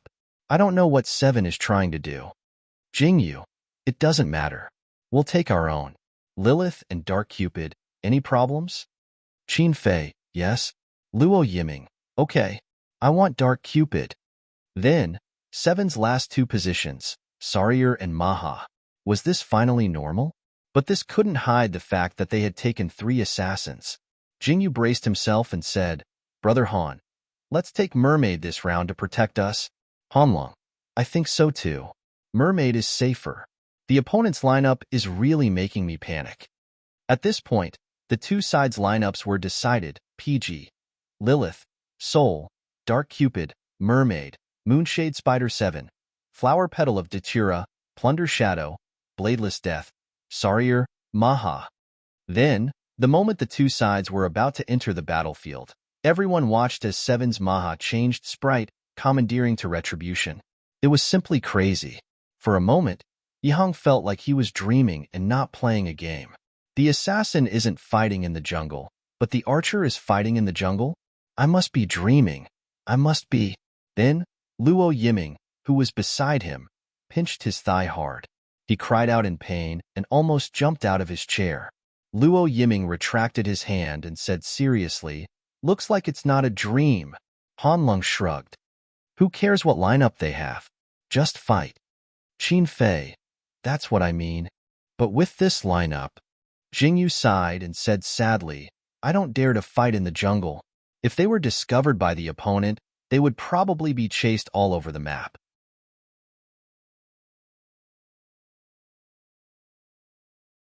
Chapter 150. Before entering the battlefield, Jingyu couldn't imagine how a 1v7 lineup would play. He suddenly remembered the painful memory of using sword burial. Now that he thought about it, he probably used the wrong equipment and went in the wrong direction. He felt that if he went up, he would have to use defensive equipment to help the team take damage. That wasn't wrong, but it wasn't the playstyle he was used to. That was why he lost miserably in that match. But what if he changed his mind? If he went up, he would still use critical damage. In the early game, he would use offense as defense and jump towers to kill. In the late game, he would pretend that he was still a jungler and do what junglers were supposed to do.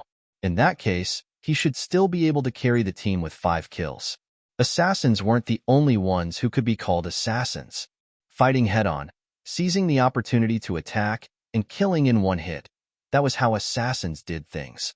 As the #1 assassin in the country, Jingyu's mind was suddenly filled with images of himself using his assassin to fight against his opponents from the top, middle, and bottom lines. His expression instantly turned serious. Don't push too hard when you're fighting, especially when your opponents are strong. If you have low health, immediately return to the city. Don't stay under the tower. His teammates all agreed.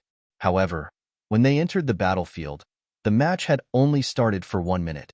System, Lilith, 1 kill. System, the enemy Flower Petal of Datura has died. System, Dark Cupid, 1 kill. System, the enemy Bladeless Youth has died. System, Dark Cupid, double kill. System, the enemy Sarier has died. Jingyu. Taking 3 kills at the beginning of the match was so fast that Jingyu felt like he was hallucinating. Let alone him, even Luo Yiming, who had personally taken the double kill, was confused. What happened? Yihang. You took the kill. You're asking us, but who are we supposed to ask? Luo Yiming. Isn't Bladeless Youth too fragile? I don't even feel like I killed him. Qin Fei. Assassins? Let's kill them a few times before they use their big moves. Luo Yiming. That makes sense. Yihang. I thought they were really going to cry from our handsomeness, so they took the initiative to offer themselves to us. Qin Fei. You're thinking too much. Jingyu shrugged helplessly. He felt that he might have overestimated his opponent's ability. If he had been the one fighting on both sides, even if he had been suppressed, he wouldn't have died so easily, right? However, at the 6-minute mark, frowny face system. Glancing Shadow, 1 kill. System, my soul has died. System, Glancing Shadow, double kill. System, Dark Cupid is dead. System, Bladeless Death, 1 kill. System, our mermaid is dead. Jingyu. The 3 kills were taken by surprise, and Jingyu wasn't prepared at all. He knew that the enemy's Glancing Shadow was powerful, but seeing that his teammate's health was still healthy, he thought that the enemy wouldn't use their Glancing Shadow rashly. But the result? They killed Yihang's soul on the spot, then flew to the bottom lane to gank Luo Yiming's Dark Cupid. This wave of maneuvering was so efficient that it was frightening. Speaking of which, before the start of the game, when Fong Luofan helped them analyze this team, he said, although the lineup of this team is unpredictable, the individual styles of their players are very clear, especially their mid laner. He plays very decisively, and he especially likes to go big when he sees them. The so-called go big meant that after encountering the enemy, he would immediately use his big move without saying anything, and then follow up with his follow-up skills. This was a playstyle that junglers liked to use, especially when gank mages. Many mages would immediately lose their crowd control when encountering junglers, but the jungler would directly use his big move. He could dodge the crowd control while dealing a lot of damage to the mages, and then chase after the mages with low health. The possibility of being killed was greatly reduced. When Jingyu used Heart of Ice, he especially liked to go big when he saw them. No matter what, he would freeze them first, and then he would slowly kill them. When he heard Fong Luofan talk about the style of Seven's mid laner, he actually didn't think that this player might be more suited to play an assassin than a mage. Jingyu guessed that Seven must have gone easy on them in the group stage, and didn't show their true strength. Maybe this lineup was what they usually used and were good at. For example, their mid laner's Glancing Shadow could accurately appear behind Luo Yiming and kill him. This maneuver's precision was enough to crush most professional players. Seven's three assassins had their big move, and the PG side was getting more and more difficult to deal with. Yihong didn't know how many times his soul was killed by the Glancing Shadow, and he recalled the fear of being dominated by Ri's sword burial. At the 12-minute mark, the PG took the initiative to attack, but Yihong's soul only managed to crowd control the enemy's support Sarier. The enemy's three assassins all had to spell crowd control. After being crowd controlled by Jing Yu's Moonshade Spider, they immediately dispelled the crowd control and moved to dodge the Moonshade Spider's combo, killing it in minutes. After Jing Yu's Moonshade Spider died, the situation became one-sided, and the PG couldn't be more passive. The enemy's Sarier activated his big move, and the enemy's assassin moved nimbly, dealing incredible damage. Yihong and Hanlong died one after another, and Luo Yiming's Dark Cupid finally got a double kill before dying. Then, Qin Fei's Lilith killed the enemy's Archer Maha in a 1v3 situation, and then was killed by the Flower Petal of Datura. At this point, the PG team was wiped out by Seven in a 3v5 exchange. Seven only had Flower Petal of Datura and Sarier left alive. They didn't dare to take the dragon, and instead led the minions. Yihong sighed, "It's my fault. I didn't start the team properly. Jingyu, don't worry, we still have a chance." Jingyu's tone was calm, but his heart wasn't calm at all. He knew that Yihong must have been defeated by the enemy's fleeting shadow, causing his condition to decline. He was very anxious, but before the end of the match, he couldn't add fuel to the fire. He could only choose to believe in his teammates. After the PG team revived, they cleared a wave of minions. Jingyu had his Moonshade Spider sneak all the way to the dragon pit, and sure enough, he saw Seven stealing the dragon. He wandered around nearby, calculating the magic dragon's HP. When he felt that it was enough, he moved into the dragon pit alone and killed Maha with a combo, then handed over his own retribution. System, Moonshade Spider, 1 kill. System, enemy Maha has died. System, Bladeless Death, 1 kill. System, our Moonshade Spider has died. System, Moonshade Spider has conquered the magic dragon. System, the magic dragon army is about to attack. Several system messages popped up on the screen one after another. There was no more than a second between them, but the amount of information was enormous. It took a long time for the commentator from Country M to react. "Oh my god, PG got the magic dragon." Aban almost jumped out of his chair. "That's amazing." Tangwa also said, "Oh my god, Jing Yu's maneuvering is godly." In 1 second, he killed Maha, conquered the magic dragon, and then was killed by the enemy demon. Jing Yu had created a miracle. Yihong, nice. Hanlong, 66,666. Luo Yiming, holy shit, Jingyu, you're a savior. Qin Fei smiled. Awesome. Jingyu secretly heaved a sigh of relief, and then explained somewhat helplessly, every time I steal a dragon, I can't beat the enemy's jungler, so I thought that I might as well kill the enemy's jungler before stealing the dragon. It's foolproof. That being said, his heart almost stopped the moment he handed over retribution. On one hand, he was afraid that Seven would take down the magic dragon before he handed over retribution. On the other hand, he was afraid that Seven would kill him before he handed over retribution. Fortunately, the moment Maha died, Seven chose to attack the dragon instead of him. Fortunately, Seven didn't have a mage, so he couldn't use an ultimate move to take out the magic dragon's HP in one go. So, he managed to steal the magic dragon alive. It was too thrilling, like a gamble. If there had been even the slightest mistake, this wouldn't have been the result. Hanlong. Awesome. Yihong. Awesome, awesome. Luo Yiming. Jingyu. I'm going to call you Brother Yu from now on. Jingyu. No, I refuse. Just like that, PG turned the tables with the stolen magic dragon. At the 18-minute mark, he traded 2 for 5 and wiped out 7. At the same time, he successfully took down the second tower in 7's middle lane. At this time, Luo Yiming's Dark Cupid had completely developed. Whether it was killing the enemy monsters or taking down the tower, it was terrifyingly fast.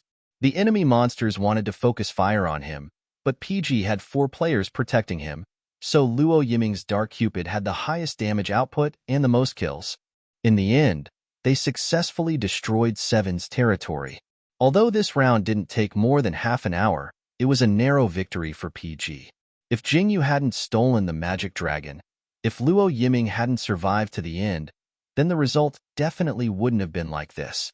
When the golden word victory popped up, Luo Yiming cheered, and Jingyu let out a long sigh of relief. Yihong looked at the post-battle data and his terrible record. He was in a daze and couldn't remember what he had done in this round. After recovering from the tense atmosphere of the game, Jingyu said tentatively, "Brother Yi, let me take the middle lane in the next round." Yihong froze for a moment. After a while, he found his voice and said, "Huh." Jingyu didn't dare to look him in the eye. "I don't mean anything, it's just, I also want to try taking the middle lane." Of course, he couldn't say that he was worried that Yihong wouldn't play well in the next round. However, even if he didn't say it, someone else would. Qin Fei never cared about anyone's reputation. "Yezi, you weren't in the right condition this round. Next round, you'll play support and adjust your condition. Jingyu will take the middle lane, and Old Han will be the jungler." Hanlong. Okay. Yezi, don't think too much. Brother Fei and Jingyu aren't looking down on you. Yihong smiled helplessly. "What's the matter? I know how I played. You don't have to comfort me. In esports, being weak is a sin." As he spoke, he stretched and said in a serious tone, "I'll adjust as soon as possible. I won't drag you guys down." Hearing this, Jingyu and Hanlong both let out a sigh of relief. Jingyu, yeah, good luck. Hanlong, Yezi, you're okay. We can't do without you. However, there was always one person who didn't care about the situation. Luo Yiming. "Yezi, you're going to be the support? Ha ha ha, just follow behind me.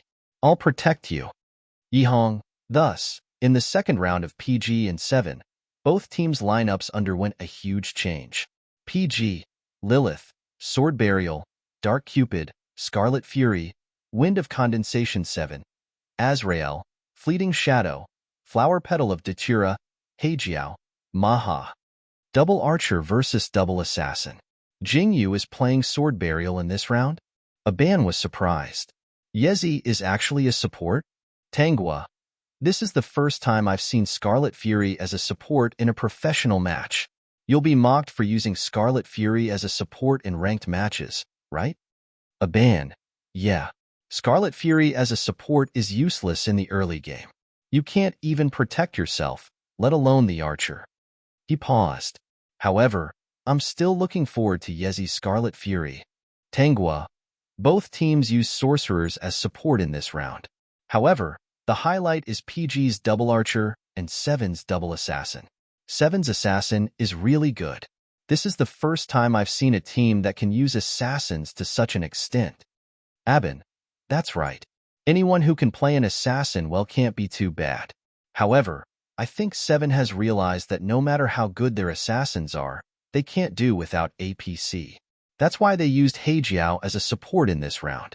They also changed their top laner to Azrael. I'm not sure if they were scared off by Qin Fei. Tangua, hahaha. Using an assassin to play against Brother Fei is really stupid. However, even if they change to Azrael, there are still very few people who can beat Brother Fei. Soon, Tangua's words were confirmed.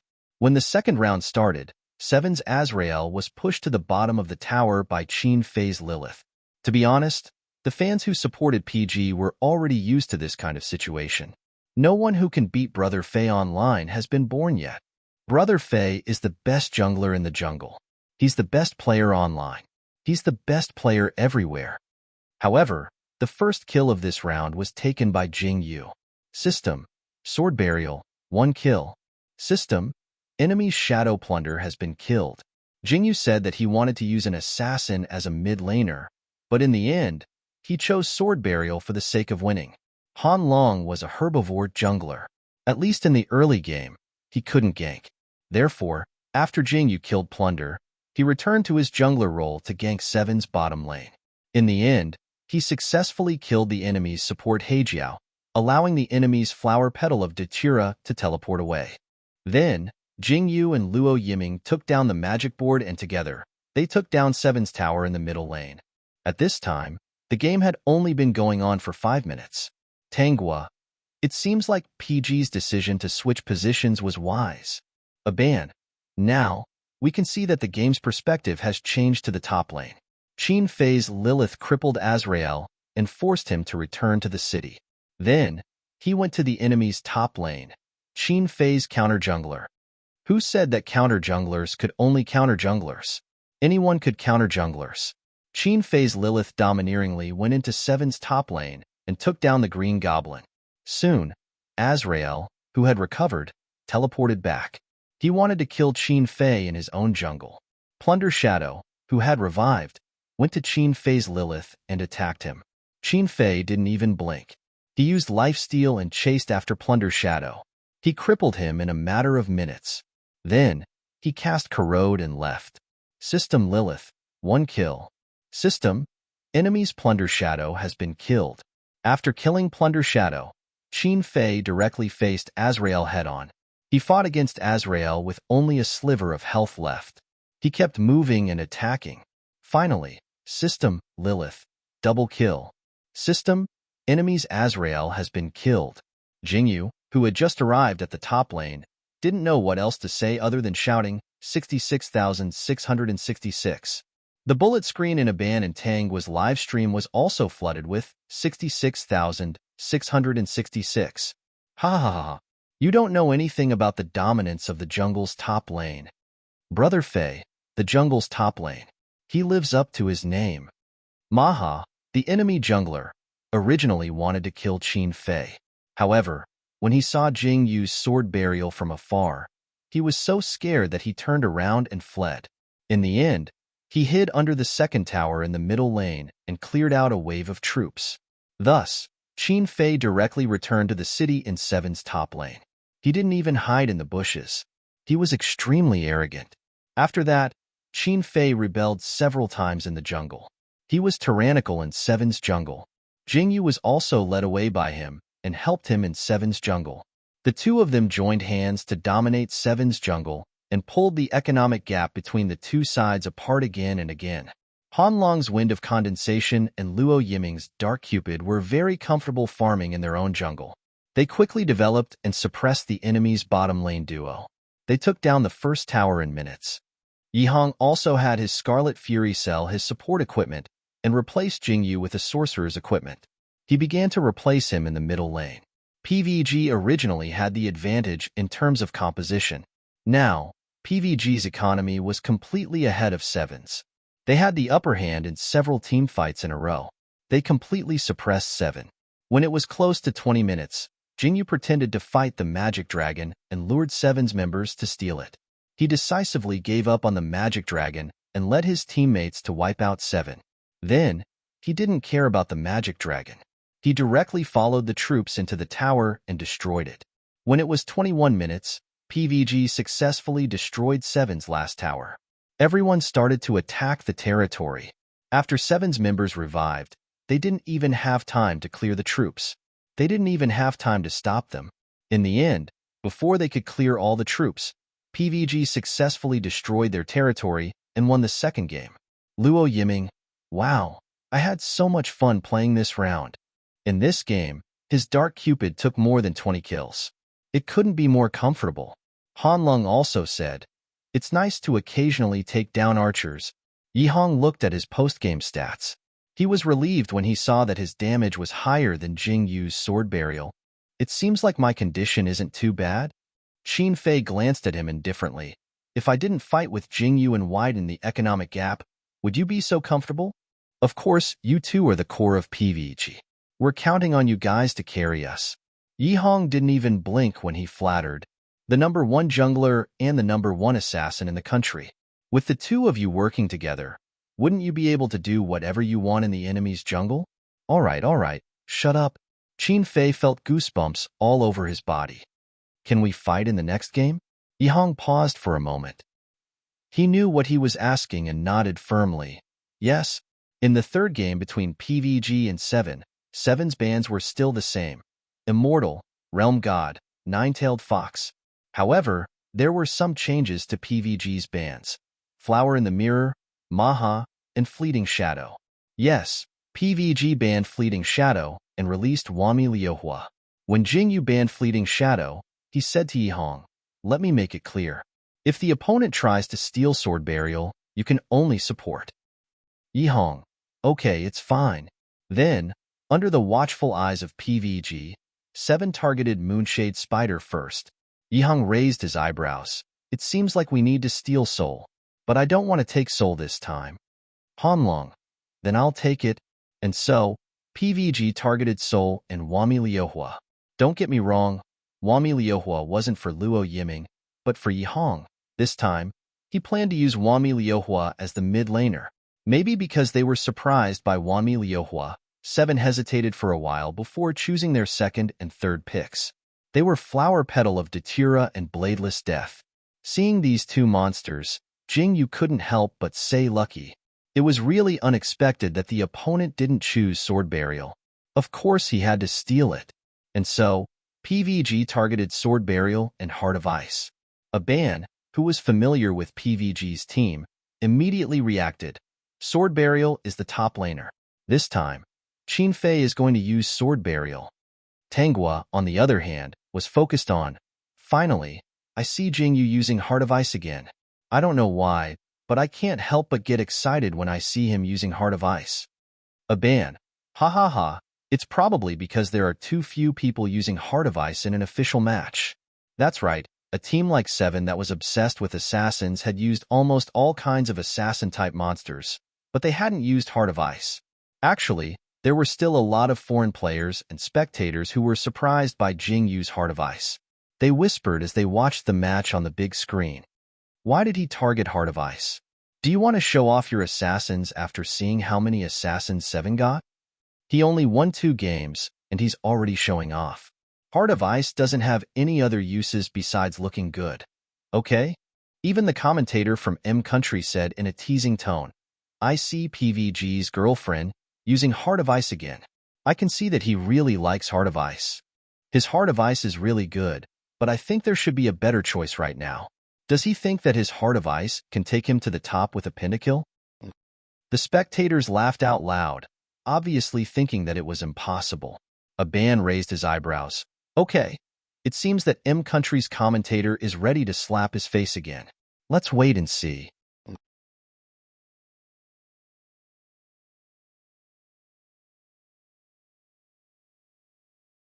Chapter 151. The last 2 positions of Seven were Quangu and Kamal, who seemed to be their top laner and archer for this round. After Luo Yiming helped him lock onto Dark Cupid, he couldn't help but complain. Are they finally going to use their archer to play against me normally? Yi Hong said, oh, that might not be the case. Maybe Kamal is the mid laner? This was very possible for a strange and unpredictable team like Seven. However, after the 2 sides exchanged demons internally, PG looked at the corresponding IDs under Seven's demon avatars and confirmed that Quangu and Kamal were really Seven's top laners and archers for this round. The lineups for the third round were as follows: PG, Sword Burial, Wanmi Liuhua, Dark Cupid, Soul, Heart of Ice 7, Kwanggu, Flower Petal of Datura, Kamal, Moonshade Spider, Bladeless Death. The more Aban looked at this lineup, the more he wanted to laugh. Seven's top laners are getting fatter and fatter with each round. In the first round, they took Flower Petal of Datura. In the second round, they took Azrael. And in this round, they took Kwanggu, the fattiest player in LD. Tangua, ha ha ha, I can tell that their top laner is very afraid of Brother Fei's Lilith. However, Brother Fei took Sword Burial this round. Aban, this is the first time I've seen a Moonshade Spider support. 7 is really good at causing trouble. Tangua, I'm looking forward to how this round will turn out. As they spoke, both sides entered the battlefield. In this round, Jingyu's Heart of Ice went to the jungle, and Qin Fei and Yi Hong fought the Blue Devils with him. In the end, they gave him the buff that increased mana regeneration. Jingyu took mana, killed a few more monsters, and went to gank the mid lane after respawning. He circled behind the enemy's tower in the mid lane and waited to grab the low HP mid laner. 7's mid laner was Flower Petal of Datura, who was under a lot of pressure in the early stages against Yi Hong's Wanmi Liuhua. He was completely suppressed under the tower. After Yi Hong crippled him, he shrank behind the tower and wanted to return to the city. Jingyu saw the opportunity and connected his Heart of Ice. Snow Traction had 2 stages. First, connect. Second, relocate. Second. During the linked phase, it could also deal damage and reduce the enemy's speed. The moment Flower Petal of Datura was connected to Heart of Ice, his return to the city was interrupted. Wanmi Liuhua was in front of him, and Heart of Ice was behind him. He could only hide under the tower and wait for the jungler to help him. 7's jungler was actually nearby, but he was holding Bladeless Man, so he didn't dare to get close. It turned out that he was wise not to come. Yi Hong's Wanmi Liuhua and Jingyu's Heart of Ice rushed into the tower together, not giving the enemy Flower Petal of Datura a chance to struggle. They sent him back to the fountain in minutes. First blood. System. Heart of Ice. First kill. System. Enemy Flower Petal of Datura has been killed. After Jingyu's Heart of Ice killed the enemy, his repositioning skill refreshed, and he immediately connected to Yi Hong's Wanmi Liuhua. Wanmi Liuhua received a buff and quickly left the tower. Heart of Ice pulled him over and left the tower. Yi Hong's Wanmi Liuhua was hit by a tower, so his health wasn't very good. Jingyu reminded him, the enemy jungler is nearby. Go to the second tower before returning to the city. Okay. Yi Hong let his Wanmi Liuhua go to the second tower and clicked the return button. At this moment, Jingyu's Heart of Ice invaded the enemy's jungle. Aban was shocked. Jingyu's jungler before Heart of Ice is injured. This is the first time. Tangua. It's probably because the enemy jungler is Bladeless Life. After Jingyu took down the Green Goblin and killed another monster, Bladeless Life, who had failed to chase after Yi Hong, finally came back to collect his debt. Let go of my monster. Let me do it. At the same time, the enemy's top laner Kwanggu also turned around and rushed over. Jingyu hurriedly crouched into a bush. Brother Fei, save me. Qin Fei. Coming. Qin Fei's Sword Burial teleported and flashed over. The moment Bladeless Life appeared under Jingyu's Heart of Ice, he swung his long sword and slashed at him. Almost at the same time, Jingyu connected Heart of Ice to Bladeless Life. Before he could do anything, Bladeless Life was killed. System. Heart of Ice. Double kill. System. The enemy's Bladeless Life has died. The enemy's monster died, and the displacement skill was refreshed. Jingyu decisively connected Heart of Ice to Qin Fei's Sword Burial. Sword Burial, which had been increased in speed, instantly rushed to the front of the Kwanggu and started fighting him. After Jingyu connected Heart of Ice, he used the skill Ice Blade that he hadn't used before. The assassin's unique, overpowered damage instantly pushed the Kwanggu's blood pressure to a critical level. Qin Fei deliberately let Jingyu deal the final blow. System. Heart of Ice. Triple kill. System. The enemy's Kwanggu has died. Yi Hong couldn't help but laugh. You two are good. You call this saving someone? You're clearly trying to kill them all. Jingyu got a triple kill and leveled up to level 6. He had a big skill. He hurriedly rushed to the bottom lane.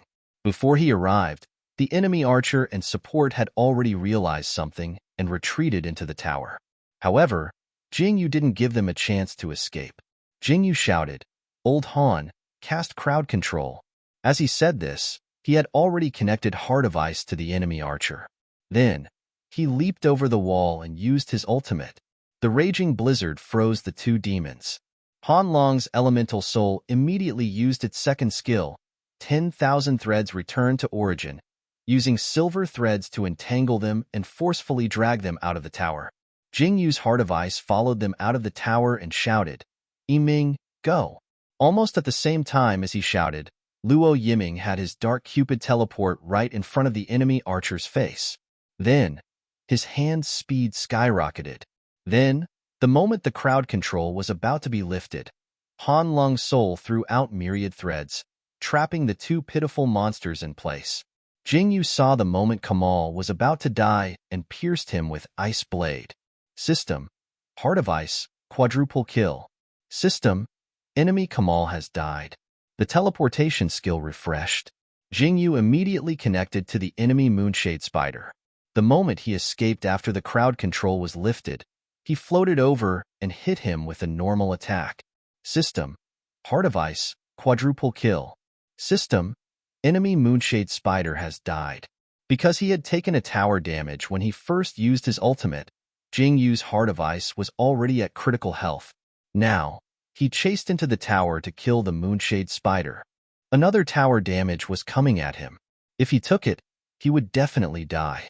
At this critical moment, Jingyu used Flash and narrowly avoided the tower damage. He appeared at the edge of the defense tower, as if he was standing on the other side of the Yellow Springs. He survived. Jingyu's Heart of Ice, quadruple kill. A band jumped up in excitement. He really jumped up, making the sound of a chair rubbing against the ground. Not only did he get a quadruple kill, but he also survived. That's amazing. That's really amazing. Tanguo was also very excited. Quadruple kill at the beginning of the game. It must have been a big blow to Seven. As she spoke, she suddenly thought of something and couldn't help but laugh. Ha ha ha, I wonder how the commentators of Country are reacting now. Aban also laughed. What else can they be reacting to? They've turned into a repeater. They can only repeat amazing now. The commentator of Country looked at the replay on the screen, his face burning with pain. He had just mocked Heart of Ice for not being able to get a quadruple kill. In the end, he got a quadruple kill. However, in addition to the sour feeling of being slapped in the face, he actually felt his blood boiling, so much so that he shouted, "Amazing," a few times. After that, he let out a sigh from the bottom of his heart. Oh my God, this is unbelievable. This player from GF is simply a miracle. He created a miracle, especially the double kill at the bottom lane. It's simply an extreme maneuver. Amazing. The live audience was also shocked by this scene and couldn't make a sound for a long time. They had never thought that Heart of Ice was so strong, and they had never thought that this player from GF was so handsome. At this moment, almost everyone was shouting in their hearts. How could he be so handsome? Jingyu was completely unaware of this. He leisurely returned to the city. At the same time, a system notification popped up on the screen. System: the magic dragon will respawn in 1 minute. I almost forgot that if I get a pentakill within 10 minutes, the magic dragon will respawn in advance. His teammates started to flatter Jingyu again. Jingyu was a little helpless. Stop flattering me. You guys gave me the heads. Putting everything else aside, it was obvious that Qin Fei had given him the heads of Bladeless Life and Quanggu on purpose. He had deliberately left them for him to deal the final blow. As for the other monsters, they were basically dealt with by Yi Hong and Luo Yiming. He had only dealt the final blow out of habit and took the enemy monsters' heads. MOBA games were never a one-man game. Moreover, this was a game where no one knew the outcome unless they persevered until the very last moment. When it was close to 10 minutes, Kamal from V7 charged into the dragon pit and unleashed a huge blast. His heaven-defying damage directly took out both PG's tanks, which were Yi Hong and Luo Yiming. Of course, Kamal was quickly killed, but they still had a tank and 3 assassins. The enemy Kuanggu tanked the crowd control thrown by Han Long, and the 3 assassins rushed up one after another, taking away Sol in minutes, and then crippling Qin Fei and Jingyu. Qin Fei took Jingyu, and the 2 of them teleported and flashed away, and then rushed back when V7 beat the dragon to critical health. Qin Fei killed the enemy jungler Bladeless Life with a sliver of health, and Jingyu handed over discipline to the magic dragon. System: Heart of Ice, conquer the magic dragon. System: the magic dragon army is about to attack. System: Flower Petal of Datura, 1 kill. System: Sword Burial has died. System: Moonshade Spider, 1 kill. System: Heart of Ice has died. PG got the magic dragon, but PG was annihilated. PG was annihilated by V7 in a 2-for-5 trade. This magic dragon clearly wasn't very useful. When V7 cleared out the last wave of magic dragon army, PG actually only succeeded in taking down one of V7's towers. Yihong clicked his tongue. Kamal's AP isn't AD, but spell burst. Jingyu said, "We had to defend." In the International Invitational, the 2 sides couldn't see each other's equipment, but they could see the type and ratio of damage they took before they died from their death details, and speculate what the other side dropped. Seeing the heaven-defying spell damage in his death details, Yihong immediately realized V7's strategy. He deliberately took the bottom lane and misled us into thinking that he was an archer. He guessed that we didn't defend, so he used Spell Burst and took us down in 1 combo. Amazing. Qin Fei said, "Yes, amazing. But there won't be a next time." At the 14th minute, the 2 sides broke out in another huge team battle in the middle lane. Han Long Sol led the team and successfully controlled 4 players. Yihong and Luo Yiming dealt damage, and Qin Fei and Jingyu reaped the kills. In the end, V7 was annihilated in a 1-for-5 trade, and only Yihong's Wami Liuhua died. At that moment, the second magic dragon hadn't respawned yet, so PG could only go to the jungle to get the magic wheel. In the end, PG successfully took down V7's second tower in the middle lane. When Yihong revived, Qin Fei couldn't help but say, "Yezi, your Wami Liuhua has the same problem as Jingyu." "I know." Yihong, of course, took Wami Liuhua knowing this. "I took Wami Liuhua to ensure that the early game doesn't collapse. The later game depends on you guys." In this game, Yihong's Wami Liuhua didn't die once in the early game. He defended the middle tower and ensured PG's development. He felt that he had achieved this goal very well. He had done what he needed to do. Next, he just needed to make use of every opportunity to deal damage. He didn't want to drag PG down, so he could contribute to PG's strength. At the 22nd minute, PG discovered that V7 was stealing the magic dragon. So he rushed up and killed V7 in a 2-for-5 trade, and took the magic dragon. V7 had already been baptized by the magic dragon army once, and now they lost another magic dragon.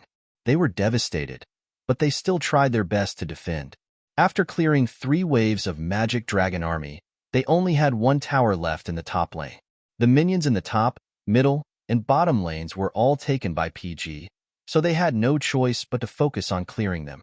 V7's jungler, Bladeless Death, realized that PG was going to attack the magic disc, so he went to take a look.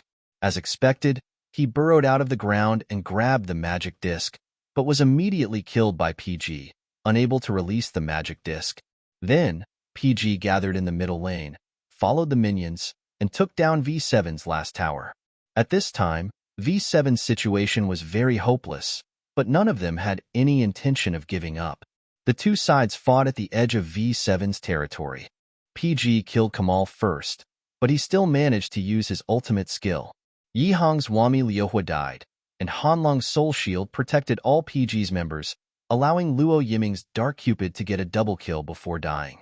The commentator from Country M was very excited. The demons on both sides died one after another.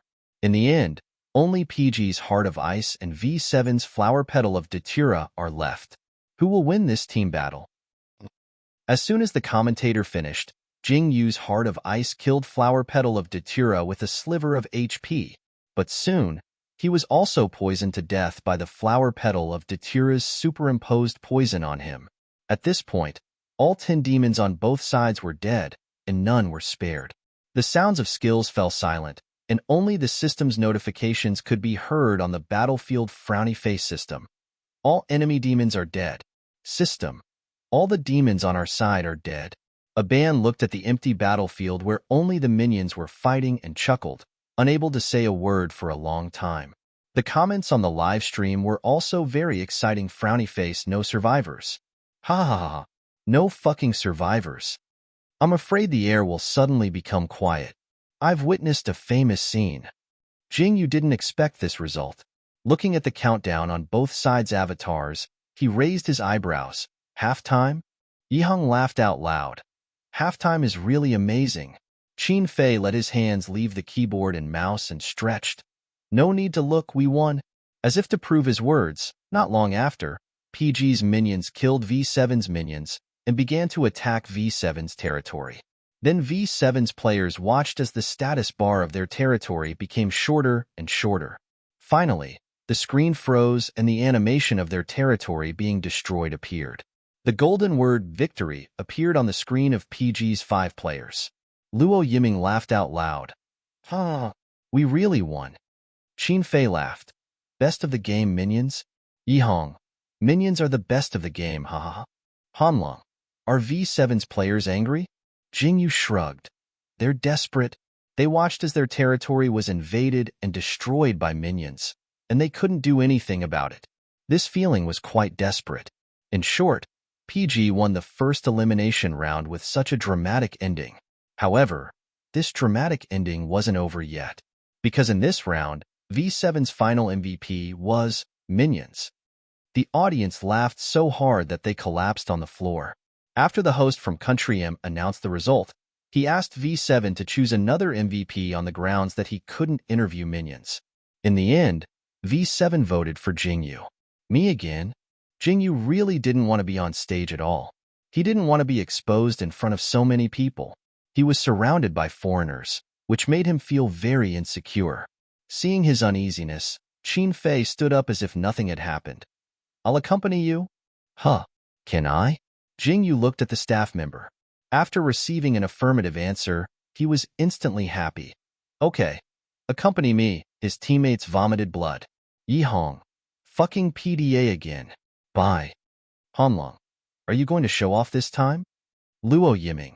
Are you guys planning to come out of the closet here? How is that possible? Qin Fei glanced at the 3 of them in disdain. We're very low-key. Okay? Yihang. As long as you're happy. Qin Fei said that he would accompany Jingyu for the interview, so he really did.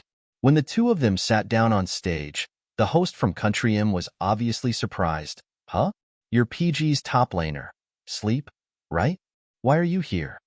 Qin Fei smiled and replied, I'm accompanying him and acting as his translator. In Aban and Tang was live stream. The netizens who understood English were all confused. Frowny face attention. I'm accompanying him and acting as his translator, not helping him translate and accompanying him. Ah, Brother Fei's smile is so affectionate. I can't help but think the wrong way. Jingyu doesn't understand. Ha ha ha. The look of confusion on the goldfish's face is too cute. Qin Fei said that he would translate for Jingyu, but he basically answered whatever the host asked. From beginning to end, Jingyu had nothing to do. The netizens were once again confused. Frowny face. Brother Fei knows Jingyu too well. He actually knows Jingyu's preferences like the back of his hand.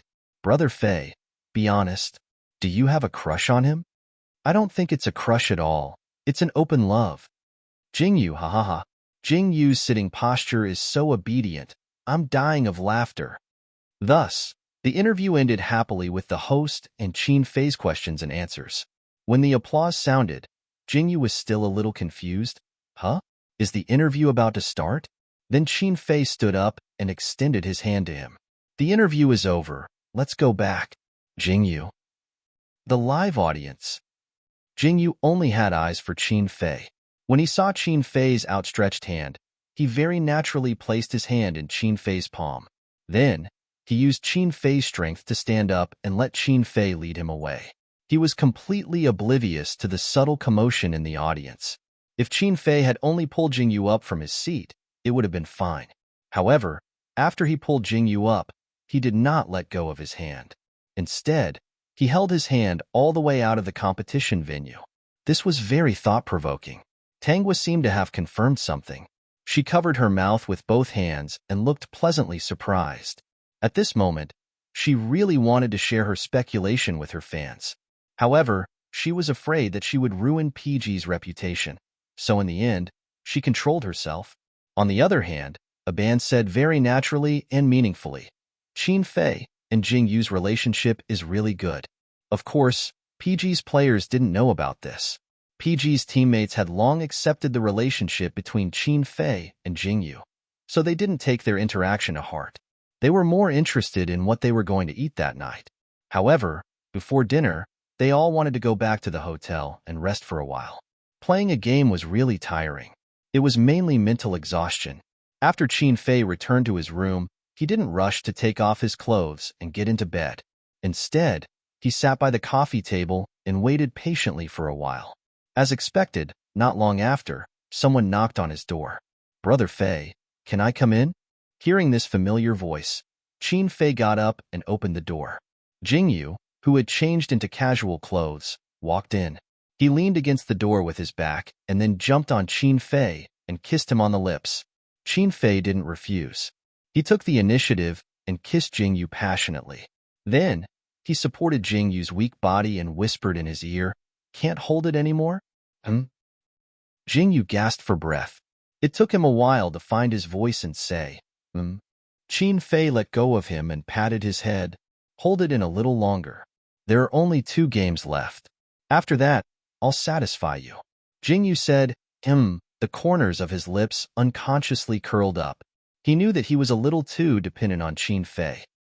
He even fell into an endless cycle of, "I can't be without him, and I can't hold it in when he's in my sight." He was afraid that Qin Fei would be annoyed by this, but every time, Qin Fei would gently tolerate him and comfort him. It made him feel that he was forgiven. Qin Fei picked up Jingyu and carried him to his bed. He looked into his eyes. He suddenly remembered the first time he carried Jingyu to his bed. This person was drunk and eager to be possessed by him. He couldn't help but laugh. Jingyu blinked in confusion. "What are you laughing at?" "Qin Fei, I'm laughing at how cute you are." Jingyu equals Qin Fei sat down on the edge of the bed. "Close your eyes and rest for a while. Don't think too much." Jingyu. Qin Fei turned his head and looked into his eyes. "After the game, let's get married." Jingyu smiled. "Okay."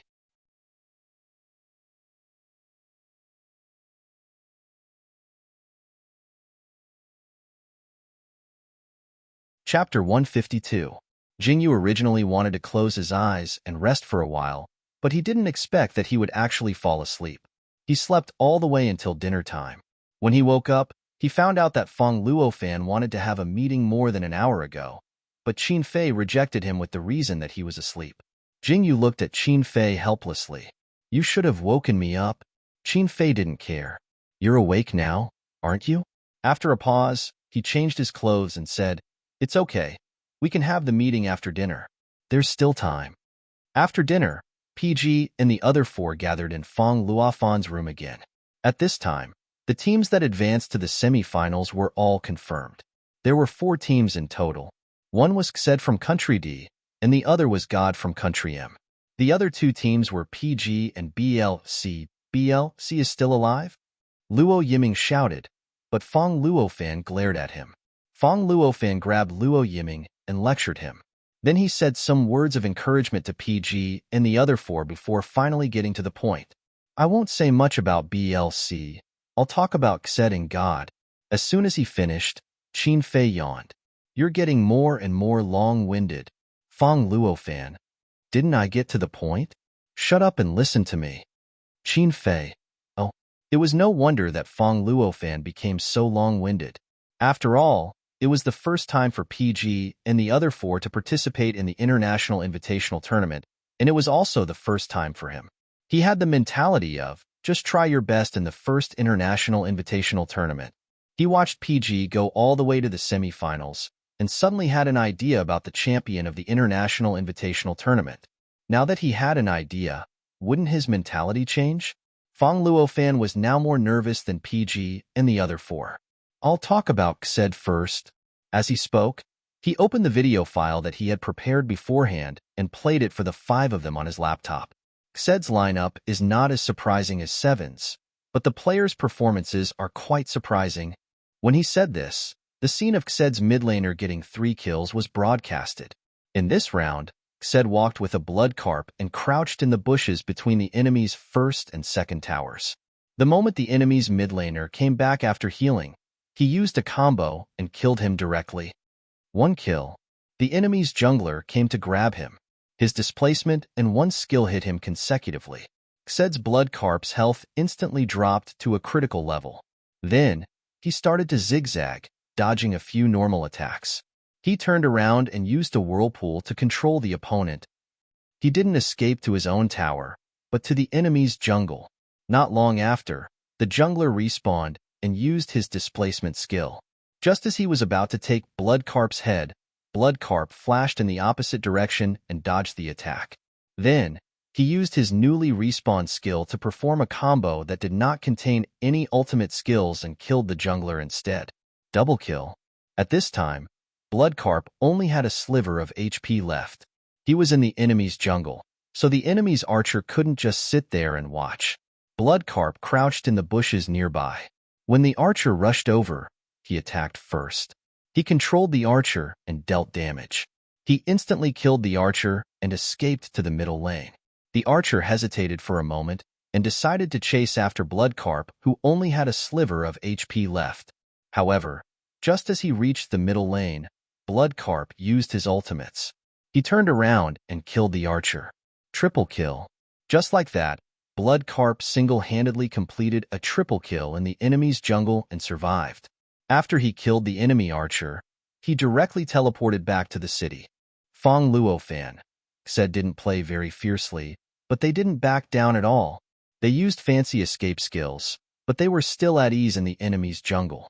They didn't panic at all and constantly looked for opportunities to counterattack. This was Xed. Fong Luofan. They're very patient. It looks like the enemy is chasing after them, but they're actually running away from the enemy. To be honest, from a style point of view, their style is quite bad for us. However, the 5 PG players had different opinions. Luo Yiming, that can't be right. Is the enemy's archer poisonous? What's the point of going up when he's only at a sliver of HP? Jingyu, the enemy jungler's prediction is bad. His hit rate is too low. Yihang said, Bloodcarp squatted in a rather tricky position at the beginning, but I think that when his combo comes, there's still a chance for him to escape. Fong Luofan's face darkened. I told you to pay attention to Xed. Who told you to complain about their opponents? Qin Fei didn't care. It's not good to boost their morale and diminish our own. Fong Luofan was about to vomit blood. Where was his dignity as a coach? However, for the championship, no matter how much he vomited blood, he could only continue his analysis. In short, you have to be very careful when fighting against Xed. Don't get too excited when you're at low health. I've sent the video to the group. You can watch it later and ask me if you have any questions. Then I'll focus on God. This team is really strong. As Fong Luofan spoke, he opened God's video. This team's specialty is that they're hard to catch. Jingyu looked at God's lineup on the screen. Almost all of them were demons with high health and defense. They were comparable to MY in China. However, they were better than MY in that their mid laner was also a tank. 4 tanks and 1 archer. It was obviously a 4-to-1 strategy. Fong Luofan, their archer is very strong, stronger than Kid. They're also a team that relies on archers to carry the team. Compared to Kid, they don't have many archers, but they're very strong. Once they develop, if we can't kill them before the team starts, then the team will be wiped out by him alone. Sure enough, on the screen, after the opponent's jungler flashed and dodged by God's archer, the situation was simply one-sided. God's archer first killed the jungler, then followed behind his teammates and attacked crazily. He killed the enemy's top laner, mage, support, and archer one after another. It was too easy to get these 5 kills. Jingyu frowned and began to think if it was him, would it be possible to kill the archer just now? The result was that he couldn't kill him. However, it had nothing to do with the skill. It was because God's archer's economy was too high. Jingyu, why is his economy so high? Because his teammates went on a hunger strike. Fong Luofan replied, the jungler and support went on a hunger strike and gave all their economy to the archer. They let him max level and equipment in the middle of the game, then lead the team alone and win. Jingyu said, so you're saying that you're betting the entire game on the archer? Fong Luofan, yes.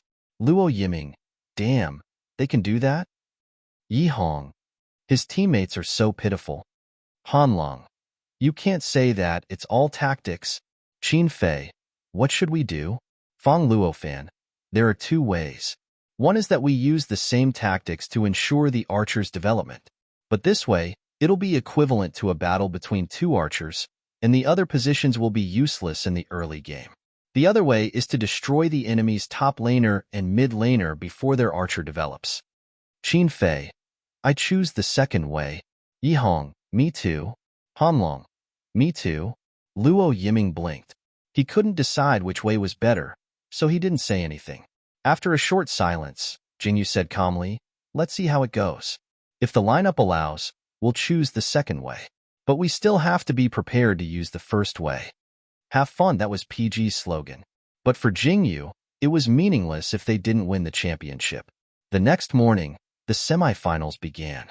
Before the game started, PG's 5 players were thinking about how to play against God. In the end, they were matched against Xed. Luo Yiming was surprised when he saw this team. He immediately reacted. So BLC's opponent is God? Yes. Yi Hong replied, I hope BLC can win. I don't want to play against God at all. You make it sound like we're definitely going to win. Qin Fei sneered. Don't worry about them. We'll play our own game. Yi Hong, okay. Since it was confirmed that their opponent in the semifinals was Xed, the 5 of them had to adjust their tactics and prepare to face Xed. Jingyu, the opponent's mid laner, is very good at positioning, especially the demon with control skills. He's very good at counterattacking, so we have to consider banning Soul, Bloodcarp, Scarlet Fury, and Heijiao. Luo Yiming, 4? Can't we only ban 3? Yi Hong, Little Jingyu said that we'll consider banning them. Let's see how this game goes. We'll make the first move. As they spoke, the two sides threw the dice. The results were out quickly. PG's blue team made the first move. Aban couldn't help but laugh. PG's team is really amazing. They're always unlucky in the early stages of the game and always get the last move. But in the later stages, their luck suddenly explodes and they always get the first move. Tenghua, ha ha ha, I hope their performance can go hand in hand with their luck. Aban, PG's opponent for this round is Xed. I saw the screen recording of this team's last game. They're really good.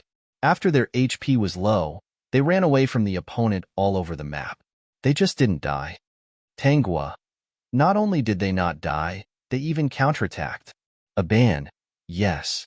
However, BLC's opponent for this round is also very strong. It's God from Country M. At this point in the International Invitational Tournament, some people are already saying that their archer is the best archer in the world. Tenghua, wow, really? Isn't this title a bit too amazing? Aban, I don't know if he's the best archer in the world, but after watching the previous games, I think his Dark Cupid and Wind of Condensation are indeed the best in the world. Tenghua, looks like PG and BLC will have a hard time in today's semifinals. While the two were talking, PG's first ban was given to Bloodcarp. It was because Xed's mid laner had gotten 3 kills in Bloodcarp's jungle in the last game. Xed hesitated for a while before giving their first ban to Realm God. Immortal and Realm God probably still can't be released. Let's see what they choose for their third ban. Jingyu said as he banned Scarlet Fury. Xed immediately banned Nine-Tailed Fox. Yi Hong raised his eyebrows. Flick Shadow was released?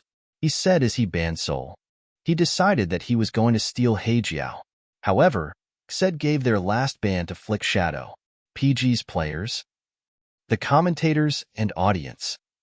Yi Hong, wait. Did I see wrong? What were their 3 bans again? Hanlong, Realm God, Nine-Tailed Fox, Flick Shadow. Yi Hong, fuck. Luo Yiming, what the fuck? The undead had been released. Then, there was no need to hesitate. PG's first ban was the Immortal. Jingyu was a little confused. Why did they release the Immortal? First game, they want to take a gamble. Qin Fei guessed and couldn't help but laugh. I haven't used the Immortal even once, but that doesn't mean I don't know how to use it. Yi Hong bitterly lamented. Said is looking for trouble. No zwadya why you try. Hanlong. Brother Fei is going to carry them in this game. PG's guess was right. Releasing the Immortal was indeed a big gamble for Xed. They thought that if they banned the Immortal, they would have one less banned spot. In a situation where the opponent was a PG, the threat of Nine-Tailed Fox and Fleeting Shadow was no less than that of the Undying. However, Nine-Tailed Fox and Flick Shadow were both banned by PG. As for the Immortal, PG hadn't gotten it yet. So, they decided to take a gamble and see if PG's first ban would be the Immortal. If it wasn't, then the Immortal would be theirs. Even if it was worth a gamble to see how much of a threat PG's Immortal could pose to them. Also, if PG locked the Immortal, they would be able to get Heijiao. It wouldn't be too much of a loss.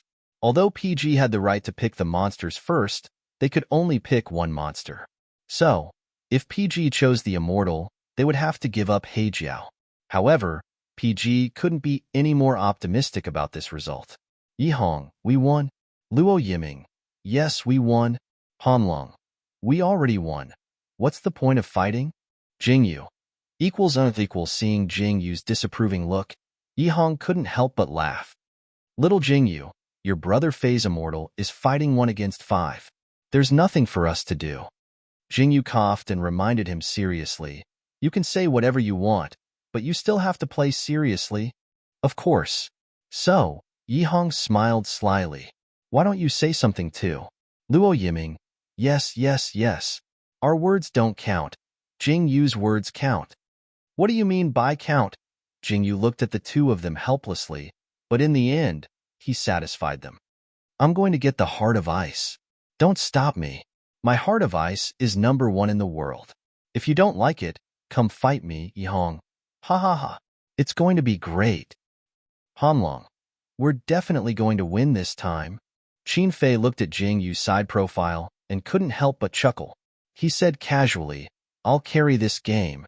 He said it very casually. It was more like a joke than a promise, but his teammates didn't question the credibility of his words.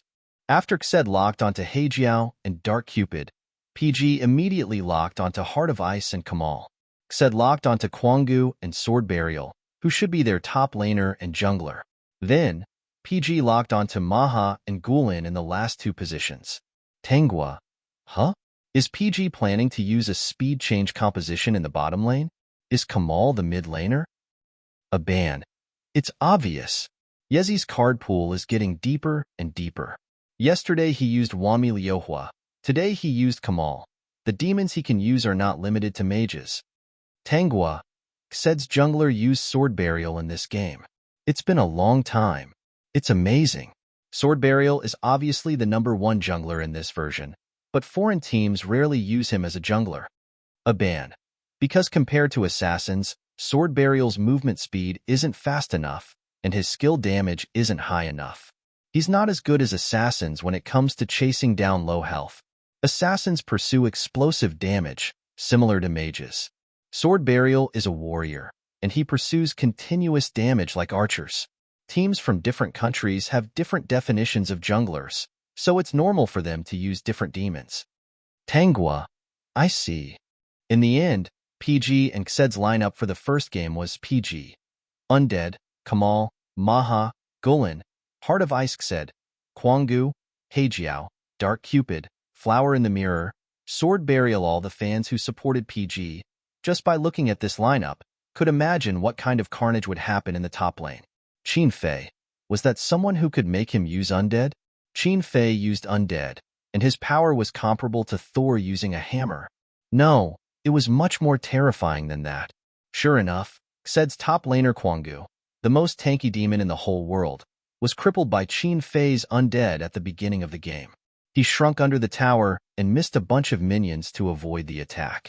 He didn't give up, and after finishing a wave of minions, he retreated to the back of the tower and wanted to return to the city. He didn't expect that as soon as he clicked on the return button, before the progress bar started to move, he was hit by a cold light. After Jing Yu's Heart of Ice helped Yihang get mana in the Shangye area, he immediately rushed to the back of the enemy's top lane tower, as if he already knew that Quangu would be suppressed. He was fragile, and he didn't dare to kill Quangu when he was only level 1. So his purpose was only to interrupt Quangu's return to the city progress bar and prevent him from returning to the city. After successfully interrupting, Jing Yu turned and left, letting his Heart of Ice leisurely float to his own Shangye area and start farming. At this time, it was too late for Quangu to return to the city. The second wave of minions came, and Qin Fei's undead killed all the minions at the fastest speed and followed the minions into the tower. Quangu flashed and wanted to escape, but Qin Fei flashed and caught up with him. Quangu died, and the first blood was born. System, the undead, 1 kill. System, the enemy Quangu has died. It was too easy to get this kill. Qin Fei couldn't help but click his tongue. The undead are really brainless. If they don't cut me in the next season, I'll write my name backwards. Yihang didn't know whether to laugh or cry. You've said that before. Han Lung also laughed. You say it as if you're the one fighting the undead. Don't act like you're the one who got the upper hand, okay? You'll get beaten up. It's okay, Qin Fei said calmly. They can't beat me. 5 minutes later, Qin Fei was the first to reach level 6, and he had a big skill. He decisively killed the enemy Quangu. Jing Yu's Heart of Ice arrived, and together, the two of them took down the enemy's top lane tower, and then went to the Shangye area to fight. Tanghua. It's coming, the PG's Shangye joint attack. A ban. Ha ha ha, it's so comfortable to fight with the undead. Tanghua. Yeah. Jing Yu is very comfortable a ban. With Qin Fei's undead, the enemy junglers don't dare to get close at all. Tanghua. Yeah. Live comments frowny face Tanghua is very excited today? Hey, don't go. I think so too. Although Ah Fei is also quite excited, I can read different things from their tone. Manual dog head. Ha ha ha ha. I think I know what Tanghua is excited about, but I can't say it. Ever since Qin Fei accompanied Jing Yu to the interview yesterday and left holding his hand, Tanghua became abnormally excited. In the past, when the two of them commentated PG matches, Aban was always in charge of cheering for Jing Yu, and Tanghua was in charge of maintaining her rationality and supplementing the commentary content from the perspective of the other team. But now, it was unknown whether it was because they were supporting the same team, but Sweets had started to become even more irrational than a half. Their commentary no longer complemented each other, but became both excited and high together. Aban. Jing Yu's triple kill in the bottom lane. No one can stop his Heart of Ice anymore. Tanghua. Brother Fei is late, huh? Jing Yu's hand speed is skyrocketing, and he doesn't need his protection at all. Aban. It's time to start the team. Jing Yu went behind and killed the enemy archer, followed by the mage, support, and top laner. Quadruple kill. Jing Yu's quadruple kill. Tanghua. Brother Fei helped Jing Yu block Sword Burial's big move and killed Sword Burial with low HP. These two are too cool. Aban. Jing Yu's awesome. Tanghua. Brother Fei's awesome. Listening to the two of them excitedly commentating, the bullet screen was filled with frowny face. I'm dying of laughter. Where are the commentators? I only see a pair of fanboys and fangirls. I'm dying of laughter listening to this commentary. Do they not need money to brag? I didn't want to laugh, but when I saw the bullet screen filled with ha ha ha, I couldn't help but ha. I just want to know how Miley Yin is doing. Miley Yin doesn't deserve to be named in the semifinals? When Aban and Tanghua saw the bullet screen, they remembered that Ball C was also competing. They quickly switched the live stream to Ball C and God's match, only to find that Tanghua frowned. Li Yin didn't get a single kill? How is that possible? Aban's expression froze. God's Archer's economy is too scary. It's more than 3,000 renminbi than Ball C. There's no way they can win. On the screen, Ball C's flower in the mirror successfully crowd-controlled God's Archer. Li Yan's Moonshade Spider immediately rushed forward to attack, but because it was 2 levels lower, it couldn't kill God's Archer in one shot. After the crowd control was released, the Archer easily killed it. Not only did he die, but Flower in the Mirror, who had full HP, was also killed by the enemy archer's arrow before it could use flash. The critical damage that floated up was terrifying. Seeing this scene, the relaxed atmosphere instantly turned solemn. After a moment of silence, a band frowned. Ball C is going to lose this round. Let's see how they deal with this. You're tuning in to the Romance Rendezvous YouTube channel. We're so grateful for your support, and don't forget to subscribe to join us on this incredible journey through captivating stories. Your generosity through donations truly makes a world of difference, as it's the primary source of revenue that allows me to expand and enhance this channel for you. Thank you from the bottom of my heart for being a part of this adventure.